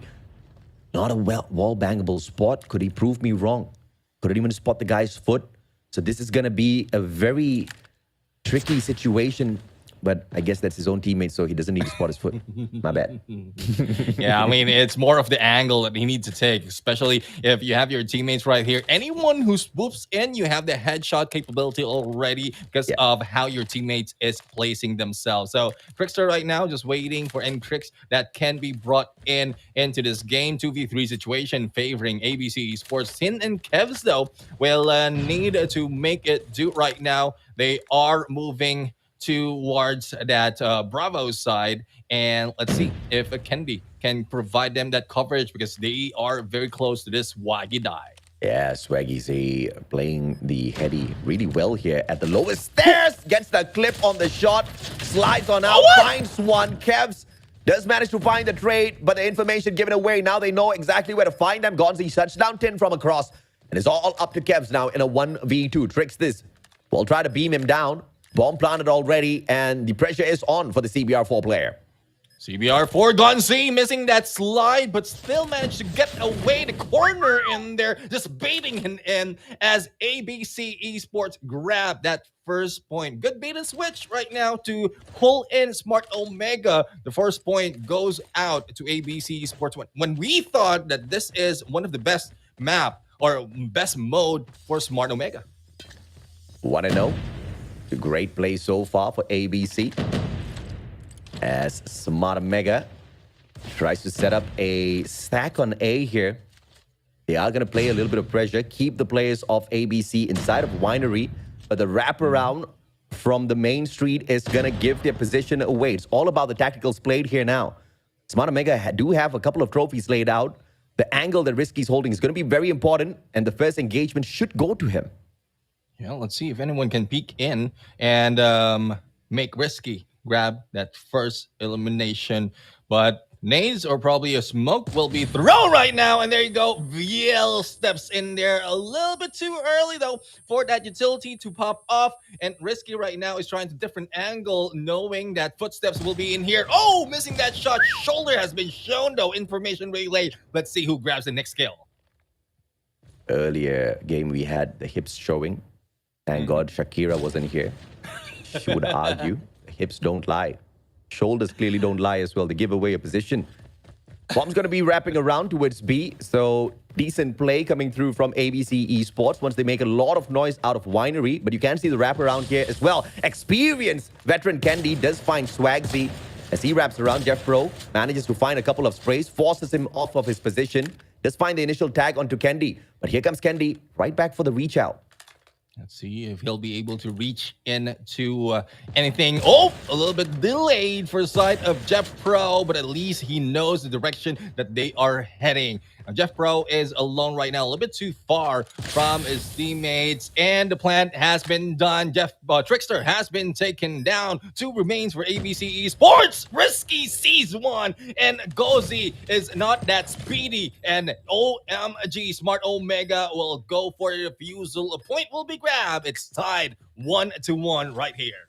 Definitely better snipers on the side of Smart Omega from historical data, but ABC Esports on the attack, they just need to play some of the tacticals a little bit better. That A just got stacked up a little bit too much. So smart defense out of Smart Omega just to prevent it. And they're just going to be stacking that one player on the opposite side on B. And they're going to depend solely on Whoopi's snipes to anchor that spot down. Everybody else going to be focusing on A. And this is the strategy that won them out the previous round. I expect it to go their way as well again. Yeah, the thing is, Whoopi is not grabbing a snipe. He has a Fennec in hand and probably just an information gameplay for him. If in case he takes down a sniper, then that's where he goes and pulls out the crosshairs. Oh, shoulders being shown once again. Risky missing that shot. Let's see if the rotation will work. Gonzi right now just peeking in, but Risky sees Jeff Pro and grabs a different angle once again, but this is a risk that you don't want to take once Risky has his sights on you. I mean, I was about to question why Whoopi was not sniping, but when Risky's performing this well alongside Candy, I guess you don't need Whoopi. He is going to be able to do a great... I mean, no, because he's a great flex player, right? The SMG is great in his hands. He's going to spray it down. Risky once again performs very well for Smart Omega, and this gives them the numbers. Trickster's in a 1v4, tagged up as well inside of Winery. One grenade can do him in. Trickster shuts down Whoopi, though, finds the grenade. Just gets tickled by it, quickly repositions, so no shutdown just yet. Yeah, 36 seconds and the bomb is on the ground. Trickster thought that we thought that he will be backing off, but it is a trick that he have right here to make them think that he's already gone from this area. But he peeks in. Let's see who he sees. It is Tin who sees him. And there goes a point grab by Smart Omega. 1v3 is not favoring Trickster at that point. 2-1. Smart Omega definitely are desperate to win back this one round for themselves. Sorry, not this one round, this one map for themselves. And set themselves up for a series victory for a sweep later in Control. But it has to be a hard-fought one, and Candy makes it a little bit of an easier journey, finding the first frag. The stack got to be this time. It's smart for ABC to switch their objective over to the opposite side, and they have the advantage. But Risky, already in prime position, couldn't find the tag, backs away, but Kev strikes from the back, and he will be able to find one alongside Whoopi as well. Advantage now to Omega.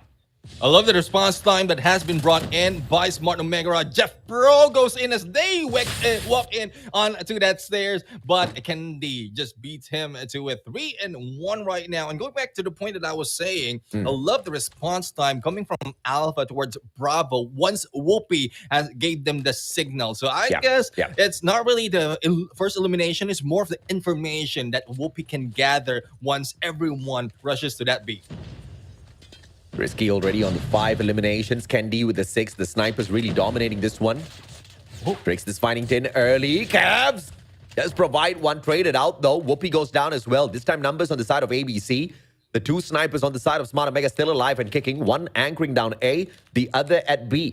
But Kendi slowly wrapping around towards the mid part of the map as Risky repositions towards their own spawn. From the base, he should be able to play a little bit of pressure here. And the exit from Winery, this is going to be an important frag, and he gets it.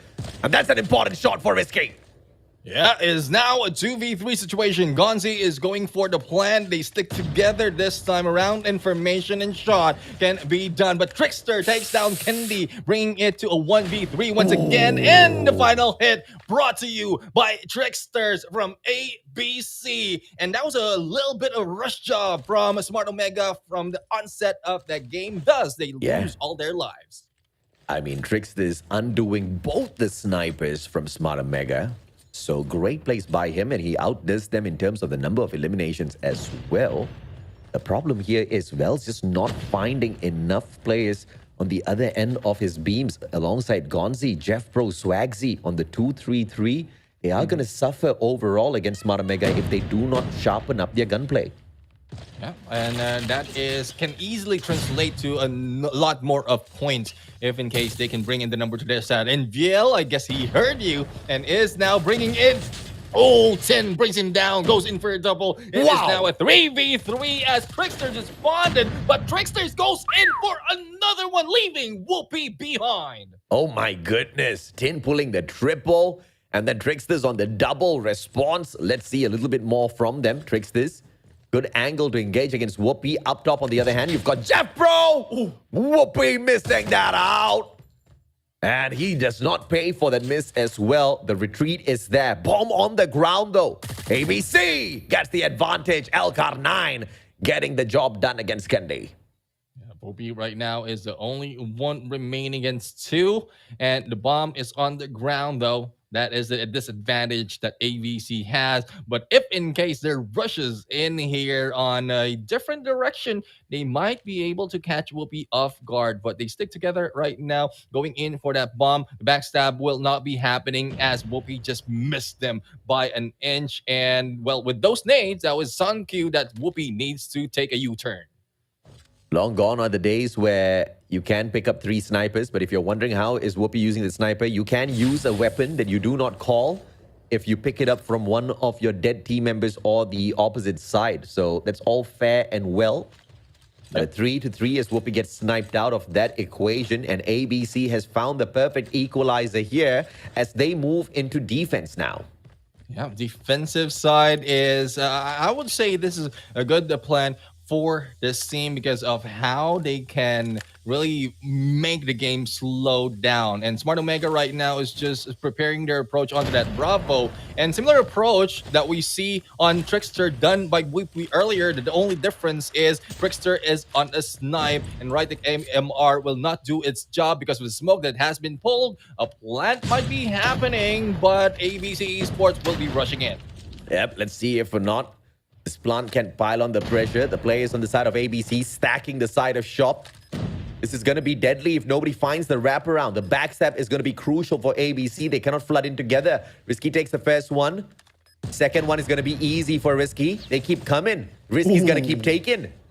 I mean, ABC Esports made that too easy. Fourth one. Oh, the Quadra sneaked away by Kendi. Well, the final player now, Neptune. LVL right now in here. Oh, loses a foot, loses an arm, and they're on the final hit. They just auditioned onto the sniper, loses one of their players, and the 4 point that have been taken by Smart Omega brings them the lead, brings them closer to the target of 7. But let's see if the attack can be averted by ABC Sports as they head over to the Alpha. A little bit of rush, AJ. Yep, beautiful rush coming on through. The players do drop like flies, though. Gonzi all alone, and Kendi sorts that out. 5-3. Smart Omega, so much more confident, so much more proficient when they pick up that bomb. On the attack, they dictate the pace, and ABC just cannot take the floods.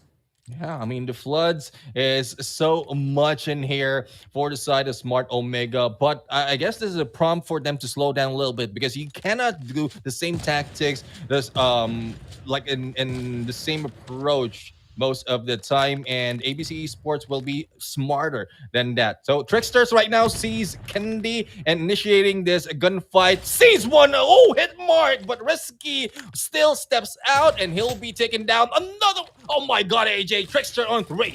The guy's just crazy, bro. Gonzi provides one as well. ABC on the comeback. Final play at 10 with the Fennec.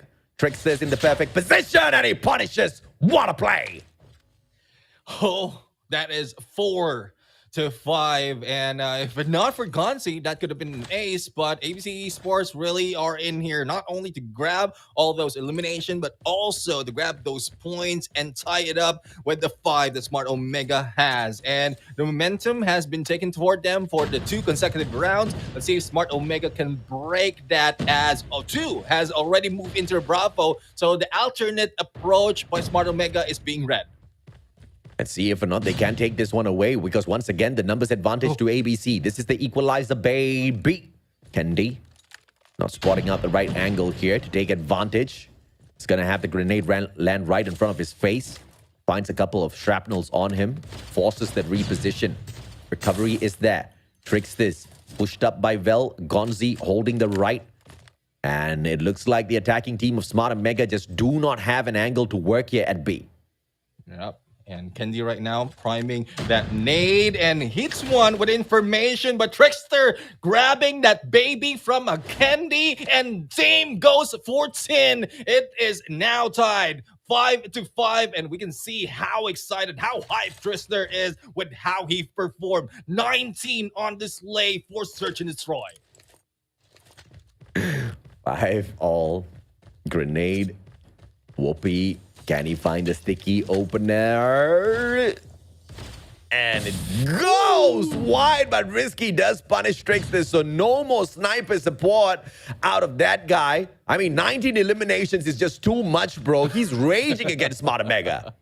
Yeah, let's see if Jeff Pro will be able to pull the same tactics as Trickster is already out, but Risky is in here just slowly pacing himself. He might see a view of a 2, but they have a wall between them. And if he's smart enough, probably a wall bang can make it through. But as we can see the approach, Kendi goes in against Jeff Pro, and Risky right now is just seeing one. Oh, misses it. Gonzi from below. Yell has been taken down. 1v2 situation as Swagsy is the one surviving. Will he be able to get the angle? And he is stunned for a little bit. Backs away. Kev's supposed to rush. And Kendi for the hit. A point goes to Smart Omega, and they are on the match point. My God, I thought he was going to win that out with the 50 Gs. Just way too good, man. Beautiful slide to get out of that sticky situation, even though he got flashed in his face. And then that engagement against Kendi, it's just sharp thinking from Kendi. A little unfortunate in 1v2. Tricks this, looking for his 20th elimination. Gonna wrap around from mid. Does he find someone though? Patience play out of Tin. It's not gonna give him anything yet. Tin backs away. Grenade straight towards Winery. Connection onto player number 4 would be deadly. Risky holding on to the Locust on the opposite side. Let's see if it's gonna be the right tech or the Locust in this sniper engagement. Yeah, Locust will really be that thing that brought in by Risky. But Trickster has a lot to offer, especially with the Rytech AMR. But let's see if this hold, this pause will bring them to this battle. Risky right now, not risking anything. Don't want to pick that much. Shoulder might be showing. Hips will be lying. And let's see if he can make this hit. But no, just prone out in there to get away. And they still alive. The whoopee goes down already. 4v4 between the team. Situations like that, a slim waistline helps you out, man. Doesn't get spotted out. Risky. Spot a shoulder on the opposite side, but doesn't hold a unfavorable angle for himself. So it's going to be a standoff for the time being. Risky's trigger discipline is holding the players in a little bit of a standoff here, but he needs to make noise. And Tin just raging from the back. That clears up the space towards B just a little bit, but Jeff Bro anchoring it down. Can he find the spray? Tin backs away. Double shell. Kevs finishes that off. Great play by Omega to open B up, but the backstab on the way. It's going to be Tricksters slowly moving on from the balcony side. He's going to be hopping on in. Anchor shuts down the bomber. One more taken by Tricksters. Third one misses. Alcar 9 and the shutdown. What a clutch, baby. And it is match point held, pushed into overtime. Overtime indeed. 23 points by the Trickster himself. And he is not stopping. It has been extended, almost being taken and stopped by Smart Omega. But Trickster says no, no. Now let's see on how the battle will be starting off. This time around, ABC Esports is on the attacker side, and the movement will be a little bit faster compared to earlier, but we saw that it changed mid-game, and it has been put in a hold and a pause. I mean, so much of action here. We even, just glossed over the fact that the ace out of Tricksters was the first ever in stage 4. Ooh. The guy is on a roll. 23 eliminations in an S&D matchup. This is the most that we've had thus far. The record of 19 has been broken. And up against a team of Smart Omega, this is insane. Candy will not find the beam through the wall. Vel will punish him. No trigger discipline. Vel takes advantage of that shot. Grenade on the bounce. Connects with absolutely nobody on the crossover towards B. Tricksters, on the other hand, holding down a decent angle, but misses the opportunity against Whoopi, and then they reposition. Advantage, though, in numbers for ABC. And they back off, and they're trying to do a switcheroo into Alpha, where most of the players, the Smart Omega, are, and they are ready to pull that surprise. Risky, on the other hand, is grabbing a different angle as a 2-3 split winery, as well as the pillars will be done. No, Risky pulls out in the wrong timing, and Trickster took advantage with his Whoopi and Tin, who was able to take down. Oh, what? That was a quick takedown. Smart Omega with a smart move and patience bring ABC Sports down. Oh, goodness me. There's a little bit of a problem here for me because there's a bee flying around in my room. I have no idea how it got in. Now I'm going to have a problem watching the match and watching the bee fly over my head. Dude, Neptune, I'm in trouble. Yeah, I mean, one thing I would say, AJ, is you need to attack B, not attack C this time around. Let's see what's going to happen. It's only A and B, but AJ has a B problem right now, so he won't be stepping on A unless that would be a big alpha that they have to go against. Let's see if or not they can walk out of this one, Tricksters. Backstab Alcar 9. Puts down the one and only Slayer from the side of Smart Omega. Tricksters will be able to step it up once again. Shutting down Risky this time round. Final player Candy in a 1v4 as ABC Esports fights for the equalizer to continue this overtime. Yep, Candy right now trying to do the same thing as Tricksters did earlier, taking angles after angles, kill after kill, and Candy will be taken down by Trickster himself, not on the snipe, but on a Fennec that brings it to a tie, extending that overtime. 2 more to go for you to win this game. Who will take it this time? Oh my goodness. 27 eliminations already for Tricksters. I mean, he's more than doing the fair share of work for Vel as well as Gonzi combined with Jeff Bro.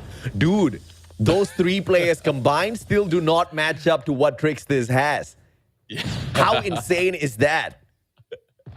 And it is the same as the first 3 players on the screen right now, Kebs, Tin, and Whoopi. So it's 10, 10, and 7. And that is just Tricksters doing his thing. But let's see if anything can change. It has been paused right now. ABC Sports still intact, but they will be slowing it down.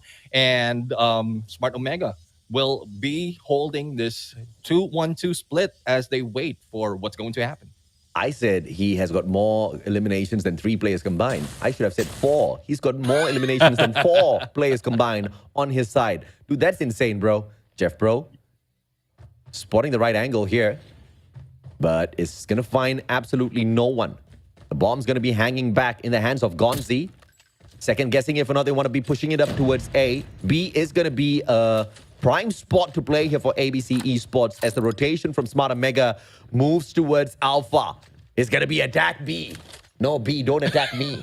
that will be well. I wouldn't say that the B will be attacking you, but it will be a great turnaround if in case B is the ones attacking. But Kendi right now will be trying to attack, sees one, misses one as well, and they have a chance to go. But no, with that flick, Trickster goes down, and Kendi is on a waiting game. If anyone will be rushing in, the rest of the gang has got that information, and they will wait as well. The bomb though is on the countdown, and Swagsy takes Whoopi down, balancing off the numbers, but Viel thinks otherwise, taking 2, Tin, and Risky. It's now Kendi left, and he'll be taken down. Point goes to ABC Esports. ABC Esports. Everybody's having a problem with the B today in this matchup for sure. ABC, though, they might just be able to bring Tricksters up to 30 eliminations, man. Give me a triple, baby. Come on. Yeah, triple BB. Let's see if that is the case. I'm not quite sure why you're asking for a triple BB, AJ. You have one problem already. No. A huge problem already with 1B. What more with 3 Bs can bring in? But let's see. ABC Esports is in here and no problem at all, especially with Tricksters in here. And with all your eliminations combined, I am Captain Tricksters. Not quite sure if you know the reference. It's quite old though. 28 already. Nah, I'm not that old, man. Dude, I'm slightly younger than you, man. It's just slightly. Makes a difference, though. Let's see if not Tricksters can grab 2 more for himself. There's 4 to pick from.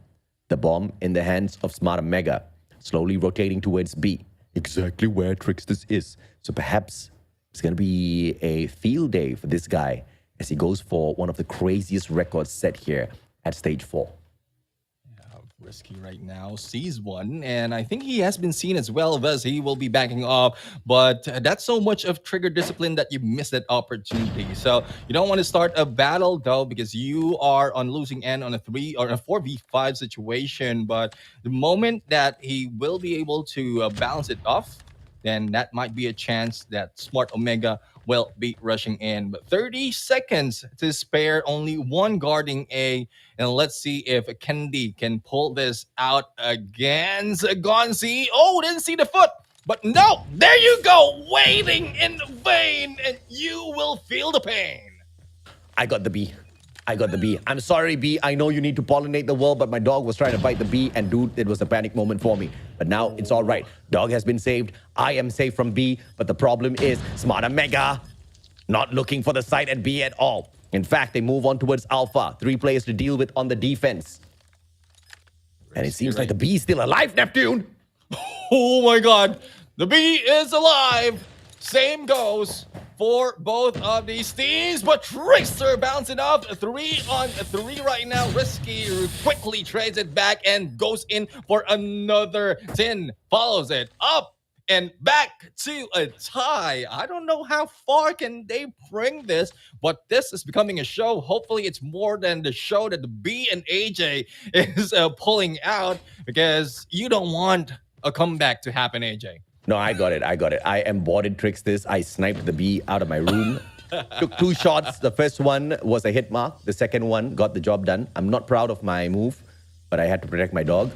The last thing I need is a dog facing allergies when I'm casting stage 4, my friend. Oh, yeah. I mean, a tough spot, especially in that moment. And you were talking about the stories about them being your baby. And I'm not talking about baby being taken out from the Kendi, because Kendi has been taken out in here.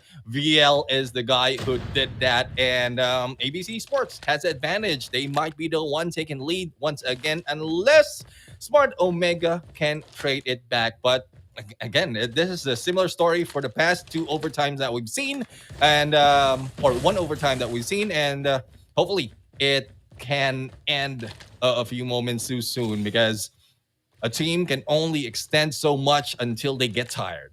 At this point of time, I'm thinking, how many babies does Kendi have? Because this is the second baby you're taking away from that Kendi.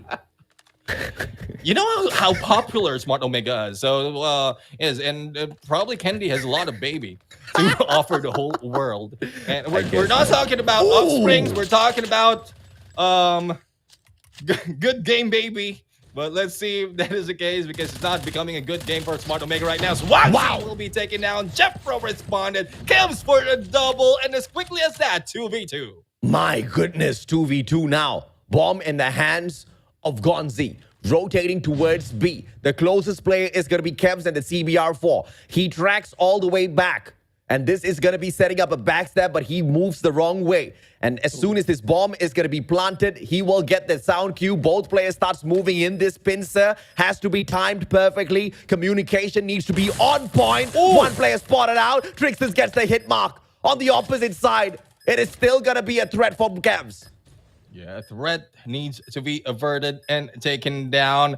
And there's no backing off. Whoopi has already made that commitment. Let's see if he'll be able to pull it through. Locust in hand, the slide on a different angle. And Trickster took advantage. Now, the defusal can be done a little bit too close, but Kevs don't have the time as well as the resources and the manpower. Gonzi ends it right there. 30 kills. For the man of the moment, Tricksters. Talk about a record here at stage 4. Talk about an S&D matchup. Talk about two titans who refuse to give in over time. And this time the target to 10. ABC eSports on match point. This time they on the defense. The bomb stacking towards A. The boys gonna drink a couple of glasses here. Let's see if they can hold their heads together. Let's see if they can pull all those plugs as well from what ABC Esports is doing. Now, we have Risky on the prowl, on the hunt, and all those nades might be distracting him, but he knows the angle to hold to grab all those kills. If in case anyone from ABC will be pulling out of the smokes, then they might be going down, but smart move from them to use all those utilities, and Trickster takes down Kevs in the process. 31st elimination. This has been the longest bout of S&D and the most number of eliminations. 2 records being set here on stage 4 in this epic matchup between the two. It's a 4v3. Defenders had the advantage in numbers, but now they dropped in. And only the HP, though. No trade out just yet. Tin manages the recovery. Now it's all up to Jeff Pro, and I guess we are going to have a target to 11 instead. The overtime continues as Whoopi finds Jeff Pro. Yeah, I mean, time is counting down as well as the lives for ABC Esports. Yes, it continues. Target is 11. And I guess it's both of us who also casted the longest overtime in Garena Call of Duty mobile history. I can't remember what is the highest. I think we reached 21 matches. I, quite honestly, don't recall.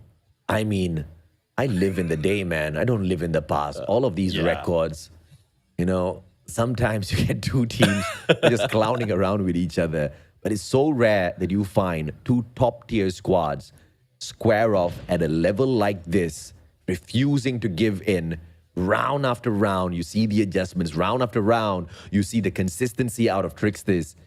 You see the rest of the players slowly waking up, but you can see Whoopi struggling a tad bit. Perhaps he wants that sniper back. Yeah, let's see if he'll be able to do so, but that will be to the expense of his teammates. And we're talking about Risky and Kendi, or probably an opposing player, which is Tricksters. But we've seen the story. Tricksters is difficult to be taken down without trading one player to your side. So 9-9 on the scores right now. And it's just a back and forth battle. Let's see who will be taking this advantage, as it's still undecided whether ABC Esports will be heading to Alpha or Bravo. So they just went into the mid and decide from there. Okay, Indonesia needs to move, man. 35 seconds to go. This is crunch time. Now the move towards B is going to be pretty scrappy if they pull this off last second. Angle held by Whoopi here is going to be threatening. Does he hear footsteps, though, to rotate around? He doesn't. What a silence play out of ABC and Tricksters. LR9 finds the guy. 32 eliminations, advantage to ABC. And he finds one as well. Swagsy almost with a double. Tin trades him out. Jeff Pro finds Kevs. And Tin is all alone, low in life. Has to play a little bit of extra time here. But in a 1v3, what can he do? Yeah, what can he do? And he had to be a bad boy right now to show up in this game. And there goes the hit. Tim still managed to survive. Jeff Pro missed the opportunity, but Gonzi is in there waiting. And 10-9. Favoring ABC Sports. I won't be surprised if this is one thing that Smart Omega can take away because they've been doing so for the past few matches. A master's in culinary. He is an expert. He's cooking up the squad of Smart Omega. 32 eliminations already. And it looks like he wants a little bit more. Perhaps dessert right after this. We finished the entree. We're done with the main course. Let's see if or not they can find a sweet ending as they are on match point once again. This time on the defense. Former Risky finds Jeff Pro. That's going to be the first one. Finds the second one as well. And it looks like we're going to go to a target of 12 if this continues. Yes, indeed. 3v4, 3v5 situation. And ABC Sport has been a losing end at the moment that they grab that lead. And it is just risky making all those work. But a backstab potential might be happening. He might not have that information on those below. But no, Gonzi take down Risky. And it is now a 1v4 bomb being planted. Gonzi, or no, it's 1v2 situation. And Gonzi will need to be as speedy as possible so they can take one as well as go for the defusal. And Swagsy will try to do the same. Panic plays out of Swagsy there. It was unnecessary. The player already played a good defense and he overextended. And he should have known better because the numbers on the side of Smart Omega too many. And a little bit of a careless play. Gonzi just gives his life away. And a target to 12 we go as ABC Esports takes the bomb right back. 21st round in this game. And no one is really letting go. I mean, since they have a chance to be the attacker and as well as dictate the pace of the game, they will be taking advantage of that. So let's see if something different will be done. Rush job is not on the list anymore because that has been tried by ABC Sports. So earlier, I think they also tried a little bit of delayed, but they went in for the losing end. So not quite sure what other options ABC Sports has. You see, this is the kind of pressure the teams will have to face out there when you've got team members who are capable of flexing that snipe. And Whoopi, even in his frustration, can't choose to swap that gun roll with Risky or Candy at this point of time. Once you've registered for it, you have to deal with it. And if you're not going to be registering as the sniper of the squad, you can't do much. But Risky picking up a double for himself shows exactly why he's the main sniper of the squad this time round. 19 eliminations. I mean, that guy just caught up with the previous record. Yeah, previous record indeed. But still, Tricksters is alive, who's currently holding one of the two of the records that is an ace as well as the highest elimination and search and destroy. And let's see if what else can be broken right now, apart from the hearts and spirits of the losing squad. Trickster's blind sprays. He's got the right tag AMR, and I think that was just used to bait the player out. Candy playing cheeky. He does have the snipe, so it's going to be very dangerous to deal with. Grenade not in the right spot. Good reposition by Candy. And the spray comes on through. Whoopi is found by Gonzi, so a punisher for the overextension. On the opposite side though, play by player number one, Caps gets the long beam onto Swagsy. Candy finds Gonzi, and the trade does come on through. Candy hits yet another. And he puts Smart Omega in front. That's the defensive round. Now Smart Omega has the advantage as they take the bomb in the next one.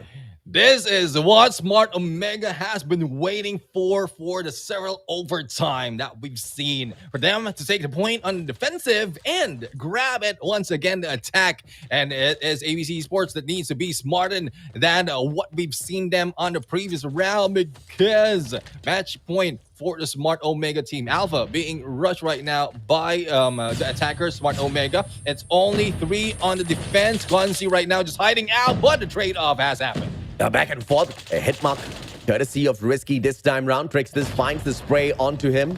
In a 2v3 now, Smart Omega down in numbers. They still do have the bomb though. Do they want to stick it at A? Do they want to rotate over? Down in man, Tricksters does not give them the advantage to equalize. And this is still going to be pressure moment here for Smart Omega. Do they take the bomb plant one man down. They are going to stick it. They're going to play their chances here. And they're going to be heavily depending on the snipes out of Kandi.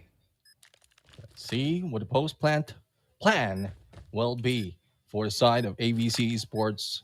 Nades, distractions will be shown as Tricksters is going for the long rotate. And Jeff Pro right now is also waiting for the opportunity. Kendi missed the shot button. Follow-up takes down Tricksters. And it is now to left to deal with. And 2v1 situation. Swagsy for the trade-off. Kendi finishes off. And this is a win. Longest search and destroy taken by Smart Omega Esports. 12-10, the game finally comes to an end, and Smart Omega, it would be an understatement if I said this was a hard-fought victory. Over at Hardpoint earlier on, we saw the valiant efforts, but unfortunately, they just could not go all the way through. The operators proved to be the bane of their existence as ABC Esports played that so much better. Money Hill was the reason why ABC got that victory off of Smart Omega on that P3, but in this S&D, it had to be worked for. Scrappy, but Trickster still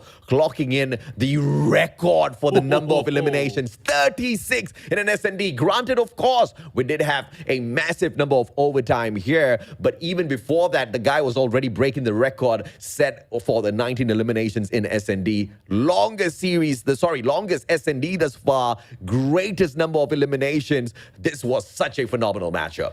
Yeah, I mean, Tricksters, regardless of the result of the search and destroy, he's still the MVP in this game. That is the elimination of Risky and Kevs combined, and it's quite amazing how you can do on the snipes. And well, that is like search and destroy is a mode where really the snipers has been highlighted, showcased, and featured so many times, but not like what we've seen from Tricksters, from Ace to Clutch, and a 1v2 on the snipe. That is one thing that not a lot have done, and we've seen in the gameplay. But I love how it is a trade-off after trade-off between these two teams. It just is an understanding of the fire that they have within them, the hunger they have within them, because they don't want to lose this game. They keep fighting on until one makes a mistake. This S&D is definitely one for the record books, my friend. It was such a great match to, keep the audience entertained. Even I was fighting my own personal battles here. I couldn't attack B. The B was trying to attack me. Dog trying to attack B to protect his daddy. My goodness, chaos in this S&D for sure. But what a fun one it was all the way down to the very end.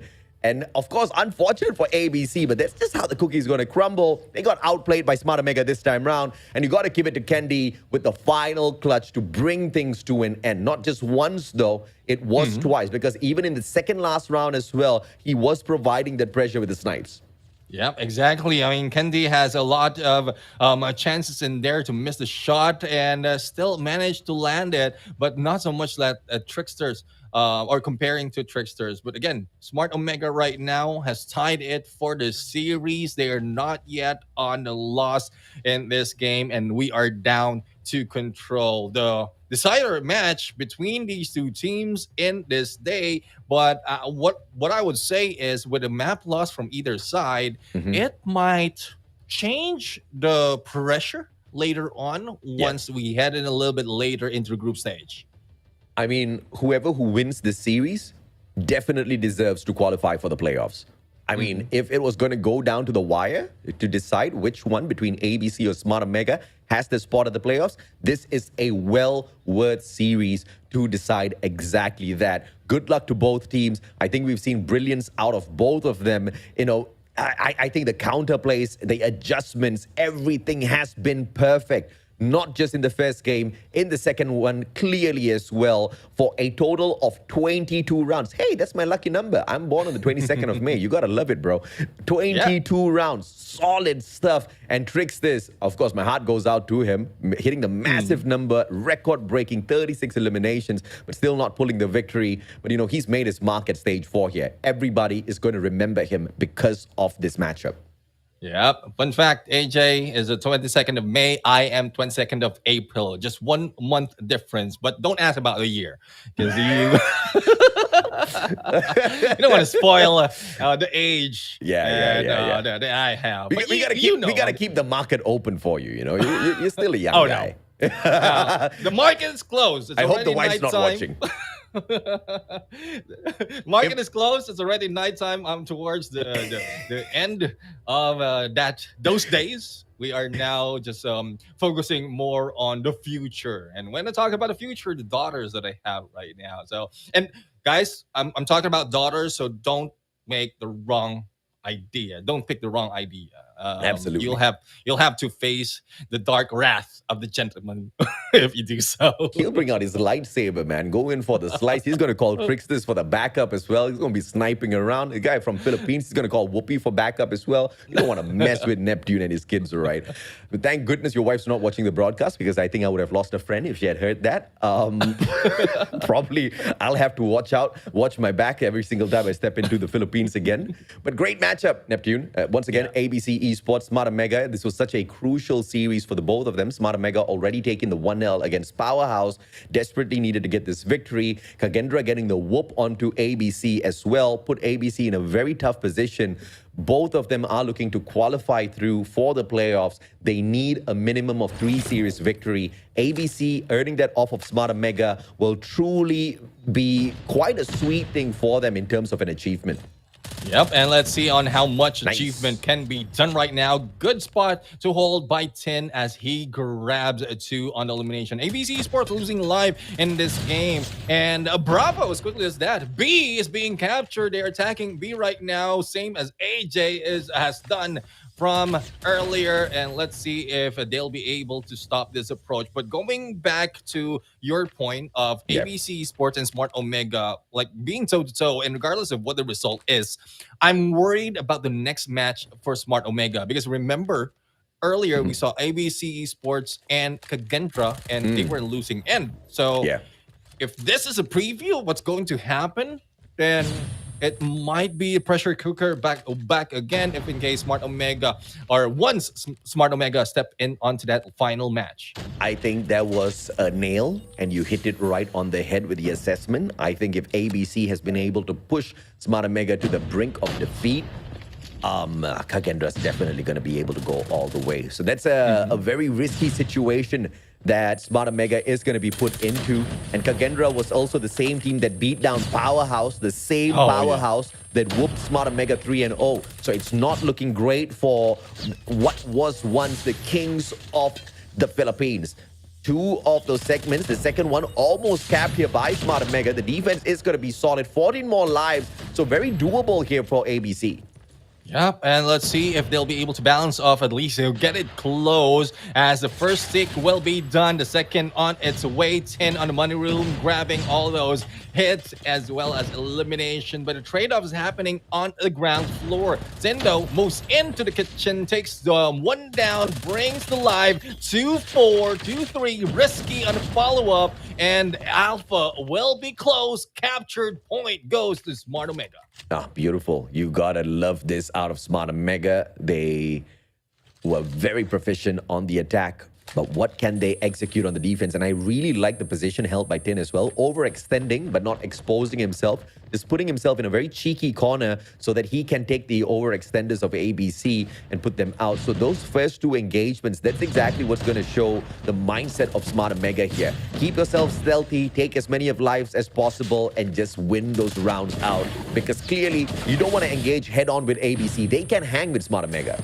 Yeah, I mean, look at what they're doing right now. The lives is just trading back and forth. Smart Omega on the defensive is being taken down. The Alpha will be taken for that first tick. And even Tricksters is doing a lot, trying to clear off this Bravo. Probably a split push can be done when it is over for the cleanup, but Trickster still a lot to offer, a lot to work with, though, as this guy, Kevs, will be rotating, but rotated a little bit too far, though, giving that Bravo the first stick.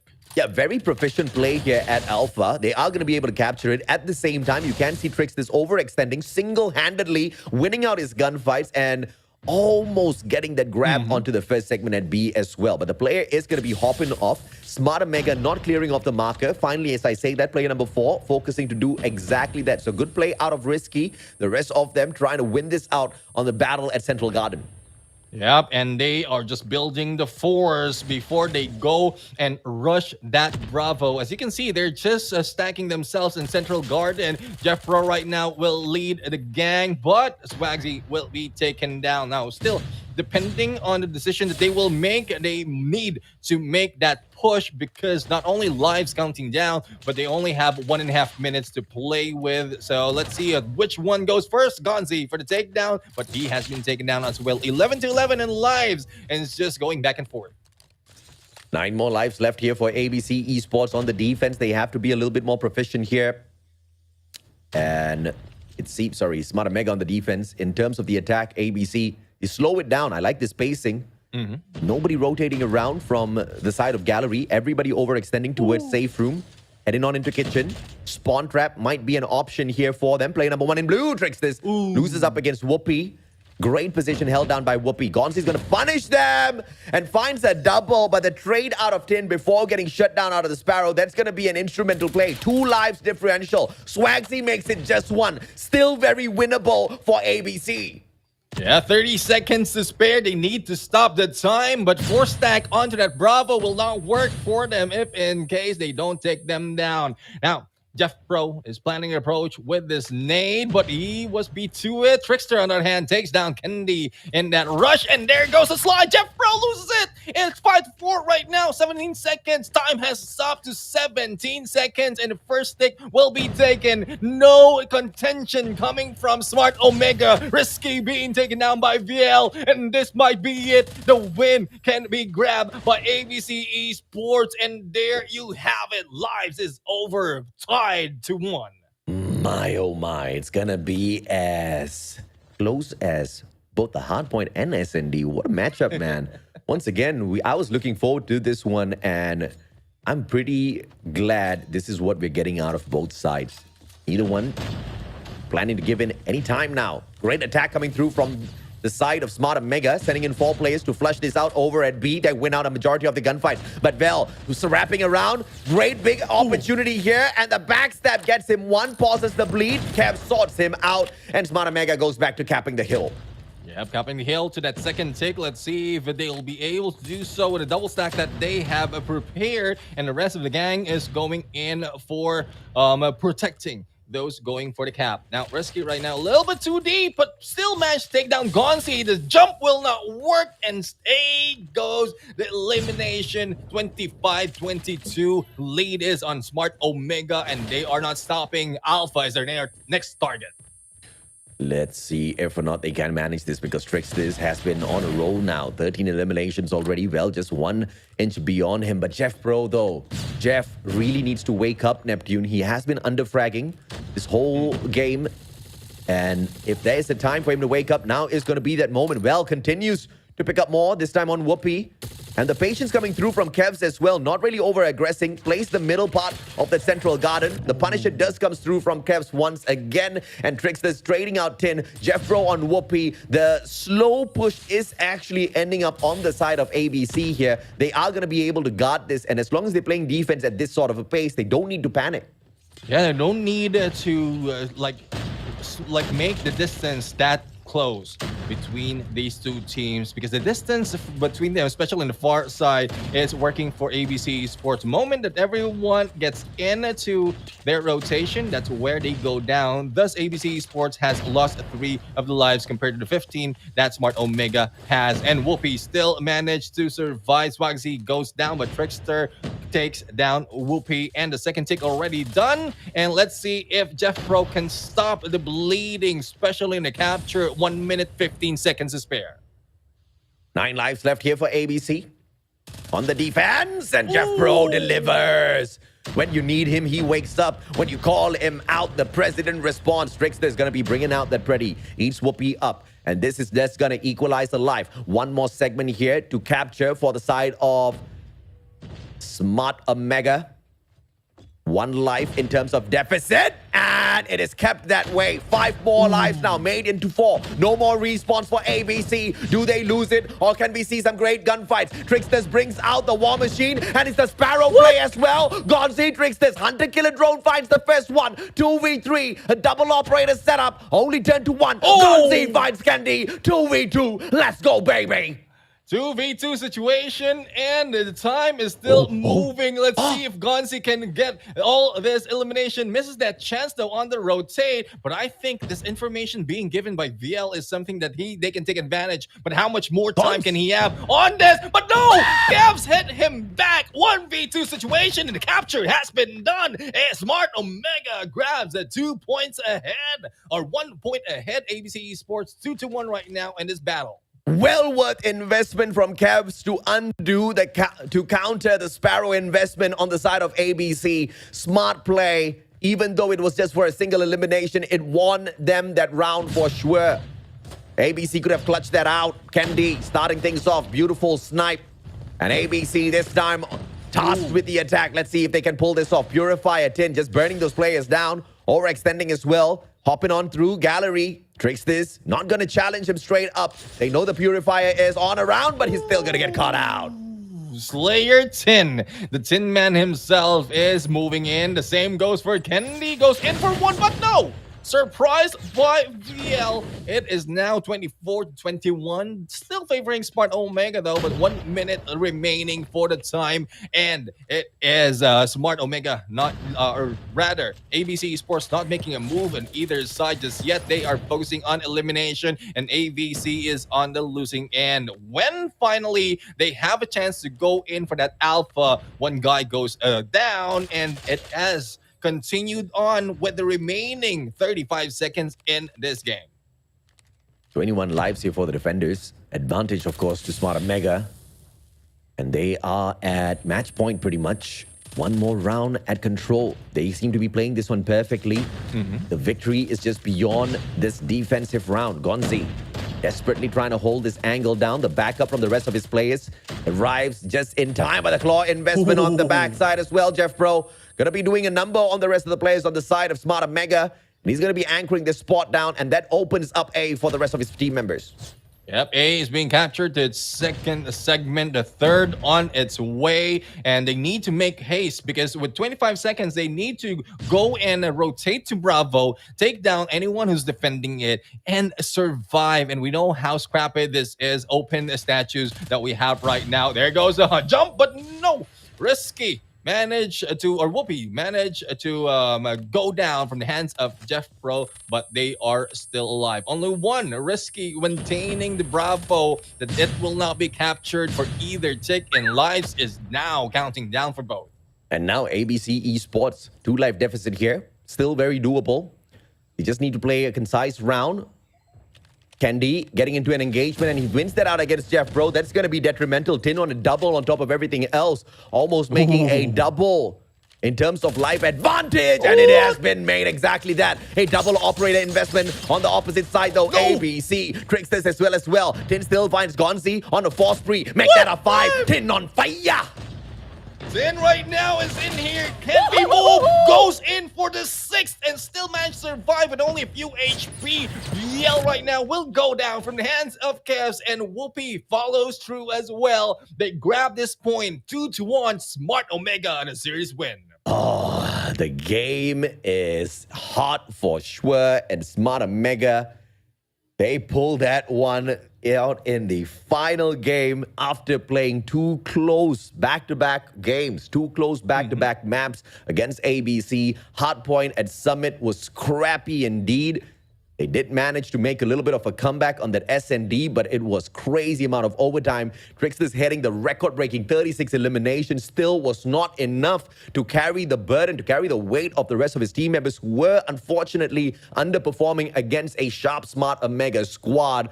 But Smart Omega really needs to think about this as well, because they were pretty much just fighting Tricksters most of the time. The rest of the team members still managed to keep up with them. But at the end at control, though, we saw the difference. Although the lives were pretty much equal in every single round, Smart Omega just with the better strats.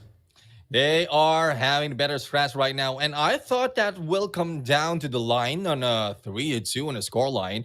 And well, it's just Smart Omega just doing their thing. This is a good momentum for them. Hopefully, they keep this on. They will be resting for one series, but as we talked about earlier, they will be back on the final series of the day. But AJ, another thing that worries me, apart from them facing Kagendra, is the amount of time that they spent battling ABC Esports. If stamina is a factor, they might have lost a lot already after this game. I mean, no doubt at all, man. But ABC Esports, they do have nothing to shy away from. Great series altogether. And the run is not over. They still have one more opportunity. Perhaps if they can prove themselves against Powerhouse, just like what the counterparts from Indonesia did against them, pulling a 2-1 victory, ABC stays alive for their fight for the playoffs. Smart Omega, on the other hand, this is their first series victory. After being defeated by Powerhouse, they've managed to execute a little bit of their vengeance here against another squad totally, but it was a hard-fought one. And this was a line of conversation we were taking earlier on as well, Neptune. If Smart Omega is struggling against ABC in this manner, what are they going to do when they face off against the more threatening squad out of Indonesia, Kagendra, who was capable of beating even Powerhouse themselves? Yeah, that is a question that will be left to later on when they start the battle, because even I'm mind-boggled right now on how that will end. Or yeah, we might have a good assumption, a good picture on how it will happen, but we know Smart Omega, or the Smart Omega of the past, and normally they break assumption. They don't want to really stick to how everyone is thinking and just make all their magic. So let's see if the magic can pull through. Kagendra is might be the wizards that can break all of those magic from Smart Omega, but again, they have a series to wait for, and it will be the next one on our list. It's a different team. Let me just go back to which one it is, because totally really slipped my mind because of how long the game happened. So no doubt. It's WDC Xenon going against Powerhouse. So this is a good showing, or a good chance for us to see how Powerhouse will be maintaining their top 3 spot. Tin picking up the MVP. If it wasn't for him, it would have sure as hell been Trix's in this spot here. A 1.17 KD overall picked thus far in the group stage. A total of 30 average kills, 25 average deaths. Where Tin does excel is playing those objectives. Look at the average score here on a 4,188, slightly on the higher end. You can expect more from this guy, but Smart Omega, the battle against the other Indonesian squad, we don't have to wait for long, Neptune. That is coming up later on today to wrap up day number 4 of the group stage here at stage 4. Kagendra versus Smart Omega, series number 5. But like you said, we have to get through WDC Xenon first as they take on the Singaporean Powerhouse. Yep, and well, Powerhouse right now currently with 4 game wins and 2 game losses. We have to see on how they can bring it against WDC Xenon, who also played earlier against Forsus Esports, but they were on a loss, as you can see on the screen. They were brought in a donut. So if Powerhouse can do the same, WDC Xenon is really in a rough spot and might not be able to bring themselves back. I mean, straight talk, right? Xenon is in a terrible spot, man. Valiant effort, just like what we've seen out of a couple of other squads. Even a team like Forsus Esports, they are struggling a tad bit here. They have managed to put on a fantastic show thus far, but Forsus Esports downing and outing Xenon themselves put them even in a more terrible position overall within the group. We're going to take a quick short break. When we come back, we see if or not Xenon can find some counterplays to earn themselves a couple of maps.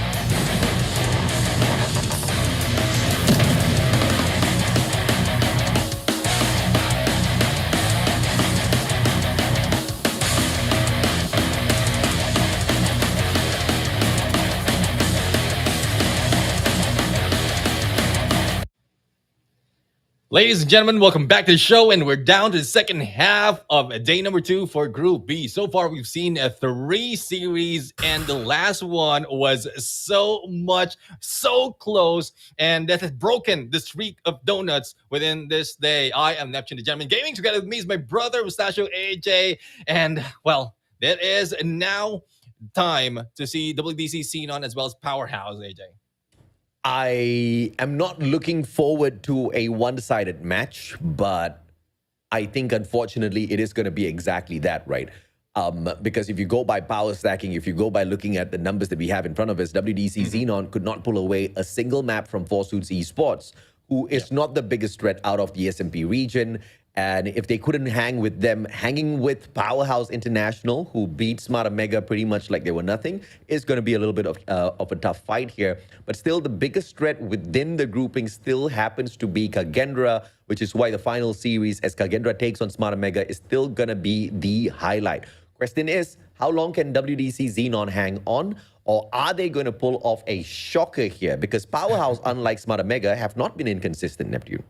Yeah, I mean, they are the team right now who really brought in a lot of prestige to their team, to their name as well. But against Gendra, from what we've seen in the previous day, they have lost 2 of those maps against this team. So this only proves to show the power that Smart Omega needs to face later on. But for the side of WDC, Xenon, like, I would agree. They might be a losing end. Still, props to this team who fought so hard, especially in their battle against Forsuits Esports. But it is what it is. Some teams has really jumped in onto this road to the World Championship a little bit too early. And this experience hopefully can bring them a lot more on the next time around. Powerhouse International, they are the reigning champions of the Garena Regional side. They were the champions at Stage 4 last year. They are looking to be the back-to-back champions, but thus far, they don't seem to be the biggest threat within Stage 4 just yet. So I'm crossing my fingers that we see a little bit of a different performance from them later on in the playoffs, just to make the series a little bit more, how do I say, crazy, right? Just like perhaps what we just saw out of ABC as well as Smarter Mega. If the matches between Powerhouse as well as teams like Kagendra as well as West Point Mamba Low Kings can be that scrappy, dude, we are in for a treat later on. Really excited to that Okay. I see why Bossy's with the one-handed play, bro. Okay, so he's got one... he's literally got one hand to play, and instead of backing out of the competition, Bossy's just here bossing his opponents around with just one hand. Can somebody explain to me how is he pulling this off?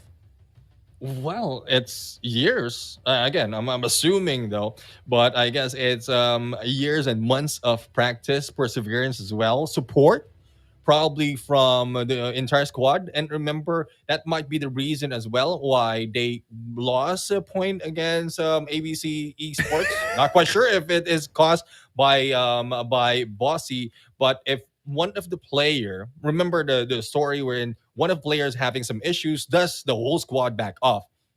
I love the the chemistry between all of these guys for this team, because unless everyone plays, we don't play.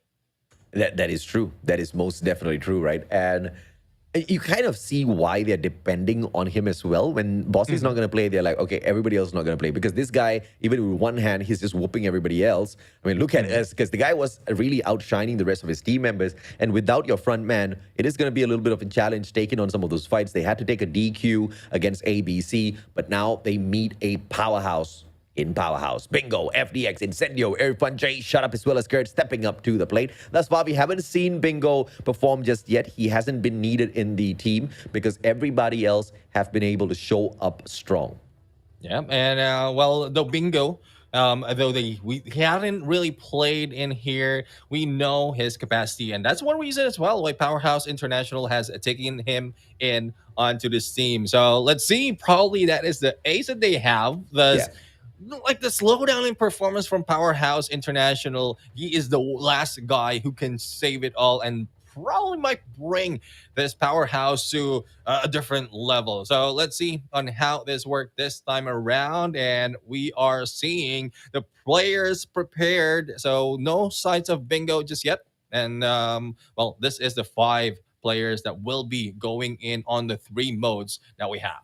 I tell you, man, there's a huge advantage here for Powerhouse because they are getting into this matchup with pretty much everybody on who's watching the broadcast right now on their side. They all want a quick series. Yeah. They all want Powerhouse to get this quick 3-0. Once again, based on the data, it seems very possible because they just want to watch the 5th series of the day. They're like, we love you, Xenon, but, can we get Zika, Gendra, as well as Smart Mega? I get exactly where they're coming from. Prada has got a lot of pride, might not be as expensive as Gucci, but unfortunately, his gunfights struggling a tad bit, even though he has been one of the highlight players on the side of WDC Xenon. Yeah, and compared to Shut Up right now, it is looking like it's going to tip to one side. And, well, it is what it is because of the performance that we've seen so far on WDC Xenon as well has brought down their numbers. So let's see if this is a chance for them to break the streak. So far earlier, they received a donut. But with Powerhouse right now, again, it might be regardless if it's a spicy or a sweet donut, it can be offered for them. It's no offense to WDC Xenon, it's just how the numbers and performances are showing right now. We get dropped into Summit. This is going to be legendary fight if WDC Xenon can show us something or something, close to what ABC could pull out against Smart Mega. But it is going to be a very punishing map if you cannot win out your gunfights, which has been the biggest of problems here for WDC Xenon for sure. Against Powerhouse International, a team that's very good at rotating, anchoring down those spawns, winning out crucial angles, especially on a map like Summit. It is going to be a challenge, man. This is WDC Xenon swimming against the current here in an upstream. Yeah, and hopefully the matches that we've seen earlier in Summit can give him the idea on how they play against Powerhouse International. Because in terms of historically, in terms of how these Powerhouse is playing, they battle all the Titans, the ones that we call Titans from before, and at some point won a few of those respawns. And even in control, they are the ones considered the king of respawn. So hopefully they'll be able to study all the gameplays from the others. Operating skills right now being offered to both teams. No sight of Grab Vortex. And I guess it's becoming evident, AJ, that I'm a fan of a Grab Vortex on how it can stop some of the teams, especially in approach and hardpoint. Yeah, I love the Gravity Vortex when it's played by the right player and the timing is just perfect. The counters for the Grab Vortex, very annoying to deal with, but when it does strike, when you catch your opponents off guard, and usually it's going to be on hardpoint. Usually it's going to be when those crappy gunfights are there. The hardpoint is just a small compound to kind of deal the damage on.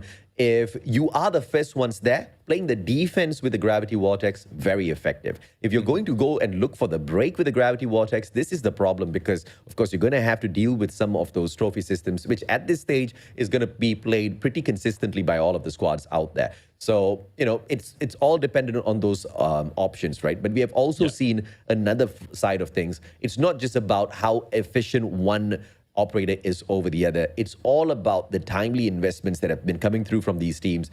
Unfortunately, we haven't seen a lot of epic investments. They have been very few in terms of number. And I'm kind of glad that is the case as well, because those are pretty hyped up moments, man. I think one of the best highlights would be ABC winning that out against Smart Mega. If the operators didn't pop out on the P3, bro, a lot of trouble would have been looming over their heads. Yeah, I mean, it's rare scenarios brings us to rare excitement. So and that brings us that brings the fun to our job. So let's see on how it will excites us even further, because the players will be waiting a little bit more before we start this battle again. For those who's just jumping in, Powerhouse International go against WDC Xenon. It hasn't started. This is just the first map. It is a hard point, and it will be happening on a Summit. Yeah, they teased us with the start of the match. Clearly, the players are in there already. I believe we're waiting for one more to hop on into the battlefield, and then we will be able to kick the game off for you guys. Powerhouse International versus WDC. Of course, once again, we're going to be starting things off on Summit. And later on for S&D, we've seen WDC thus far kind of contest this against Four Suits eSports. They couldn't even get more than 2 rounds. And this is going to be pretty indicative as well as to what to expect later on against Powerhouse Neptune. Yeah, I mean, if I'm mistaken, that is in firing range, and we know how crazy Powerhouse International can be in a search and destroy in firing range. It's one of the ODG maps. That's one of the maps that has really brought in the prestige and the Titans that we have in the past. So it's difficult to say, but WDC Xenon can will need double up in here just to make sure that they grab a few more points above that 2 points that they've done so far in the other games. Yeah, I guess the blessing here for firing range would be a map that WDC Xenon is pretty much comfortable on. It's an OG map. They know it like the back of their hands by now, I'm pretty sure. But once again, goes back to the gunfights department as to whether or not they can win that out. It will be pretty indicative as or not whether that's going to be a case from this first hard point in itself. As you can see, the first 12 points going their way. WDC Xenon attempting a break here. Pincer maneuver, losing out a couple of gunfights from the back. Godly opportunity. KRM burns him down as well. And it seems like just pretty one-sided at the moment. Yep, not only in the points, but also 30 seconds into this hill, and WDC Xenon only grabbing 2 eliminations in this match. So it is looking like a run over, but we're just on that P1, and we've seen how things change once they jump in onto that P2. So hopefully we'll see that that light from this team. But Incendio just chilling like a villain right now, hanging back near the stairs, not even phased in the presence of one. And he is now close with Prada. Is able to take him down. A good chance for WDC right now to grab the point, but it stopped as they step in. They are now heading to that P2. Yeah, great plays coming through from the team of Powerhouse here. And as expected, Neptune, the gunfights are going to be torturous. Look at this. Look at the left-hand side. You have got Dolphin fragging absolutely nothing. You have got Lee with the first elimination out there. Bossy with a double on the KRM. They are struggling when it comes to the engagements, and you're not going to be able to win out the hill. Although you do have the decent rotations, they do pick up the power position off of that left-hand side spawn. They have the advantage to get the players into this hill, but without those gunfights on their side, even the Preddy torturing their lives and their souls, this is going to be a reckoning, and Powerhouse, they're not going to lift this opportunity out for the open. They're going to try to keep Xenon down to that 0 score. Exactly. I mean, if they will be able to grab those 3 points, then they can maintain their position on towards the playoffs. And that is WDC Pre-Slot right now, or WDC Xenon right now, trying to push through, but the contention is not over. That is a full 60 if I'm not mistaken, but no, finally 1 second will be taken, but again, it's just 1 second. WDC Xenon will be moving in onto the next hill with not so much of a firepower. Yep, they've got 1, and it looks like we are going to go back-to-back in terms of record setting here at stage 4.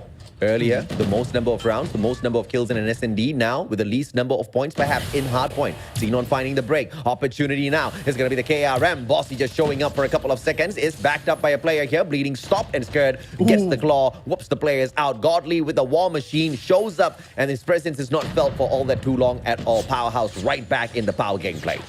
Yeah, and this is the reason why we keep on telling you about a spawn control that can be done in hardpoint, and this is what to offer. Unlimited supplies of players coming from Powerhouse earlier on before WDC Xenon spawned in on the left side of the map, but despite of that, they are not putting up so much of points. 11 seconds remaining, and it is still being grabbed by Powerhouse. We have now moved up to 5 points for WDC Xenon, but they need to rotate, and the early rotation they did. Yep, early rotation, great for WDC. Like I said, they've been playing the map down to perfection here, but they're just not sustaining the gunfights out there on the battlefield. And the hill opens up for WDC. Once again, just a couple of seconds in there. They go from 5 to 6 points. They are just taking baby steps, whilst Powerhouse is just stomping all over them, not even running to the end line yet. Yep, 6 pre already for Skirt, and he's not yet going down. KRM in his hand, and he will almost spot Prada right there. Goes down. Oh, Fury Fire, a burn it, and there it goes. He survived for the final moment with 8, if I'm not mistaken, but still, it is Powerhouse is grabbing all the points. None from WDC Xenon can break this hill, and even Me6, who's grabbed this compound or that area, might be able to break through. But as you can see, position-wise, it is the team of Powerhouse Esports that has the advantage. Yeah, ask and you shall receive. You guys wanted a quick series. You wanted to watch series number 5, Kagendra versus Smarter Mega. You're going to get exactly that. Powerhouse doing everybody a favor. Let's see me a round of hashtag Powerhouse in the comment section, baby. Yet another record once again to be set here by Powerhouse, keeping WDC Xenon to a 6-pointer as we go for the second round of hardpoint rotations. 191 to 6. What an insane hardpoint we've got on our hands. Yeah, let's see. It is closer. That's the double century mark already. It's Kurd still on a run, not being taken down. And he is now the guy who will be able to make it at 200. Shut up on second floor, Sparrow in hand. Not really easing back on the firepower. They need to make this quick. They want to end this now. And this is what the team has to offer. Shut up in there. Just flicks and hits too. I mean, Prada can't lose out gunfights like that, man. Shut up still on a roll, on a 3 spree already. The Freddy will find that connection as well. Bossy all tagged up. Gives Shut Up a little bit of time to find that recovery. Beams Shut Up down. Finally stepping up. But the hill still safe in the hands of Powerhouse as the operator investment this time brought out by FDX. It's going to be the equalizer, equalizing all of the opportunities that the WDCC has out there, instantly shutting them out of the hill. 6 points still is what the Thai players have on this hardpoint matchup.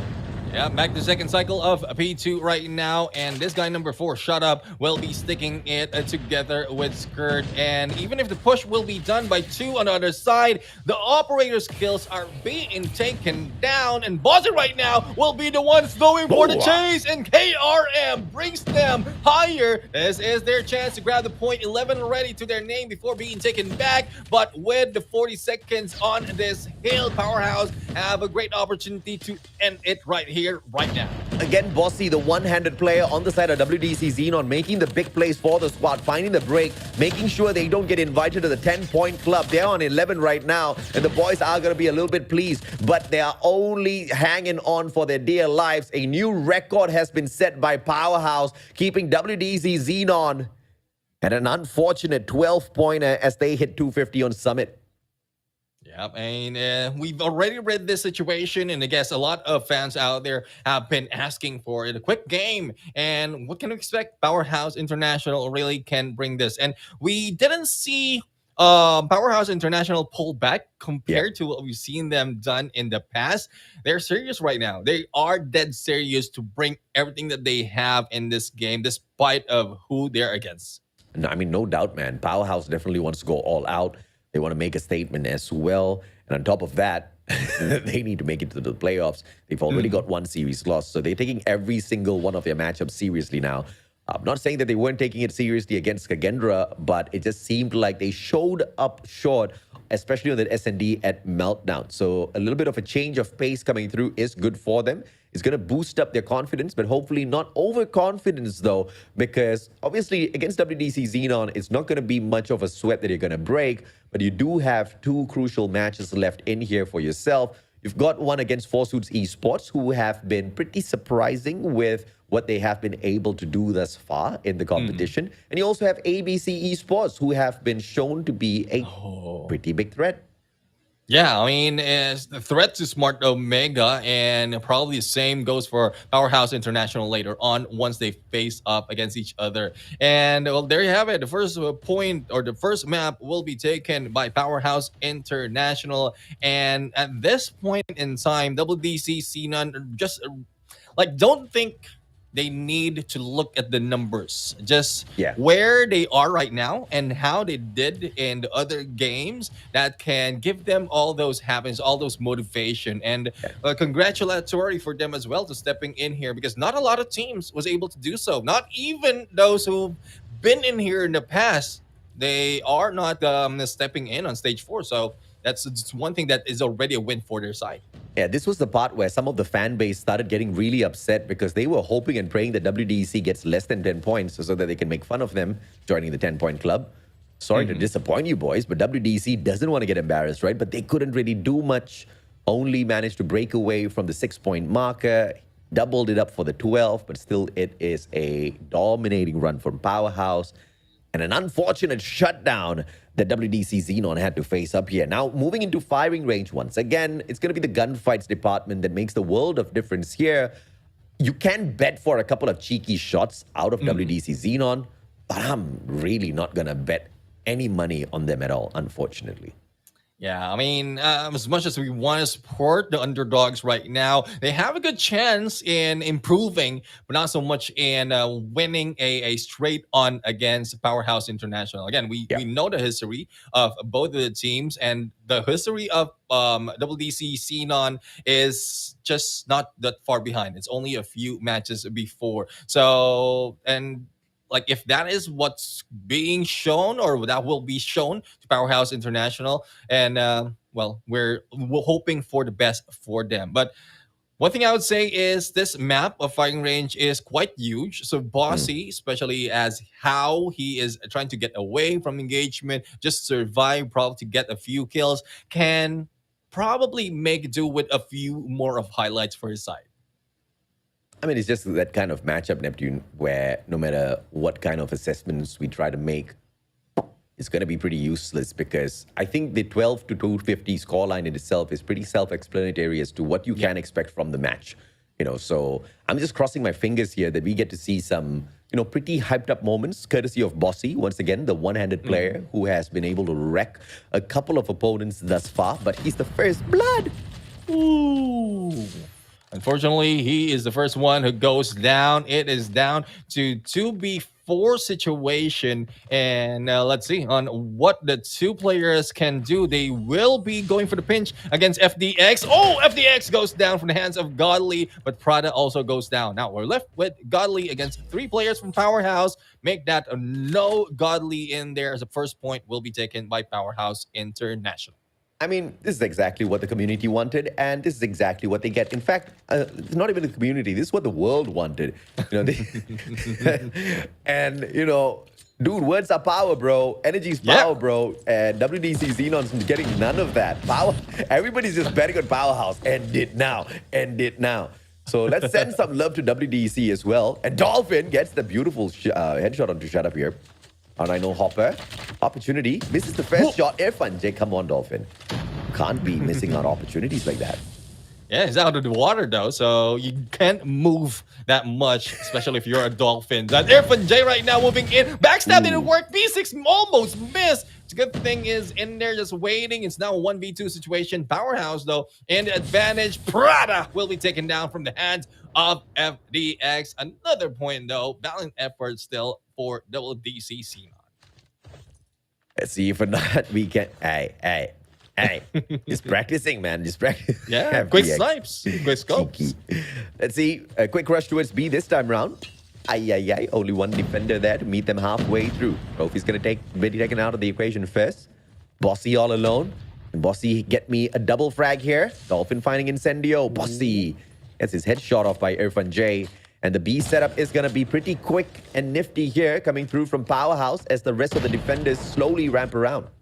And that's one thing that really is being missed by WDC Xenon. They quickly rush in, especially if one of their teammates has been taken down, and it is being expected by Powerhouse International. So this hold that they have been doing needs to be slower so that they will not be caught by surprise. But as you can see, it's 1v2 though, and none v2 till the points will be taken by Powerhouse International. Let's see if or not WDC can at least give us one round. Bossy, 0 eliminations thus far, and it looks like the hardpoint matchup really took the air out of him. It's been the first blood. Pretty unfortunate thus far. 3-0. Found once again. Dolphin, fish out of water. Irfan J is going to eat that up anytime. Yep, and let's see how much they can be cooked in here. Mystics was able to take down Shut Up though, but Incendio responded. Godly takes down Skurd, and we're down to a 3v3 situation. Irfan J for the backstab, R9 in hand, and Prada takes down Incendio from afar.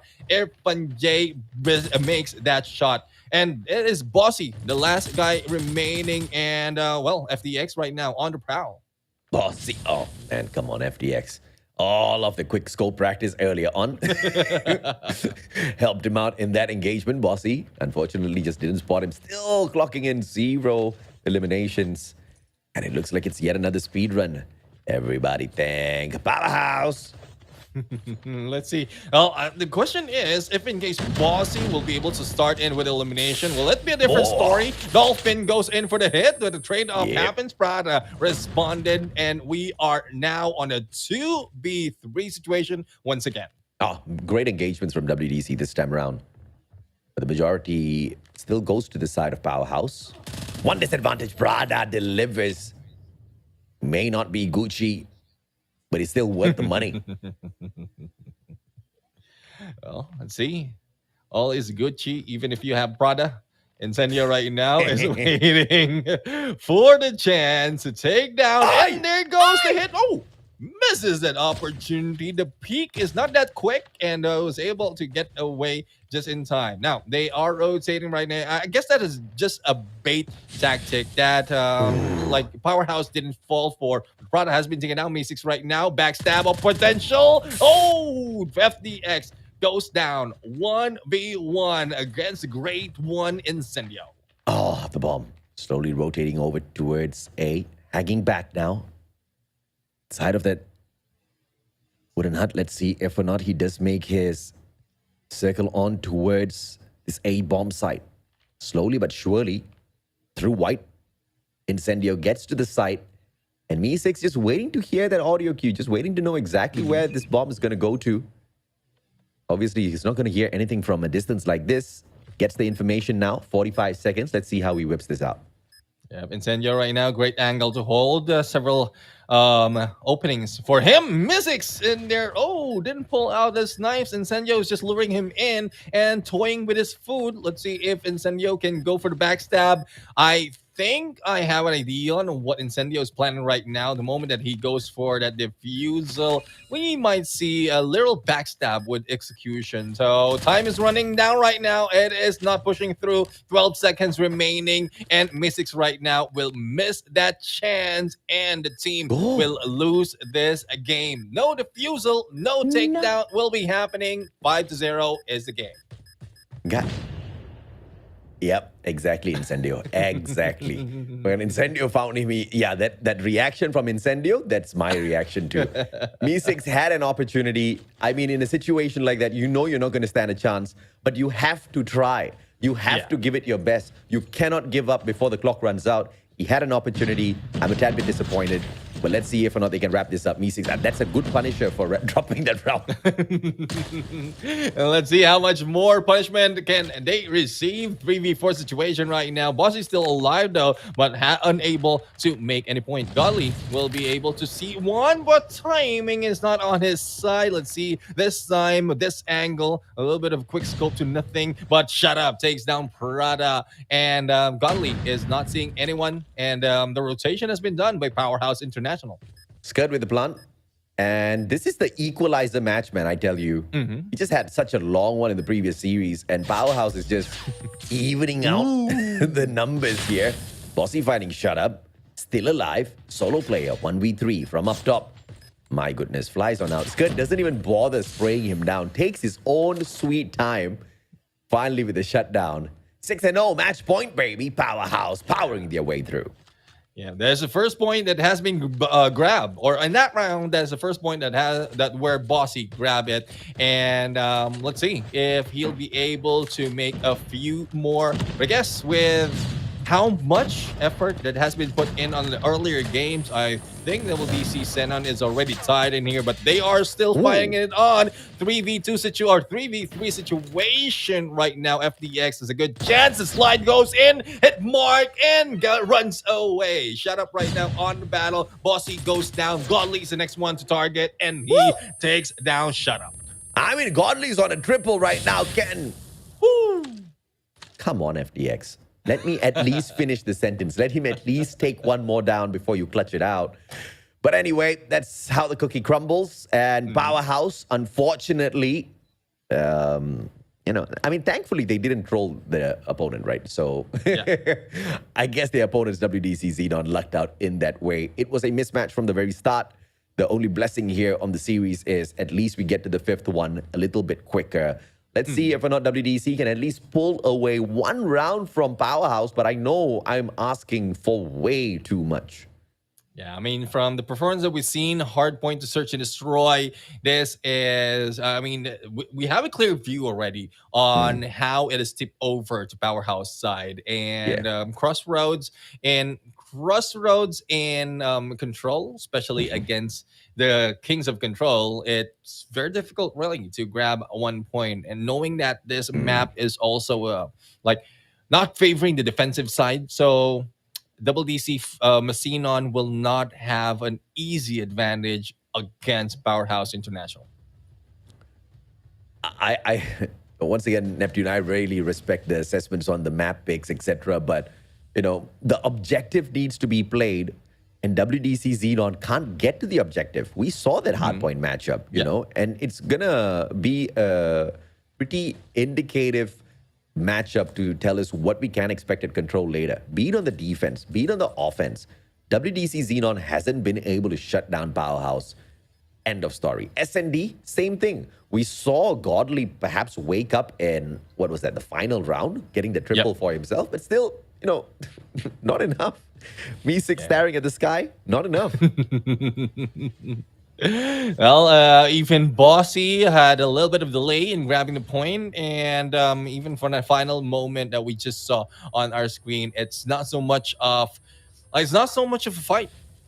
Between these two teams, and it was expected. It's not that we're surprised. It's not that we're sad at all. We just know the result. And like what we said, WDC Xenon is just a little bit too early into this battle, and they're going against a team who has been in here for the longest time, and they are just like Powerhouse International. Not that they want to put WDC Xenon down that early, but they want to grab their spot on the playoffs. Thus, they want to end this quick. Oh, yeah, absolutely. I mean, as far as Powerhouse is concerned, if I'm going to get to the playoffs by getting through this one series quicker, I'm going to do exactly that. I don't need to extend it for any reasons whatsoever. And as a matter of fact, even Powerhouse wants to watch the final series. So they know that they are the only ones between them, you know, between us as well as the final series. They're trying to take the equation, take this out of the equation, right? So great on Powerhouse. Thank you very much, boys. Let's see if or not Crossroads can be a little bit different here for WDC. And, you know, when I say something different, I'm talking about just stacking together as a squad. If you're on the defense, let go of one of the hill. Just play together as much as you can. Play for those trades. Try to streak up. Try to get your operators activated all at the same time. One round. I want to see all those operators come out in one round. Give them a massive amount of advantage. And at least pull that one away from Powerhouse. I think I'll take that constellation for sure. Yeah, 3-1. Not bad if in case Xenon will be able to do that. So let's see if that is the case right now. We're going to jump in to this map of Crossroads in the mode of control. And as we can see, it is already trade-off after trade-off. But WDC is the ones in the advantage and losing and the one lead is Powerhouse International. But as we talk about that, it is just going quick in the elimination part. Now, let's see if or not something different can be brought upon these players here. They are trying to circle their way around, finding a couple of great engagements. Bossy hitting as well, but the angles played by FDX and Squad. Snipes from FDX just way too good. On a double thus far, and the job has been pretty much easy. But look at this first segment captured by WDC Xenon. It shows the fight in the boys.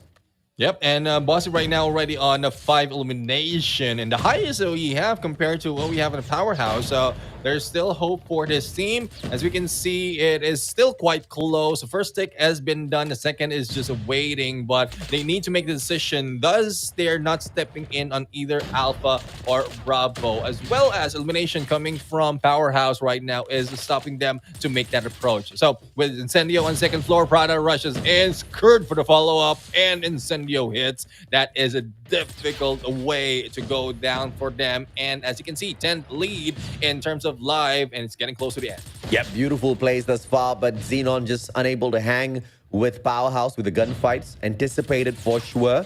And we just see the theory being proven out there. 5 more lives. No more respawn now for WDC Xenon. All hope is lost for sure if it wasn't already at the start of the matchup, at the start of the series, at that hard point. based on that one-sided matchup. One more life left. It's all about Godly's place. Show us some Godly. Nope, he's just gonna get punched. Don't do it. Whoop. Nope, guy can't even quit scope him. Nope. Finally does get it. No scope. Hits the triple. Time runs out. Yeah, when they're chasing for, this is the only time. Let's give it to Powerhouse International. This is the only time that we are seeing them. I guess having fun, because earlier they're all too serious. From hardpoint to search and destroy, and this is a chance they have to probably bring in the spirits of Powerhouse International. So WDC Xenon might have been expecting this because of how well they've seen them in the past, but let's see on if this can be averted by the Xenon team. 24 lives left here for WDC Xenon. Investment come through. It's got to be the first one here, Irfan J as well, with a purifier burning down these players. 2 segments on B gonna get capped. Ace being teased as well, but overextension by Powerhouse. They could just rip away both sides at the same time, but they just want to play for lives here over at the hill of WDC Xenon and get the distraction to cap this B, but great defense, and they push Powerhouse right back to their spawns. Now, let's see if or not they can clear out some of these markers as well over at A, because it hasn't been fully captured yet. Yeah, hasn't been fully captured, and that is because of Dolphin, who have a great hold on that Bravo. Now, let's see if FDX and the gang will be able to stop them, probably from their spawns, and they're doing so. Godly right now spotted. Hit mark is in there, and he's the one who goes down from the hands of Bossy. Now, a cleanup will be done onto that, or a capture will be done onto that Bravo, but with 4 remaining lives, it's not so much of a promise for WDC Xenon, and they might be losing all those lives before the capture happened. But no, Bravo is captured. Alpha is on its way. Only solo player, though, from Mi6, and it's done. I've said it once, I've said it twice, I'll say it all day long. As far as WDC is concerned, Bossy is such a king. Playing with one hand, 2 fingers, leaning the phone on his thigh to play the gyroscope as well, because he cannot use the other hand. Dude, this guy is just such a king, bro. Such a king. Yeah, I mean, like, I'm hoping, and since we're talking about it, I'm hoping that someone will be able to build him something so that it will not be pushed on his thighs, probably have a holder that he can still work on the gyro, but it's not really hampering how he can move it around. Because I'm pretty sure with pressure on one side, it will be difficult to use the 2 fingers that you have on your screen. But again, it's not showing compared to the other players of WDC Xenon, but hopefully a lot more can be offered for Bossy, especially in how he does this in this game. I don't know if you can use any external devices like that, though. It might just come through as a DQ, even though the guy has got 1 undamaged already, right? But look at this, man. Just a 3 life deficit. Okay, make that 4. But it is still a great attempt coming through from WDC, albeit they haven't really managed to make much of an impact over at either side of control here. They are getting it slammed out. Bossy finding yet another for himself. How is this guy doing it? 16 kills. He's still the best player with just 2 fingers on his phone. Yeah, I mean, I guess it proves to show that if anyone will be questioning if Bossy will be moving to a different team, if that is the case, then he have that record already that he carried this team all the way around, even if they're not on the winning end. But those winning is Powerhouse International right now, 3-0. And as we talked about, it was quick. It was definitely quick, man. I think we wrapped that up in under 25 minutes. Thank you very much, Powerhouse, for letting us witness the final series of the day. I have to thank them as well, because I actually have a live stream right after this, and I promised my client 10 p.m. So if it does not end fast, I'm going to be in a little bit of trouble, man. Powerhouse just helped the Mustachio out as well, but I don't think it's going to be as easy as that, because the final series that we've got on our hands is Kagendra versus Smart Omega. It's going to be dependent on Kagendra, on whether or not they can make quick work of Smart Omega. We know Omega is going to be putting up a fight, but even Powerhouse, this squad that has been making a couple of series look pretty decently easy for themselves, got smashed by Kagendra. So that's the benchmark right now, Neptune. Yeah. Well, that is a benchmark that we need to look at and consider, and that would depend as well if Smart Omega, after the grueling battle that they had earlier, still have the stamina, still have the energy to bring it against Gagendra, but they like even if they don't, they really need to squeeze it out from their cells right now, because this might be what will dictate their placement later on. Remember that how much effort they need to put in after the powerhouse battle that they had, as Yep. well as loss against ABC Esports on that hard point. So they need to do a lot more. No doubt at all. My heart goes out to the players of WDC Xenon for sure, because I'm very sure this was a heartbreaking matchup for them. But you have to respect the grit. You have to respect the fight in the boys of WDC Xenon. Their main player disabled due to, I'm pretty sure, an accident in the recent past, and they're still not giving up. They still showed up for their fight. They didn't walk away, man. And, you know, I don't know what else to say, but the fact that I really respect that. Back in our own stage 3 in SMP, we saw a couple of teams who had all of their players still available, but just chickening out of matches just because they didn't want to get beaten. So that in itself, I respect for sure. But Irfan J picks up the MVP, and look at those stats, baby. Oh, yeah. For this game, I mean, they're very close to 3 on a KD. And the questions, when we look at the elimination department, or how much they can bring in, they have been doing a lot. And Irfan J might not be the only one who have a 2+ on the KD rating when we look at the full squad. But he is MVP, and not so much of that's right here. But the scores right now is not that high. Probably it's because each match ended quick, so they weren't able to gather that much score. Yeah, absolutely. And of course, at the end of the day, WDC Xenon will have a couple of more opportunities for themselves. They have only completed the 3rd series. They have got 2 more awaiting them, but I don't think they're going to be easy at all. They have got Smart Omega as well as Kagendra to deal with. I feel bad for WDC already. Well, I guess, like, it's balanced overall, experience-wise, as well as That's true.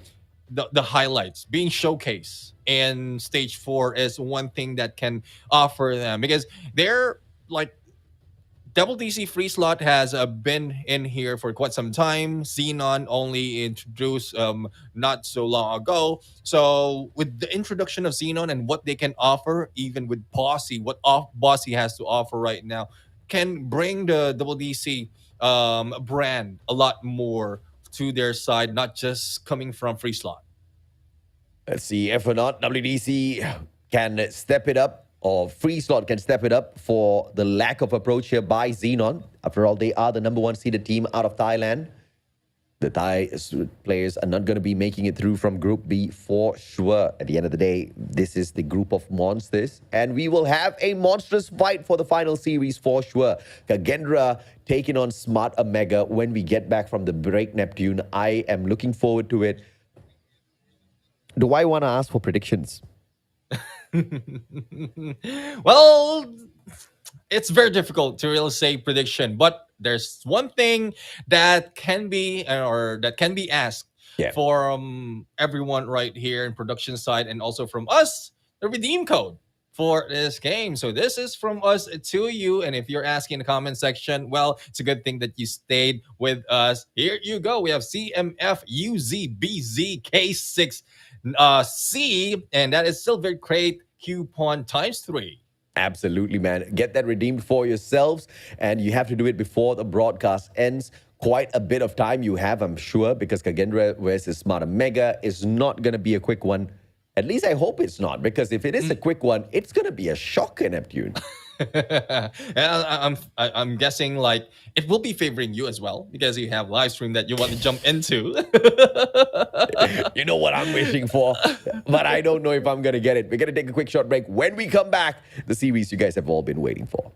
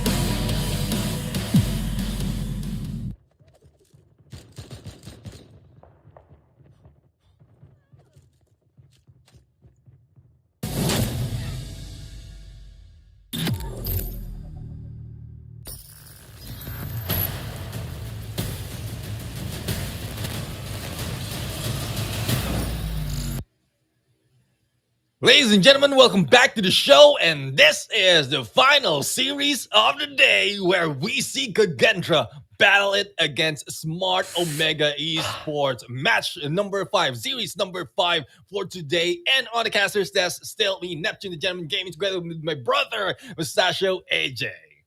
I'm looking forward to this one for sure. Now we get to see whether or not the data has been speaking true all along, whether or not stats are being hidden, strats are being hidden, whether or not we've got Smart Omega playing cheeky just so that they can get into the playoffs and then shock everybody, because this is a do or die time. And if you look at the numbers, they should not be able to pull away the victory at this series. Why am I saying that? Smart Omega matched up against the team of Powerhouse. Powerhouse 3-0'd them in their series as we opened up the group stage for Group B. And then now we have got them going up against Kagendra, who have also taken a 2-1 victory over Powerhouse. So this should not be a winnable game at all for Smart Omega if you go by just those numbers. But you never know. Sometimes some people wake up. Like you see, Bossy, he woke up for WDC Xenon. Oh, yeah. Perhaps everybody on the side of Smart Omega can wake up now, especially after such an invigorating fight against ABC, the brothers of Kagendra earlier on. Maybe that was the warm-up. It was a very long warm-up, but maybe that was the warm-up they needed. Well, it's a long warm-up, but despite of that, they still lost one of the map in there. When we're expecting that they might be able to grab a 3-0, they still have one down in there on the record that they can put in. So they need a lot more to be able to bring themselves up, and it's a Kagendra that we're looking at. So far it is one loss against Powerhouse on that Arsenal hardpoint, and the rest is just a winning game. So Kagendra right now is the toughest opponent that they have to face, and Smart Omega just needs to travel back in time to when they are in their prime. Otherwise, they might be taken down in this match. Unfortunately for Smart Omega, their weakest game mode at this point of time is hardpoint. And Arsenal is one of the more challenging maps on hardpoint. It will be deadly if Smart Omega does not ban that out. I think Kagendra will eat them up alive. Once again, that assessment is only going to hold true unless they are hiding strats. But I already shared the story of my little puppy Eva and how she used to hide those treats. If these boys have forgotten where they hid those strats and are unable to pull it out in the nick of time, then we're going to see them smashed, man. Because Kagendra is not playing around. The Indonesian Giants want to move on through. They're not up for, who's hiding strats, who's playing well. They've got their eyes on stage 5. They want to make Indonesia proud. They want to represent Garena this time round.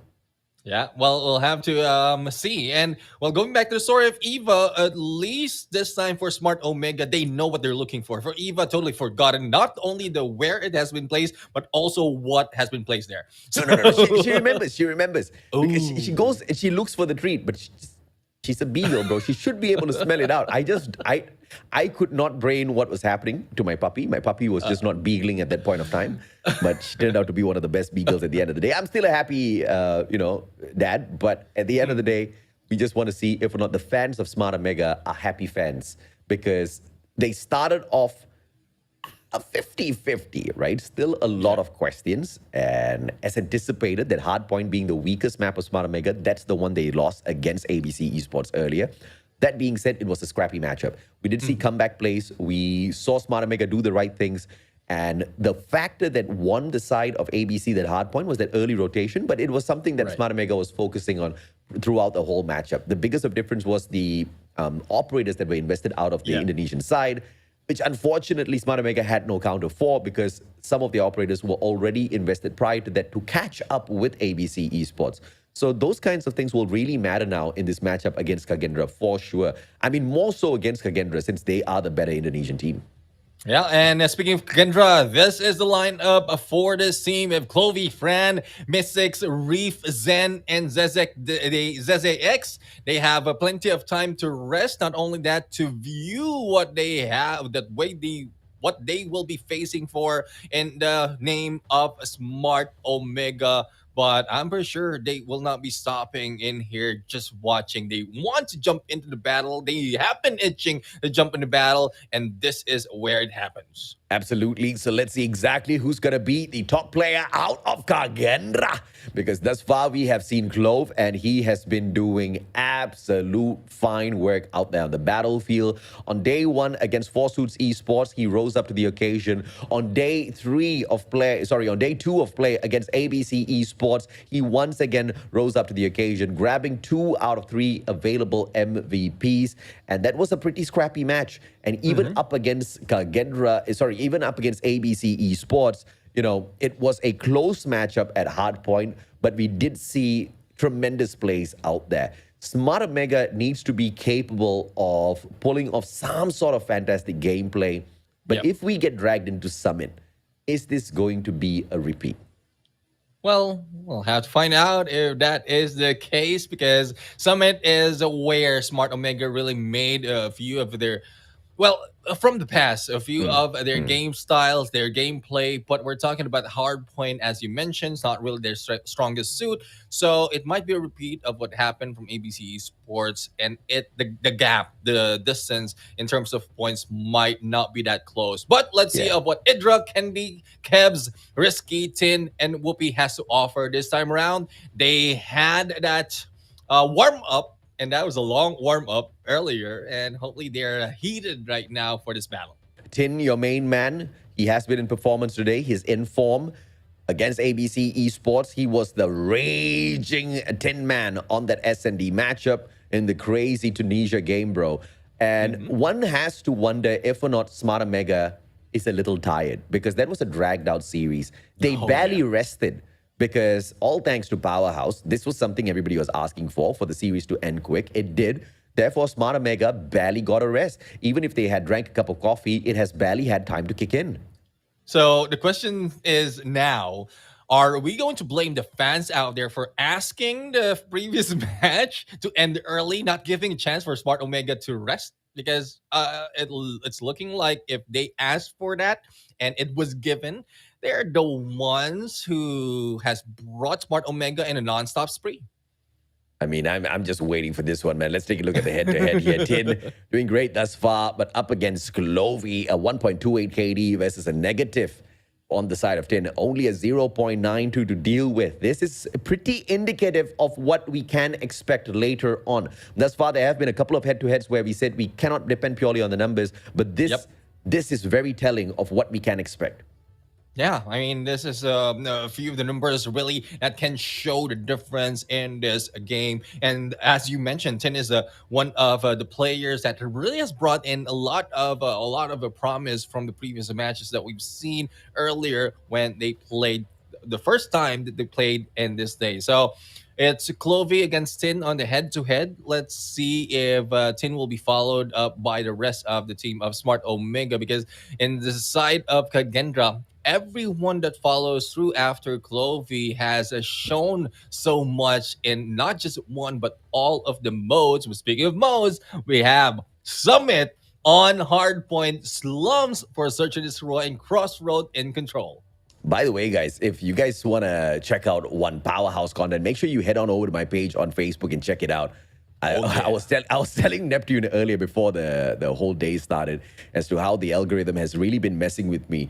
We put up a content that we have been working on for the past 2.5 weeks, and it's barely doing all right. And there was a filler content that we probably spent 5 minutes on, and it's exploding. It's gone viral right now, close to like 500,000 views. I'm just confused with algorithm. Perhaps that's what the situation Smart Omega is caught in right now. Maybe their algorithm's just not doing well, bro. Algorithm in terms of what they're expecting out of their opponents just not going their way. Perhaps a little bit of a misplanning. Perhaps the coaches need to step it up a little bit. Perhaps the players need to kind of adjust a little bit better to the gun rolls, because I think that has been one of the biggest factors for Smart Omega at this current stage. Yeah, exactly. I mean, you've been pointing out that if Whoopi can switch the gun roll with those in snipers, the result might be different. So let's see if that is one thing that they can push through, because there's no switching gun rolls anymore. It has been fixed, but the same goes for operator skills. It is being shown right now. And, well, my favorite is not there. So I mean, I'm not taking it against them. It's just you pointed out a good point as well as to why it's not viable to use a grav vortex in these games. But I still love it though. I love the Grav Vortex, no doubt whatsoever. In the hands of pro players, unfortunately, it's not the most lethal weapon. Once again, you play hardpoint, you get onto the hill first, and you whoop out the Gravity Vortex for defense, you're going to do really, really well. You know, one of the biggest problems with the Gravity Vortex as well is only you have limited number of shots. And the time that the Vortex stays available on that hill to block out some of these entrances, I think needs a huge buff.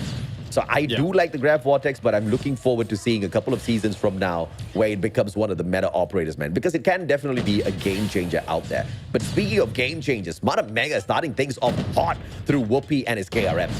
Yeah, KRM indeed still alive and kicking from a distance, going in for those shots. 13 points and counting up before it has been taken out by Kagendra right now to their side. But still, the takeover will be back to Smart Omega, and Kemps is the one in control, but he will be taken down trade-off after trade-off. Scrappy as it is, P1 is always the result. Absolutely, man. 17-7, Kagendra. Barely able to do much on this first hill. Smart Mega starting off super hot. I guess this is where all of the hidden strats have been pulled out from. It was hidden underground at Summit here, and they're pulling it out from this P1. Fran turns and beams from the top floor, but the players will be able to find a couple of seconds here as Smart Mega finds the setup for the P2 spawn.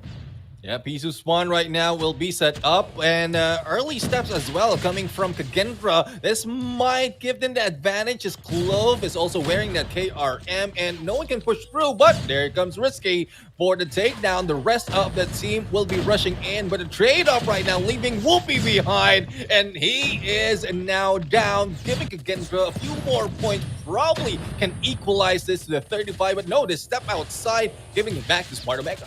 Yep, Kagendra on the hill. The players are able to beam down each and every single Smart Mega player that shows up.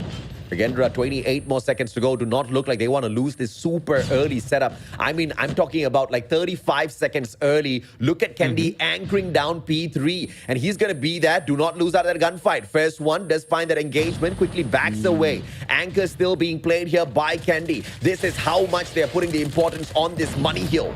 Yep, Kemps right now is going for the backup, but backstab against him. Mystics is the guy who did it. Kendi also goes down, and it is Kagendra who will be controlling this spawns. But the approach of Smart Omega is straight onto the next hill. 1 second before it opens up, and it will be yellow. Smart Omega will take the initial, and Whoopi has pulled out the Annihilator as well. I love this play because I think Clove is very close in comparison to Whoopi. Both of them playing the exact same gun, KRM. You can see the better player, but you can't call it just yet because the match is very far from being over. Purify is going to be winning it over for Kagendra for a little bit. The anchor spot's taken away already. Anchored down by the one and only Fran. Whoopi showing up. He gets that double. No trade out just yet. Whoopi still raging on. The 3 spree finally gets put to the stop. Meeseeks finding that engagement, but Smart Mega still with the hill. They've got the anchor back for themselves, and P3, this is where they cash in, and they are going to stay in front. Kagendra will have to stick for one final try here for the break.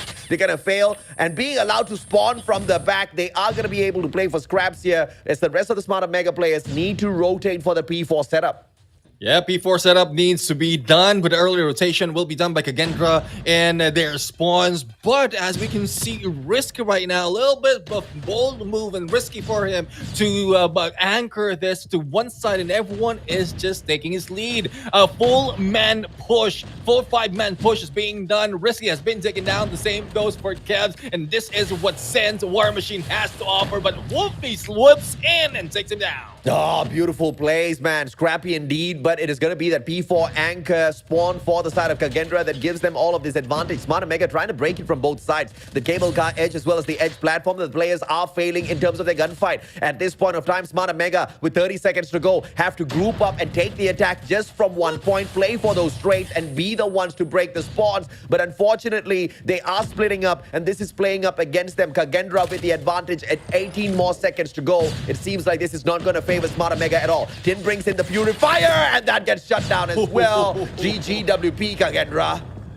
Yeah, and as well as Reef is still alive and kicking, and he's becoming a great barrel reef right now. No one can push through his defense, and as they go in onto the next cycle of this hard point, Kagendra right now is stepping in slowly before it opens up, but Kevs just stops them on their hill. Whoopi right now slides in and also take down Sen, but he will be brought down. It is still blue though. Kagendra will have all those points now. Yeah, 122 already for Kagendra. This time P1 story is just a little bit different. Reef as well as Clove bringing in the operators.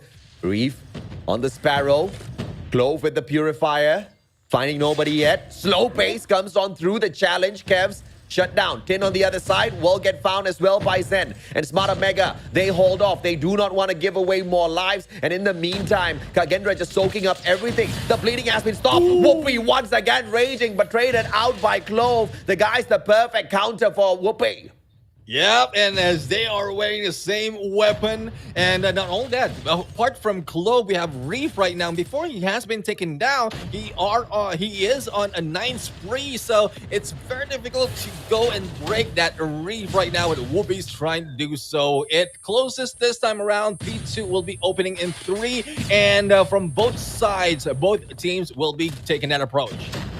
161 to 88, Kagendra. They have got the opportunity here to really run away with this matchup. 50 more seconds to go. Whoopi with the Annihilator, but he is going to be found by a Hunter-Killer drone. Kendi with the War Machine on the other hand. Needs to protect his back. Fran shows up in the nick of time for Kendi to pull that 180 on the War Machine. Gets the advantage. Still anchors down the spawn for the rest of Smarter Mega. But the problem here is nobody's playing the hill. Finally, Kendi's hopping on in to do it himself, and he gets slain out. That's why the other boys weren't doing it. Yeah, Clove went in for a triple. Thus, it has been cleared out for the side of Kagendra. Tin tries to do the same, but a quick approach by the other teams is Rift, who will be doing that on him. Now, as we can see, quick movement, quick rotation being done, and even the scrap points will be let go by Kagendra because they are that confident that they will be able to make this break. But I guess Clove thought otherwise. They want to take advantage of all the time that they have to grab those points. Bobby Plays watching the broadcast. I wonder if the Bobby curse is in full effect now. I wonder if the guy just said, okay, this is it. Smarter Mega is about to win this matchup. And then Kagendra went kaboom. 195 to 98. Smarter Mega winning back the hill here. Anchoring down P3. The money hill protected by Kendi. Mainly if he drops this gunfight, he does not. Great fight onto Zen as he takes him out of the equation, but finally won back by Me6. Rotates around. Kendi taken out. Spawn goes over to Kagendra. 30 more seconds to go, at least on this hill. Smarter Mega being forced to spawn all the way from the P1 side, and this is where the operators are going to torture them. Zen brings out the War Machine. Entrance risky, at a lot of risk here as he hops on in. Kendi gets traded out. Back and forth we go. Smarter Mega, a straightforward break, but the rest of Kagendra, they say thank you for spawning us on the opposite side of the map. We want to finish this at P4. Yeah, 10 seconds remaining, and they will be able to reach not even close to 150, whereas Kagendra has already crossed that double century mark and in 40 points away from taking the win. As the previous hill closes and the next one opens up, Kagendra is prime and ready for the battle. Though a few is going down, especially Mystics right here. Reef misses that shot and Kevs beats him to it. Let's see as to who grabs the point. Will it still be remaining for Smart Omega for the catch-up that they need? Oh, 212 points on the side of Kagendra being paused here. They do take back the anchor spawns from the back at the Guerrilla base. They just can't win out their gunfights. Kevs just laying out a little bit too much. Finally, the break comes through for Kagendra on the setup here, but they lose the spawn. And back and forth we go. This is just a seesaw matchup between the two. Kagendra playing it from the hill. Just 2 more players left in there. Make that one. Close! Winning it out big time. Hitting the triple. Whoopi from outside. Gets the sticky onto Fran. And now the hill to the side of Smarter Mega. Has the damage been inflicted enough already? 17 more seconds to go. Smarter Mega's not going to be able to equalize even if they take away every single final point here. Kagendra doesn't have an opportunity for break as the timer runs down below 10 seconds. Set up for P1. A couple of players from the side of Kagendra already giving up. Let's see if they can bring it to end on the next hill. One thing that's difficult for side of Smart Omega is they've already lost enough time in there, and the catch-up is being done with only a few seconds in all those hills. So they need to make haste and start it off early right now, and that's what they're trying to do. They just need to survive this battle, how scrappy it is. They just need to go for the back up most of the time. But Mi6 will try to stop this approach, and there goes Sin taking him down. They still manage to go for that break, but it is now clear that half of that 60 is for the side of Smart Omega. Will they continue on? Because Clove is not giving up. Oh, here comes the turnaround! Purifier! Once again, Smart Omega making that difference. They want to find the equalizer. 20 more seconds to go. Here comes the pincer maneuver out of KAGE. Can they drop Tin first, though? Reef still alive and kicking. He gets burned down by Tin. Two players trying to attack from the back, stopping the bleeding as well. But Tin alive and kicking is going to be able to win that over for the side of Smart Omega. KAGE, 223 points, but they just can't seem to find anything more. Smart Omega playing this on a whole other level, keeping up with KAGE, who they found so tough to beat initially. And this is the craziest part. Hardpoint is technically their weakest map. It's the weakest mode, and it doesn't seem to be the case now. Yeah, it's not looking like the case, because right now, second floor, a good potential to stop anyone who's rushing in. Chaining is the key on this battle, and they are getting close to tie it up. But it switched over to the blue side. The spawns coming from Smart Omega a little bit too far, and it might be too late. They have the claw on their side, but Risky brings him down, and it might stop the bleeding, but no, it continues on. KAGE is still rushing in, and Smart Omega needs to make do haste. Only one remains who's controlling it, and Clove goes down. 23 seconds remaining for Smart Omega to catch up. Smart Omega on the verge of winning out their weakest mode. Can they get it done? Is this the awakening? Is this the comeback from the kings of all of SMP? KAGE says, hell to the no. 10 more points for me. Make that 8. The challenge comes through from the back. Smart Omega still loses that to Reeve. He still has got the Sparrow in hand. Final 3 seconds going to be absorbed by him. Only one player trying to play anchor at the back. It's going to be Whoopi. Whoopi winning out his gunfights. Money hill for Smart Omega, and they lose the spawns. KAGE at the back. And 3 seconds remaining as they step in. It's done and dusted. KAGE takes the point, and Smart Omega goes down 1 in this series. Hardpoint is very close. Surprisingly, Smart Omega did what they can do, but KAGE will not give it up that easily.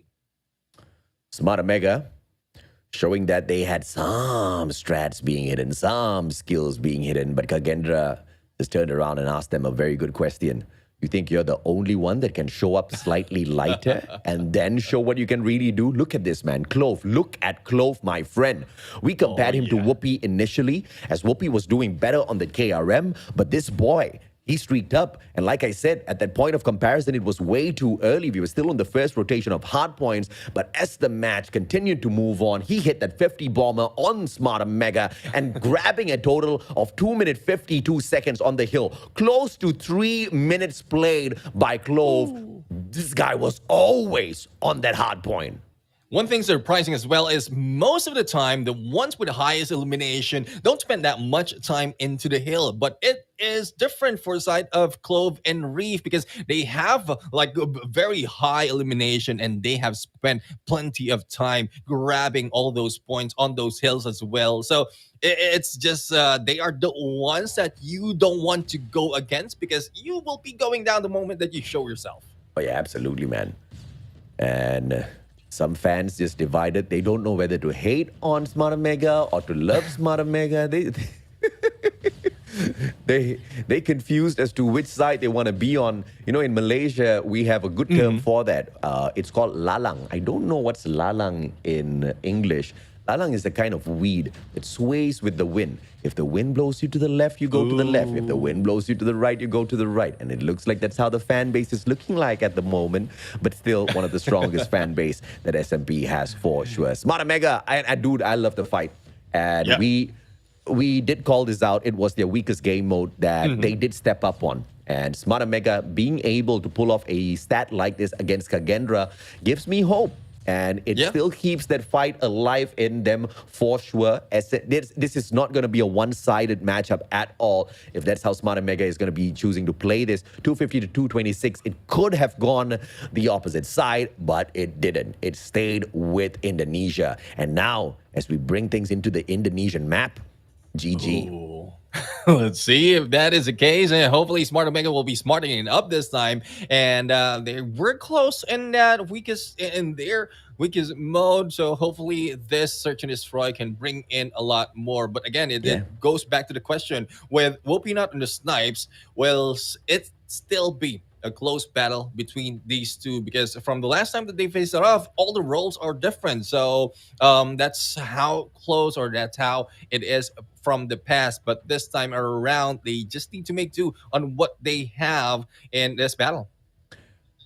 This was the kind of play that I was expecting out of Yato, Yobabs, but it's Clove that's delivering. And, you know, I said it at the start of Stage 4. I'll say it again. One of the hottest teams that it seems to be standing a really good chance of representing Garena at Stage 5 might just be Kagendra, right? I think the plays are so smooth. The tactics are working out. The investments of the operators are super sound. The way they played, their mechanical skills, I mean, you gotta love it. And Clove, what a player, bro. As we set this SND up, it's a question on whether or not Smart Mega will pull that flag down and replace it with their own nations.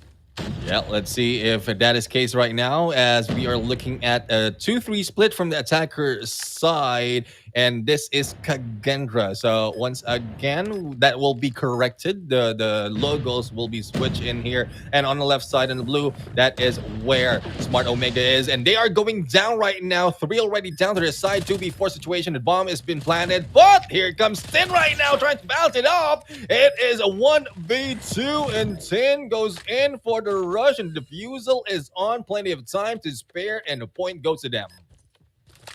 And the round for for Kagendra, early start, very aggressive. And question is, are you going to see the... Okay, it's not from Kagendra, it's from Smart Mega. The question is, are we going to see the consistency out of them? Tim hitting the double frag. Kev's not finding anything in that round. Kagendra just a little bit down, blindsided by the immediate rush. And you can see that smoke just blocking out that sniper's nest. Very smart play from the Indonesians once again. Yeah, I mean, that has been one of the gameplays that really give them the advantage, especially when they are trying to rush into one angle. And, well, we are now left with Kendi right now going against 2 players, Clove and Zen. Fran will be going down, and the bomb will be planted as well by Zen. So 1v2 situation, no angles to take. Kendi need to make his way through, not to be showing himself as, hey, get into that Bravo side. Kendi, 1v2, very doable. Yep. Zen, Cheeky, Kendi, show me a ninja. Too far. He couldn't pull it off. Zen shows up, just tries to bait out the sniper shot. Kendi not falling for it yet. Whoop. Doesn't set up the double challenge. And that slide comes on through. Good bait coming through from Clove. Zen with the finisher. Kagendra making it look way too easy against Kendi. Yeah, good bait and switch in there, and just to balance it off on to one on one. Now let's see if the attacker side Kagendra can dictate the pace once again, because earlier it was slow, fast, and then it went too slow in the final moment. But Clove, together with the rest of the gang, is going in for a quick plant. Zen goes in for a rush. Risky not yet sighted, but let's see if the rotation will be done. Risky takes down Clove, but the response from Zen is pristine. The 3v4 make the 2v4 situation, and Kagendra is in a favor. Yeah, you see the spirit out of Zen there. Beautiful sprays. It takes down 2, traded out by Kendi. Players repositioning. Kendi all alone again. Clutch time, baby. Has got the Fennec. Beautiful sprays, but Reef already repositions and catches him off guard. 2-1 Kagendra taking the lead. Yeah, they have the lead right now, and that was a quick game compared to what we've seen on the previous one. So regardless if it's a slow or fast game, Kagendra can bring it on. Smart Omega, though, they need to make a different approach, just waiting for Kagendra to peek in, especially not losing their snipers. Zen right now for the rush. Messiks for a double, and Zen will try to go for another one, but Risky responded, but Risky's the only one remaining. Let's see who's the better sniper out of Kendi and Risky. Now he's got a clutch situation in a 1v3. Clove finds the plant. Risky already in position. Oh, what a great disengage from Clove. Right after pulling that plant. Doesn't want to mess with Risky at all. Movements, bro. Now they get the tag and Fran finishes off a good crossfire setup. And Kagendra handled the situation really well against the sniper from the side of Smart Mega. And Kagendra just does so well when they have the bomb in hand. Smart Mega, I'm pretty sure, will be able to pull off some fancy plays as well. But they need to sustain these defensive rounds. At least pull 2 right back, because those are the only 2 options they have before we switch sides with the bomb. Yeah, exactly. And I love the way that Clove is using his quickness, speed, to be able to bait the enemies as well in the final moment. Even having a Fran or moving towards Fran so that he will have a follow-up just in case he will be taken down. But let's see, it's a little bit slow pace right now as Kagendra has done a, let's say, a 4-1 split, and Messi will try to get an angle to see if he will be able to take down one, but no one is showing himself just yet. And this is a wait. There's plenty of time though. 1 minute and 16 on the clock. Risky finding me 6. Good angle, and it delivers a double within the round. Overextension coming through from Risky. Spots a good angle. Spots another player as well. Just couldn't play that shot quick enough. Good slide as the player finds to find the crossover. I believe that was Zen. Finding the tag. Whoopi finding Reef as well. This should be a Smart Omega round. Yeah, Smart Omega with only 2 remaining to take down. Let's see if who will get those elimination. Risky in there. Whoopi has been taken out by Zen though, but Zen will not be moving that fast. Ooh. But no, Sin has been taken down to a 1v3 situation, and Whoa. good chance for him, but no, managed to get away in time because we saw shadow of another one from the other side, and Zen is still alive and kicking. But how much more? Not so much time for him to play around. Up against 2 snipers. Can D place the heady with the snipes and still can't get him? Zen on another level. Let's see if he can find the double for himself as well. AC'd out maybe, but Kev says hell to the no. CBR4 finds it. Smart Omega slowly clawing their way back in. Yeah, that was a little bit too far for Fennec to work with. The CBR can do better, but it is only a 1-point lead by Kagendra as Smart Omega is playing catch up once again. But compared to what we've seen in Hardpoint, they have a good chance to take the lead if they continue the gameplay that they have and not miss all those grenades hit compared to what we've seen from Tin. But this is where they don't miss a beat because they want to get into those elimination right now. Left with Whoopi on a 1v2. Let's see if he can survive. Information given away already. Zen doesn't get tagged up. Great reposition. Backs away. Whoopi challenges out in the open. Zen will come back in for that rechal.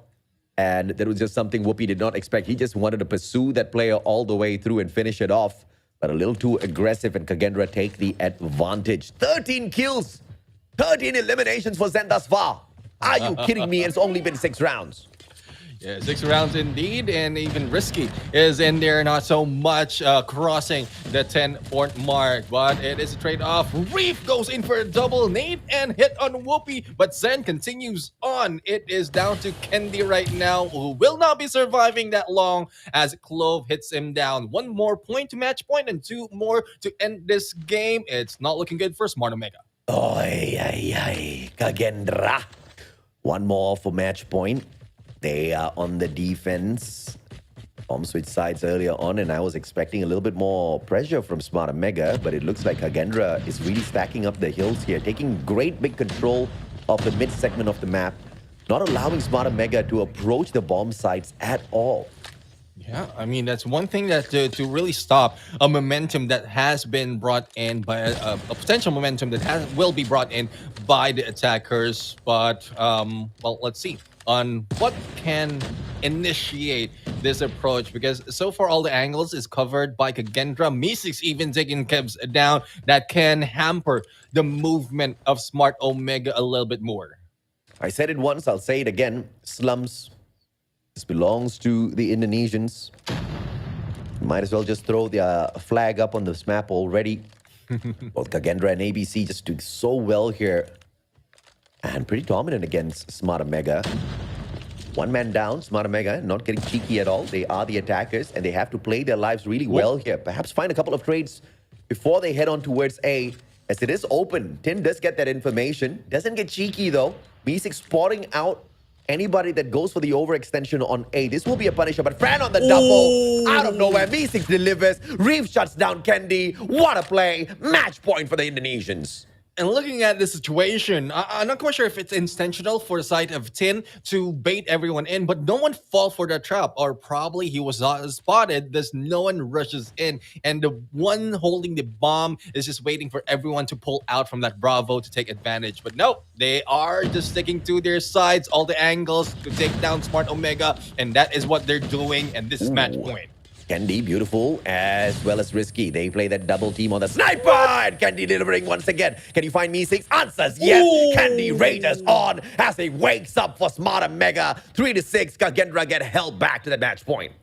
We have been brought in to a match point, and again, the question begs is if Smart Omega is a little bit too late to catch up in this point. They have been dubbed the comeback kings, but it doesn't work most of the time, especially this time around. I won't lie, the previous series kind of got me a little sleepy. This one woke me up. I am bright-eyed right now. 6-3, Kagendra looking for the finisher. Defender's going to be a little bit more respectful of what Smart Omega can do this time around.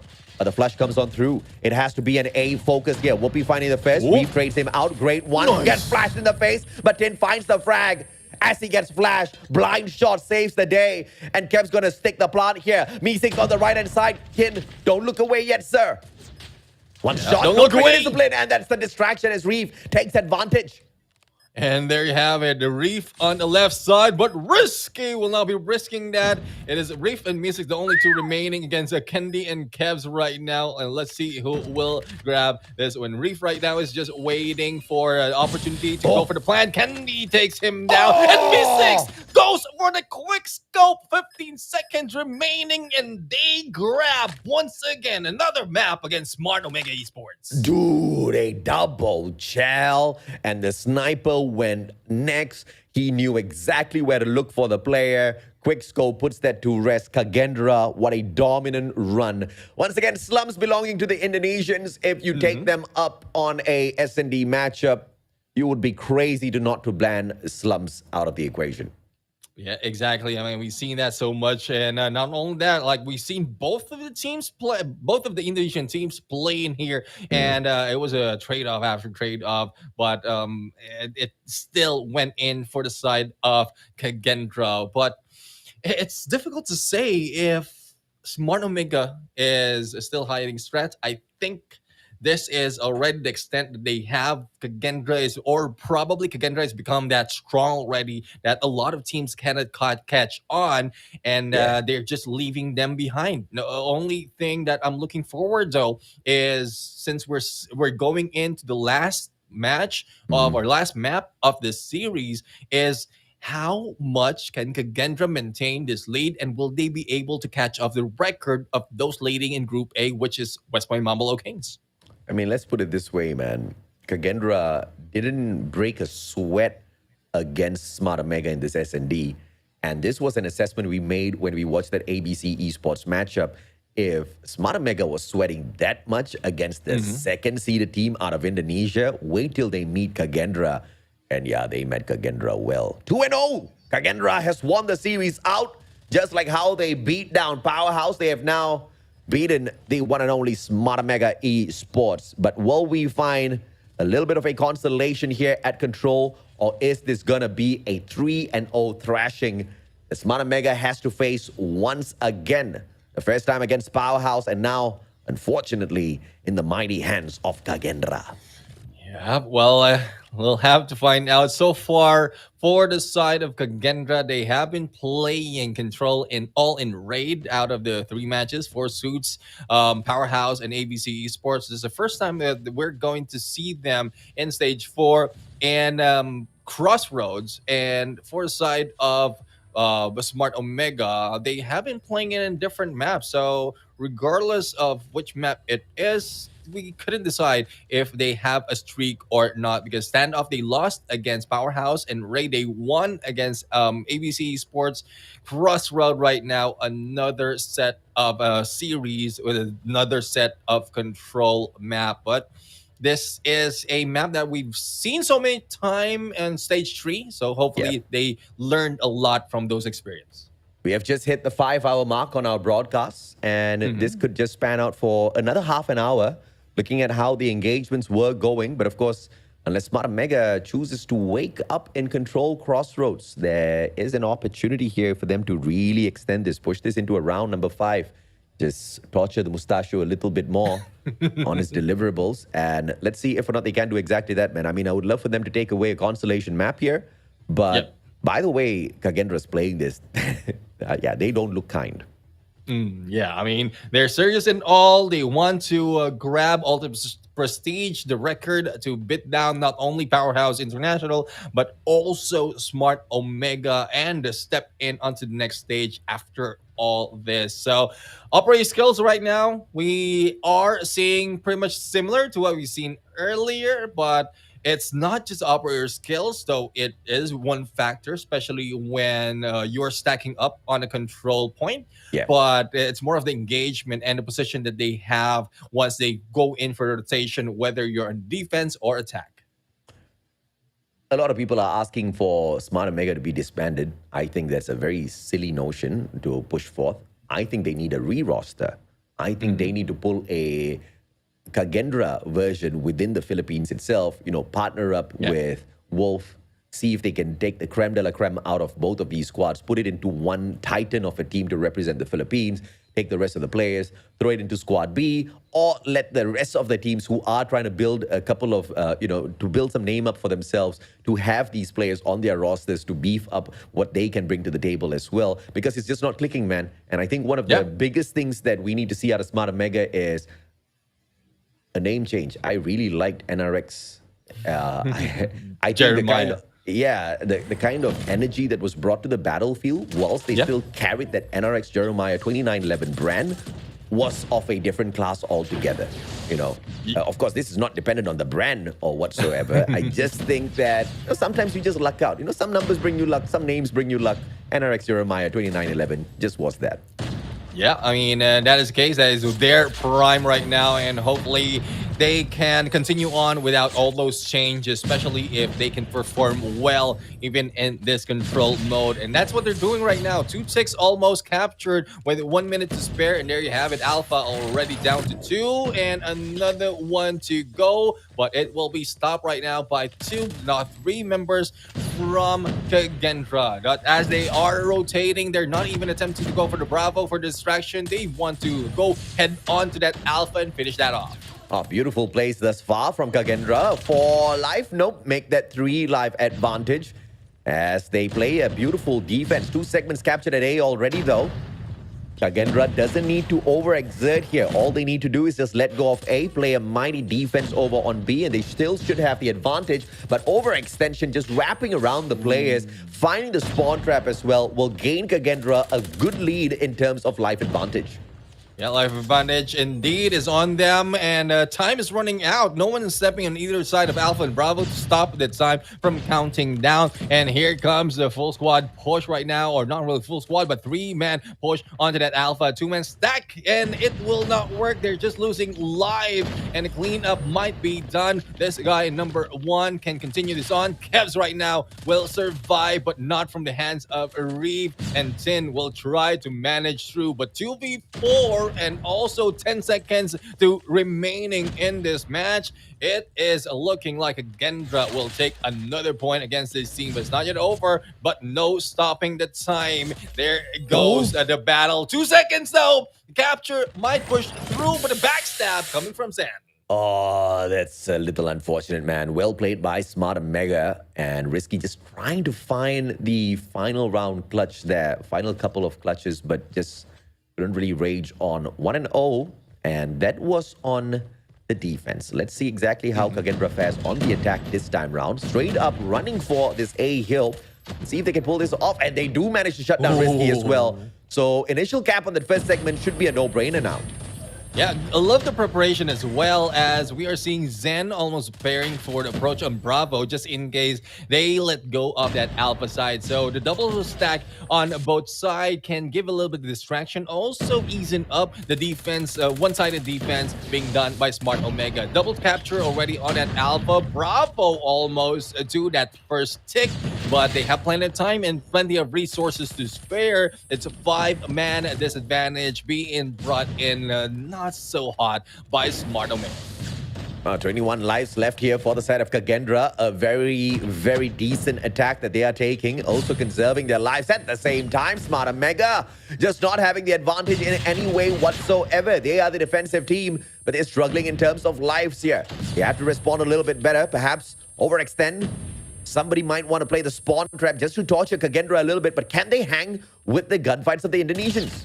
Yeah, Whoopi right now will try to do so, but a backstab in there coming from Reef, and it's just so quick on how the players of Kagendra is responding to everyone coming down to their side. They know how to trade it off, and it's not just going on a trade-off on a 1-to-1. It's a 1-2-2, if not 1-2-3, and that is why Smart Omega is losing their lives in here. 34 seconds, and it has been stopped. A double capture from both sides, and it goes down to clean up on Bravo, but Alpha is still continuing on. There you have it, added for another minute, but 3 lives remaining. Not looking good for Smart Omega once again. Yes, sir. No respawns. Fran spots the player out. Grenade! Fran! Whoop. Dang, what a grenade! Beautiful stuff out of Fran. Just with the information, gets the job done. Single life left, but nothing's gonna take that highlight away. What a grenade, dude. I mean, perfectly timed and measured right there, and there's no contestation, especially on the position. Even if one is trying to run in on that hit, it was just hiding out in there, and the nade is primed in there to cook him alive. But let's see if that continues on. 2 points already on Kagendra's side, and Smart Omega not really putting up a fight in this battle. Beautiful stuff thus far by Kagendra. Smart Omega not showing up in control at all, as opposed to the hard point as well as S&D, where we did see a little bit of fight. Fran! CQC with a hunter-killer drone. Come on, it doesn't get better than that. Now, like, especially if you know that Annihilator is being brought in your face, you can pull out anything that can stop his approach. And so far, it's quite near in terms of light department, but Alpha is almost a second tick. And let's see if Smart Omega can continue this on. So far, they did so in a double, and they had difficulty completing the capture, but it's more of the rotation as well on the other side, especially if Kendra will start to like strengthen their defense. And with Reef right now on, this Sparrow has just gunned down and balanced off the lives. 16 more lives left here for Kagendra. And it looks like they're not going to be breaking a sweat, because they have been able to do pretty well in terms of defense against Smart Omega eSports. B slowly getting capped, but the clearance is there for Kagendra. They played well with their lives. And now the claw coming out from E6 as well. Only one operator to be played here by Risky, but the question is, does he want to bring in the investments? Clearly, they cannot depend only on the gunfights. Yep, gunfight is not one thing that you need to depend on, especially if you're losing all those lives, and time is of the essence. 20 seconds remaining, and you need to make a move. The move they did, but Freddy has stopped them. Not only that, we have this 3 guys on at an Alpha that can be stopped with a Hunter Killer, and there you have it. Even the snipe send for the tree, clearing up that Alpha. One more life. And even that gets taken away. Kagendra, no mercy shown in a quick showdown at control. They 3-0 Smart Omega. And at this point of time, you know what people are going to ask? Is it because they dropped Jericho? Jericho's like, nah, I'm not going to deal with this one. I'm going to run far, far away before this brand comes crashing down. The guy hopped off of the bandwagon early, but the rest of Smart Omega, man, they need to redeem a little bit of their honor. I need to see more from them.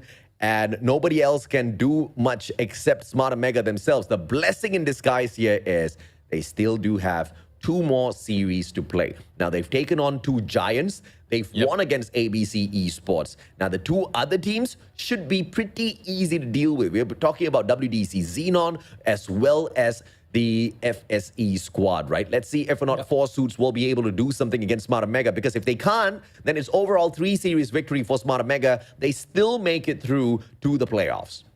Yeah, but the thing is, the worst part in here is Forsos Esports has better numbers compared to Smart Omega right here. So let's see if that will be changing later on. So far, it's Forsos Esports currently in number 4, Smart Omega in 5th, and WDC Xenon in 6th right now, coming from Group B. So if that is part of the plan, they still need to, I would say, wish that one from the top 3 will be falling down for them to catch up, and that's difficult. It's hard enough that you cannot push yourself up. It's more difficult that you need to pull one down as well, and it's something that you cannot control. Yeah, you definitely can't control. I mean, you can play your best game out there. You can never tell exactly how your opponents are going to play it, and I mean, all you have is your counter plays. And unfortunately, the counterplays out of Smart Omega, even though they were existent, the gunfights were just not as strong as they used to be. And that's unfortunate, because it used to be so exciting watching them play. But even at this point, not all hope is lost. They are not out of contention just yet for the playoffs. They are still very much in perfect shape to make it through to the playoff stages and then still shock the world with what they can do. If some strats are still hidden, my oh my, but they don't need to bring it out yet. You know, at the playoffs, we better see it, bro. We better see the world from them, because if not, stage 5 will not be saying welcome, Smart Omega. Yeah, and they need to pull out the shovel if they've buried that strats, the hidden strats, deep enough, and they need to sharpen it at all, because like it's been a while since they've shown the strats that they've hidden. If that is the case, though, but as we go, go ahead, AJ. Unless they buried the stats 6 feet under. You only do that to dead people. Are the strats dead? That's a question as well. We need answers, my friend. Chloe, gonna do well this time around as well. And 1.25 KD. Guy is a consistent performer on the side of Kagendra. He is definitely one to fear out there. 6 MVP counts. And this is just for the series. And like, imagine how much more can you do? You like outrank the rest of your teammates. Not only that, the team outrank your opponents in like all of the time, especially with the record that they have, or most of the time. But again, being 6 on the MVP count really proves that Clovey is that crucial factor that they have in this match. But Kagendra is not short of good players, because there are a few more that offer a lot of potential in being the MVP, like Reef, who's been a slayer all throughout. I mean, solid plays overall from Clove, no doubt whatsoever. And thankfully today we get a little bit of a breadstick here, just so that we don't take too much of sugar, because the donuts were just non-stop. A total of 4 series just being pretty one-sided, Neptune. Yeah, it's the 3rd series that really broke that, and it was close though. It was very close to a 3-0, but ABC Esports says no. We want to take that 1 point against you, because that's what we've taken already from Kagendra. And well, it just proves, it answers the question as well that has been brought out during that time on the 3rd series. If it's very close between Smart Omega and ABC Esports, how will it fare on the Kagendra side? Well, this is the result. 3-0 is what they have to offer for Smart Omega. Very unfortunate though, but it is what it is. I mean, if you are going to struggle against the little brother, you might as well not bother, right? Because when the big brother shows up, well, that 0 is probably the shape on the top of your head where it bulges out once they knock it. 3-0, man. They pretty much didn't really think much of Smart Omega in that matchup. They just played their own game, just played their own slays, just kept to the other side of the battlefield. Even the S&D slumps, so aggressive with the defense. Smart Omega had the bomb, but the mid segment of the map just almost controlled all the time by Kagendra. We just couldn't see Smart Omega wake up much in that S&D, which is a little bit of a disappointment, because that is one of their best modes. And over at Control, you know, we expect them to struggle, and a 3-0 at Control is pretty devastating if you're Smart Omega. Yeah, I mean, there certainly is a decline in terms of performance when we thought that it will change because of how they've been doing it from the past, but it is not showing this time around. So hopefully there will be a little bit of answer for all the questions that we have. And I guess the fans out there has a lot of questions. Yeah. Are they still on that role of coming back in here after being brought down so many times? Mm. Or is this really the end of that spree and they're back balance with the rest of the team? And well, also not to take it against the other teams that have been Mm. playing so far, a lot of them has been improving and it's going along the tides. Thus it might have brought down the performances of Smart Omega at some point. Absolutely, man. On the left-hand side, West Point Mama Low Kings, of course, at the top of the table. Perfect run thus far. Kagendra, there's a little bit of a blemish on their scoreline, but they're not going to be worrying too much. Powerhouse was the one that inflicted that damage, and we are still waiting to see what can Powerhouse do in their remaining matches because they have got 2 more games to play. One is against ABC eSports, the other one against 4 Suits eSports. Overall, 4 Suits in a lot of trouble because the final 2 teams they take on will be the ones from SMP, which is Smart Mega eSports as well as Powerhouse. Smart Mega looking for the qualifier, but if ABC continues to do well for themselves, if ABC wins the matchup against Powerhouse, Omega's gonna be in a little bit of trouble. Yeah, I mean that's what we're talking about earlier, because you need to hope and pray that one of the top 3 from your group will be going down, thus you can bring yourself up. But Yeah. again, it's out of your control right now. There's a lot of hopes, a lot of praying, a lot of wishing, manifesting that needs to be done, and you also need to worry about your own performance. So hopefully that is something that will be answered in upcoming matches for Group B. But for tomorrow, we are going to see and welcome Group A back. These are the matches, and well, I'm really, really happy on how it's unfolding right now. The story is unfolding because we're getting close to the NAJ. I mean, I definitely enjoyed the matches today. It didn't really extend way over time, just a little bit over 5 hours. I think it was well worth it for all of the action we saw. I mean, starting off with an all-Indonesian showdown. Second series was, a little bit slower in terms of firepower, but it was very equal in terms of what they could show up with. Smart Mega versus ABC, perfect showdown. Powerhouse versus WDC Xenon, a record-breaking showdown in terms of how quickly it ended. And of course, the final finisher in the final series, Kagendra versus Smart Mega. Overall, great day. But unfortunately, this is the final day of the group stage. You will see me. I have to go and do some other work. I'm going to be flying to China, so I'll be a tad bit busy over the weekend as well before I get to that. But don't worry, I'll be back for the playoffs for sure. I'm looking forward to that. Either way, kind of roughly know already what we can expect. But for all of you guys, please do go ahead to take the screenshot. You've got the special Ops 3 airbrush to redeem. Yeah, and well, I really, really wish that you stay safe in your travel. And a lot of fans out there will be missing you. And for those who will be left in here shoutcasting for the remaining of the group stages, don't worry, we will not give you a short in terms of energy and as well as shoutcasting prowess. We'll try our best to cover for the Mustachio AJ himself. But again, we'll try our best. But if you don't try, the audience will tell you guys, like, bring Mustachio back. So y'all better do it, man. Jokes aside, ladies and gentlemen, boys and girls, thank you so much for all of your love in the comments as well as on the live broadcast as well. Don't forget to hit that like. Make sure you share the broadcast as well. We're going to call an end to the day. It has been a pretty long one, and the rest of the squad will catch you guys tomorrow. 2 more days for the group stage before we head on to the playoffs. Good night. Goodbye.